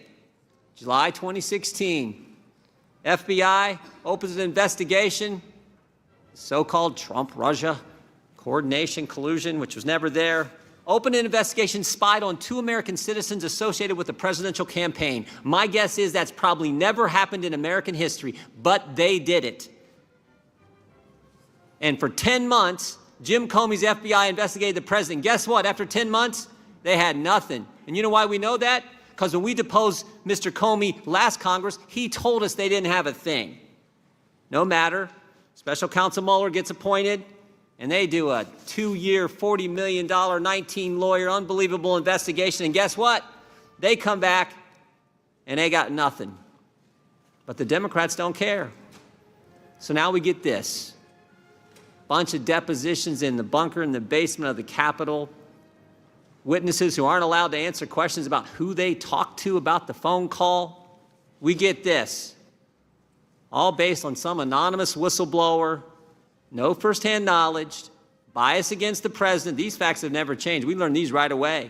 Who worked with Vice President Biden, who wrote a memo the day after somebody talked to him about the call, but waited 18 days to file a complaint. 18 days to file a complaint. What did he do in those 18 days? We all know. Ran off and talked with Chairman Schiff's staff. And then hired the legal team that I just talked about. One of the steps in the whole impeachment coup, as his legal team has said. This is scary what these guys are putting our country through. It is sad, it is scary, it is wrong. And the good news is the American people see through it all. They know the facts are on the president's side. As Representative Stefanik said, 4 facts will never change. We got the transcript, which they never thought the president would release. Shows no coordination, no conditionality, no linkage. We got the 2 guys on the call, President Trump, President Zelensky, who have said, nothing wrong, no pressure, no pushing here. We got the fact the Ukrainians didn't even know aid was held up at the time of the call. And most importantly, we have yet to have one witness tell us that any evidence from anyone that President Zelensky did anything on investigations to get the aid released. Those facts will never change. The facts are on the president's side. The process is certainly not. It has been the most unfair process we have ever seen, and the American people understand it. Those 63 million Americans, they understand it, and frankly, I think a lot of others do as well. They see what this for what it is, and they know this is wrong, especially wrong, just 11 months before the next election. I yield back. Mr. Welch. Thank you. What this hearing is about, I think, was best stated by Colonel Vindman's opening statement. The question before us is this: is it improper for the President of the United States to demand a foreign government investigate a United States citizen and political opponent? Very well stated. I just listened to Mr. Jordan, as you did as well, and I heard his criticisms of the process. Nothing really happened. A lot of people are out to get the president. I didn't hear an answer to the question as to whether it's proper for the President of the United States to demand a foreign government to investigate a U.S. citizen and political opponent. And to date, I haven't heard any one of my Republican colleagues address that question. Colonel Vindman and Ms. Williams, thank you. I want to ask some questions that go through the background. What's come out during this process is that we had two Ukraine policies. One was bipartisan and long-standing, and that was to assist Ukraine, which had freed itself from the domination of Russia, to fight corruption and to resist Russian aggression. Is that a fair statement, Colonel Vindman? I think that's a fair characterization, Congressman. And to give folks a reminder of the extent of corruption, by the way, a legacy of Putin's Russia, is it your understanding that when their prior president, Mr. Yanukovych, fled to Russia into the arms of Mr. Putin, he took with him $30 to $40 billion of that impoverished country? Those, there are different estimates, but it's on that scale, yes. Vast scale for a poor country. And is it your understanding that powerless but motivated Ukrainians rose up in protest to this incredible graft and theft and abuse by their president? That is correct. And that was in the Maidan, it was called the Maidan Revolution, the Revolution of Dignity, correct? Correct. And young people went into that square in downtown Kyiv and demonstrated for months, correct? Correct. And 100 died. 106 young people died and older people died, correct? That was between February 18, 2014 and February 22. Is that correct? Correct. 106 died, including people who were shot by snipers, kids. And Yanukovych had put snipers on the rooftops of buildings to shoot into that square and kill, murder, slaughter those young people. Is that your understanding? That is correct. In our bipartisan support, and by the way, I want to say to my Republican colleagues, a lot of leadership to have this bipartisan support came from your side. Thank you. But our whole commitment was to get rid of corruption and to stop that Russian aggression. Is that correct? That amounts to some of the key pillars. That's right. And the Giuliani, Sondland, and it appears Trump policy was not about that. It was about investigations into a political opponent. Correct? I'll take that question back. We know it. And you know, I'll say this to President Trump. You want to investigate Joe Biden, you want to investigate Hunter Biden, go at it. Do it. Do it hard. Do it dirty. Do it the way you do it. Just don't do it by asking a foreign leader to help you in your campaign. That's your job. It's not his. My goal in these hearings is two things. One is to get an answer to Colonel Vindman's question. And the second, coming out of this, is for us as a Congress to return to the Ukraine policy that Nancy Pelosi and Kevin McCarthy both support. It's not investigations. It's the restoration of democracy in Ukraine and the resistance of Russian aggression. I yield back. Mr. Maloney. Thank you both for being here. Lieutenant Colonel Vindman, this may be one of your first congressional hearings like this, so you may not understand. I can't blame you for feeling that way, sir. Particularly when I've been sitting here listening to my Republican colleagues. You know, one of the advantages of being down here at the kids' table is that you get to hear the folks above you ask their questions.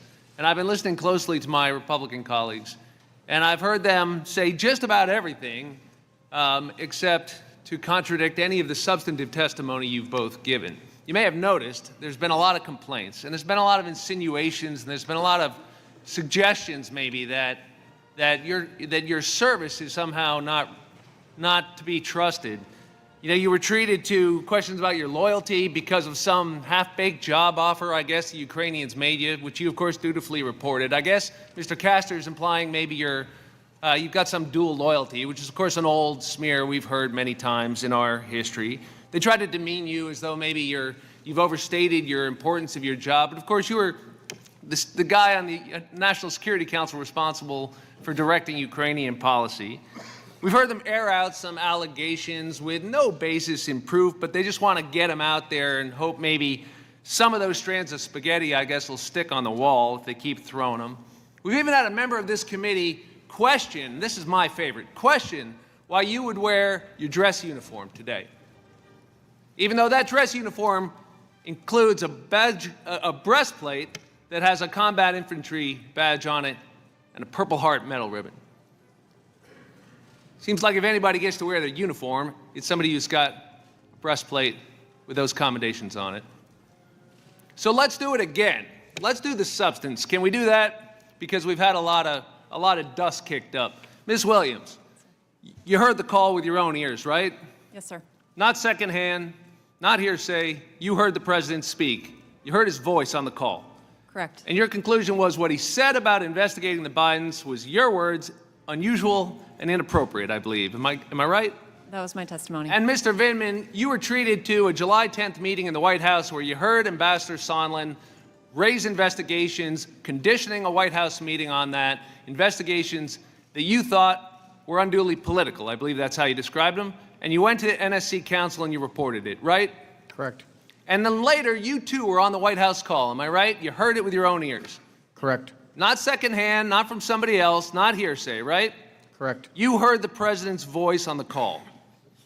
I did. And you heard him raise that subject again that Ambassador Sondland had raised before about investigating the Bidens, right? I did. And I want to ask you, when you heard him say that, what was the first thought that went through your mind? Frankly, I couldn't believe what I was hearing.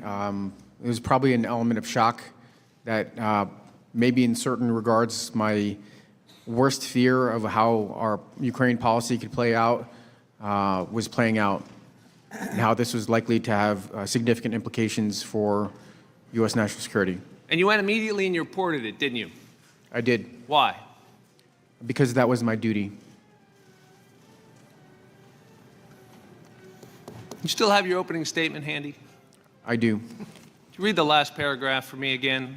Not the one, the very last one, the second to last one. Would you read that one again for me? Because I think the American public deserves to hear it again. Started. That's the one. I think my dad would appreciate this one too. Dad, my sitting here today in the U.S. Capitol talking to our elected officials is proof that you made the right decision 40 years ago to leave the Soviet Union and come here to the United States of America in search of a better life for our family.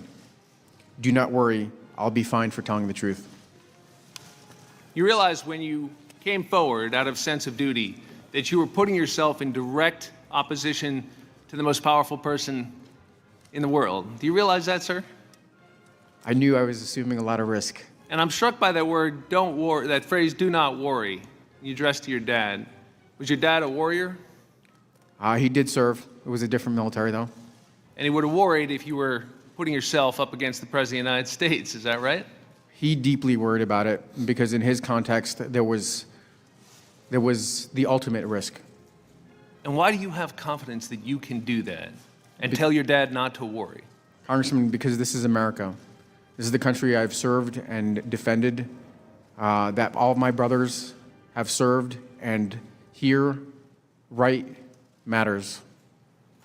Thank you, sir. Yield back. Ms. Demings.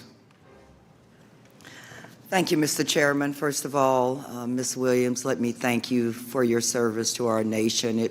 It truly matters. Lieutenant Colonel Vindman, I had the honor of speaking to a group of veterans this past weekend. And what I said to them was that no words are really adequate or sufficient to fully express our gratitude for their service to our nation. So, Lieutenant Colonel Vindman, today I say to you, there are no words that are sufficient to fully express our gratitude to you for what you have done for our nation and, amazingly, what you are still willing to do for our nation.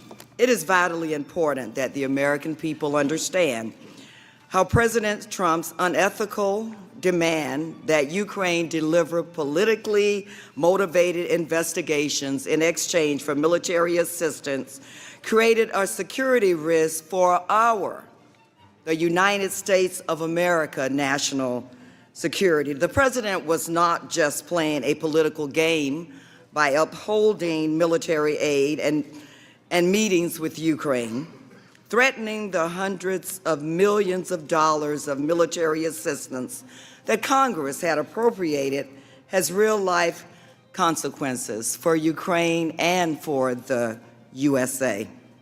In your deposition, Colonel Vindman, you testified, and I quote, "A strong and independent Ukraine is critical to our security interests." Could you please explain why a strong and independent Ukraine is so critical and why it is so vital to U.S. interests? We sometimes refer to Ukraine as a frontline state. It's on the front line of Europe. They have actually described to me, the Ukrainians, that they consider themselves as a barrier between Russian aggression and Europe. And what I've heard them describe is the need for U.S. support in order to serve this role, in order to protect European and Western security.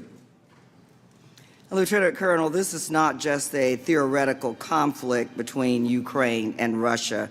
You've already said this morning that Russia is actively fighting to expand into Ukraine, that Ukraine is in a hot war with Russia right now. Is that correct? It's stable, but it's still a hot war. And isn't it true, Lieutenant Colonel, that even if the security assistance was eventually delivered to Ukraine, the fact that it was delayed, just that fact, could signal to Russia that the bond between Ukraine and the U.S. was weakening? That was the concern of myself and my colleagues. And was the risk of even the appearance that the U.S.-Ukraine bond is shaky is that it could embolden Russia to act with more aggression? Would you say that's correct? I believe that was my testimony. Just last month during an interview, President Putin joked about interfering in our political elections. I can only guess that's what we have become to Russia and its president. I think he felt emboldened by the president's reckless actions, both attempts to hold critical military aid from Ukraine and President Trump's effort to blame Ukraine, not Russia, for election interference. Ms. Williams and Lieutenant Colonel Vindman, I can only say that every American, regardless of our politics, should be critically concerned about that. And let me just say this. Yes, we do trust the American people. But you know what? The American people trust us, too, as members of Congress, to support, protect, and defend the Constitution of the United States against all enemies, foreign and domestic. And we intend to do just that. Thank you again for your service. Mr. Chairman, I yield back. Mr. Krishnamurthy. Good afternoon, Lieutenant Colonel Vindman and Ms. Williams. Thank you for your service. Lieutenant Colonel Vindman, I'm concerned that your loyalty has been questioned not just because you're bringing forward evidence of wrongdoing against the President of the United States, but because you're an immigrant. Recently, Fox News host Brian Kilmeade said he, meaning you, were born in the Soviet Union, emigrated with his family young. He tends to feel simpatico with the Ukraine. I find this statement reprehensible because it appears that your immigrant heritage is being used against you. Lieutenant Colonel, I came to this country when I was 3 months old. Your family fled the Soviet Union and moved to America when you were just 3.5 years old, right? Correct. And I understand that your father worked multiple jobs while also learning English, right? Correct. Your father stressed the importance of embracing what it means to be an American, correct? That is correct. All your childhood memories relate to being an American, correct? That is correct. You and your family faced difficult times during your childhood, correct? Yes. I can relate. That's my story, too. But your father went on to become an engineer, right? He reestablished himself in his former profession in the United States. I can relate. I got a BS in engineering. Of course, some people claim I practice the BS part now. Your father never gave up working hard to build his very own American dream, did he? He did not. Well, Lieutenant Colonel Vindman, your father achieved the American dream, and so did you and your family. From one immigrant American to another immigrant American, I want to say to you that you and your family represent the very best of America. I assume that you are as proud to be an American as I am, correct? Yes, sir. Sir, I want to turn your attention to Yuri Lutsenko. You called him a disruptive actor in your opening statement, correct? Correct. Mr. Lutsenko, the former prosecutor general in Ukraine, has made various claims about various Americans, right? Correct. You are unaware of any factual basis for his accusations against Ambassador Yovanovitch, right? Correct. He also was a source for an article by John Solomon in The Hill, right? That is correct. And you said that key elements of that article, as well as his accusations, are false, right? Correct. Lutsenko is not a credible source, correct? Correct. Sir, the other side claims that there was absolutely no pressure on this July 25th phone call. I think that's what we heard earlier, right? I believe so. And you have termed what President Trump asked in terms of investigations on that phone call as a demand, correct? Correct. And you've pointed out the large power disparity between President Trump on the one hand and President Zelensky on the other, correct? Yes. There was pressure on that phone call, right? The Ukrainians needed the meeting. The Ukrainians subsequently, when they found out about it, needed the security assistance. So pressure was brought to bear on them, correct? I believe so.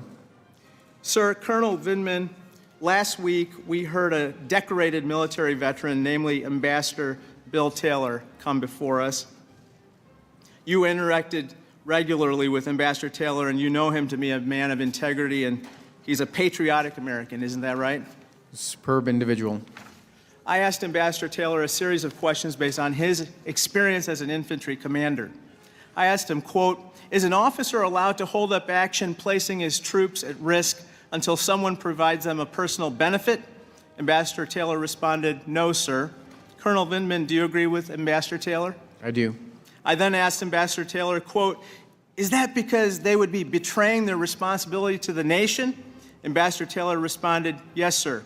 Colonel Vindman, do you agree with Ambassador Taylor? I do. I then asked Ambassador Taylor, quote, could that type of conduct trigger a court-martial? Ambassador Taylor said, yes, sir. Do you agree with Ambassador Taylor, Colonel Vindman? I do. Thank you for your service. Concludes the member questioning. Representative Nunes, you're recognized for any concluding remarks. Well, Act 1 of today's circus is over. For those of you who have been watching it at home, the Democrats are no closer to impeachment than where they were 3 years ago. In the process, the Department of Justice, FBI, State Department, elements within the IC, the ICIG, have all suffered long-term damage. The Democrats can continue to poison the American people with this nonsense. We sit here all morning without any evidence for impeachment, which would be a very serious crime, high crime and misdemeanors, as it says in the Constitution. No such thing. Policy disagreements and the Democrats' failure to acknowledge their involvement in the 2016 election, I would say it's astonishing, but that would be putting too little emphasis on their actions. With that, I yield back the balance of my time. Thank the gentleman. I want to thank our witnesses today, Ms. Williams, Colonel Vindman, both of you for your service to the country, for your testimony here today. And I just want to address briefly some of the evidence you presented, as well as others thus far in the impeachment inquiry. First of all, I want to join my colleagues in thanking you, Colonel Vindman, for your military service. And I should tell you that notwithstanding all of the questions you got on why didn't you go talk to your supervisor, why didn't you go talk to Mr. Morrison, why did you go to the national security lawyer, as if there's something wrong with going to the national security lawyer. Are you aware that we asked Mr. Morrison whether he went to the national security lawyer right after the call, and that he did? I am. And are you aware also that we asked him, well, if you had this problem with Colonel Vindman not going to you instead of the lawyer, naturally you must have gone to your supervisor, and you know what his answer was? He didn't go to his supervisor either. He went directly to the National Security Council lawyer. So I hope my colleagues will give him the same hard time for not following his chain of command that he complained about with you, apparently. The president may attack you, and has. Others on right-wing TV might attack you, and they have. But I thought you should know, and maybe you know already, that this is what the former chairman of the Joint Chiefs of Staff had to say about you, Colonel Vindman. He is a professional, competent, patriotic, and loyal officer. He has made an extraordinary contribution to the security of our nation in both peacetime and combat. I'm sure your dad is proud to hear that. My colleagues have tried to make the argument here today, and we've heard it before, that the president was just interested in fighting corruption. That's our goal, fighting corruption in Ukraine, this terribly corrupt country.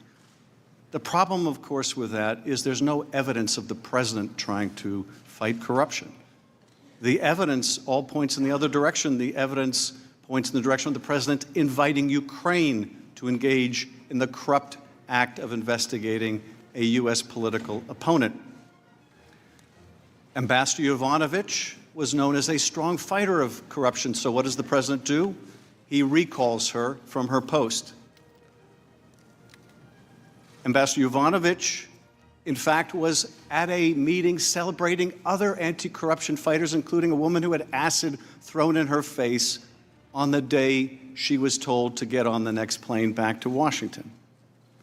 You prepared talking points for the president's first conversation with Zelensky. He's supposed to talk about rooting out corruption. If this president had such a deep interest in rooting out corruption in Ukraine, surely he would have brought it up on the call, but of course we now know that he did not. We then see Rudy Giuliani not fighting corruption, but asking for an investigation of the Bidens. And my colleagues say, well, maybe he was acting on his own. Even though he says he's acting as the president's lawyer, maybe he was really acting on his own. But the two investigations that Rudy Giuliani wanted come up in the meeting you participate in on July 10th at the White House, when Ambassador Sondland brings up the Bidens and Burisma in 2016, tells the Ukrainians who want that meeting at the White House, you got to do these investigations. Now, they would say Ambassador Sondland was acting on his own, but that doesn't quite work either, because we have the call record from July 25th, which the president was forced to release, in which the president doesn't bring up corruption. He doesn't say how those anti-corruption courts going or great work in the RADA. Of course not. What does the president say? I want you to investigate the Bidens and this debunk conspiracy theory pushed by Vladimir Putin. That also helps me in my reelection. So much for fighting corruption.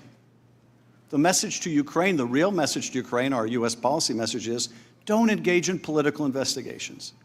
The message from the president, however, was the exact opposite. Do engage in political investigations, and do it for my reelection. And it's also made clear, if they want the White House meeting, and ultimately if they want $400 million in U.S. aid, this is what they have to do. The only lament I hear from my colleagues is, it wasn't successful. They got caught. They didn't get the political investigations, and they still had to release the money. Now, they still haven't gotten the White House meeting, but they had to release the money because a whistleblower blew the whistle. Whistleblower the president wants to punish. And because Congress announced it was doing investigations, and very soon thereafter, the president was forced to lift the hold on the aid. They argue, well, this makes it okay that it was a failed effort to bribe Ukraine, a failed effort to extort Ukraine. That doesn't make it better. It's no less odious because it was discovered and it was stopped. And we have courageous people like yourself who come forward, who report things, who do what they should do, who have a sense, as you put it, Colonel, of duty. Of duty. Not to the person of the president, but to the presidency and to the country. And we thank you for that. At the end of the day, I think this all comes back to something we heard from another career Foreign Service officer just last Friday in a conversation he overheard with the president in a restaurant in Ukraine, in which the president, not Rudy Giuliani, not anyone else, the president of the United States wanted to know, are they going to do the investigations? This is the day after that July 25th call. Are they going to do the investigations? And he's assured by Ambassador Sondland they're going to do it. And what does Sondland relate to this Foreign Service officer after he hangs up that call? The president doesn't give an expletive about Ukraine. He only cares about the big things that help his personal interests. That's all you need to know. And it isn't just about Ukraine, of course. Ukraine is fighting our fight against the Russians, against their expansionism. That's our fight too. That's our fight too. At least we thought so on a bipartisan basis. That's our fight too. That's why we support Ukraine with the military aid that we have. Well, the president may not care about it, but we do. We care about our defense. We care about the defense of our allies. And we darn well care about our Constitution. We are adjourned. I please ask the audience to allow the witnesses and the members who have to go vote to leave first.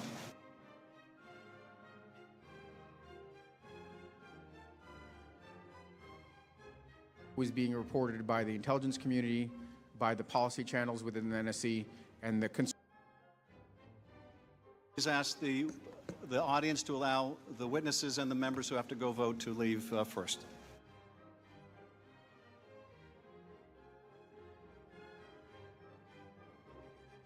was being reported by the intelligence community, by the policy channels within the NSC, and the Please ask the audience to allow the witnesses and the members who have to go vote to leave first.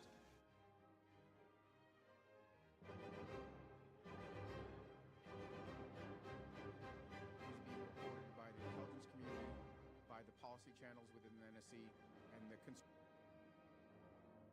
Please ask the audience to allow the witnesses and the members who have to go vote to leave first.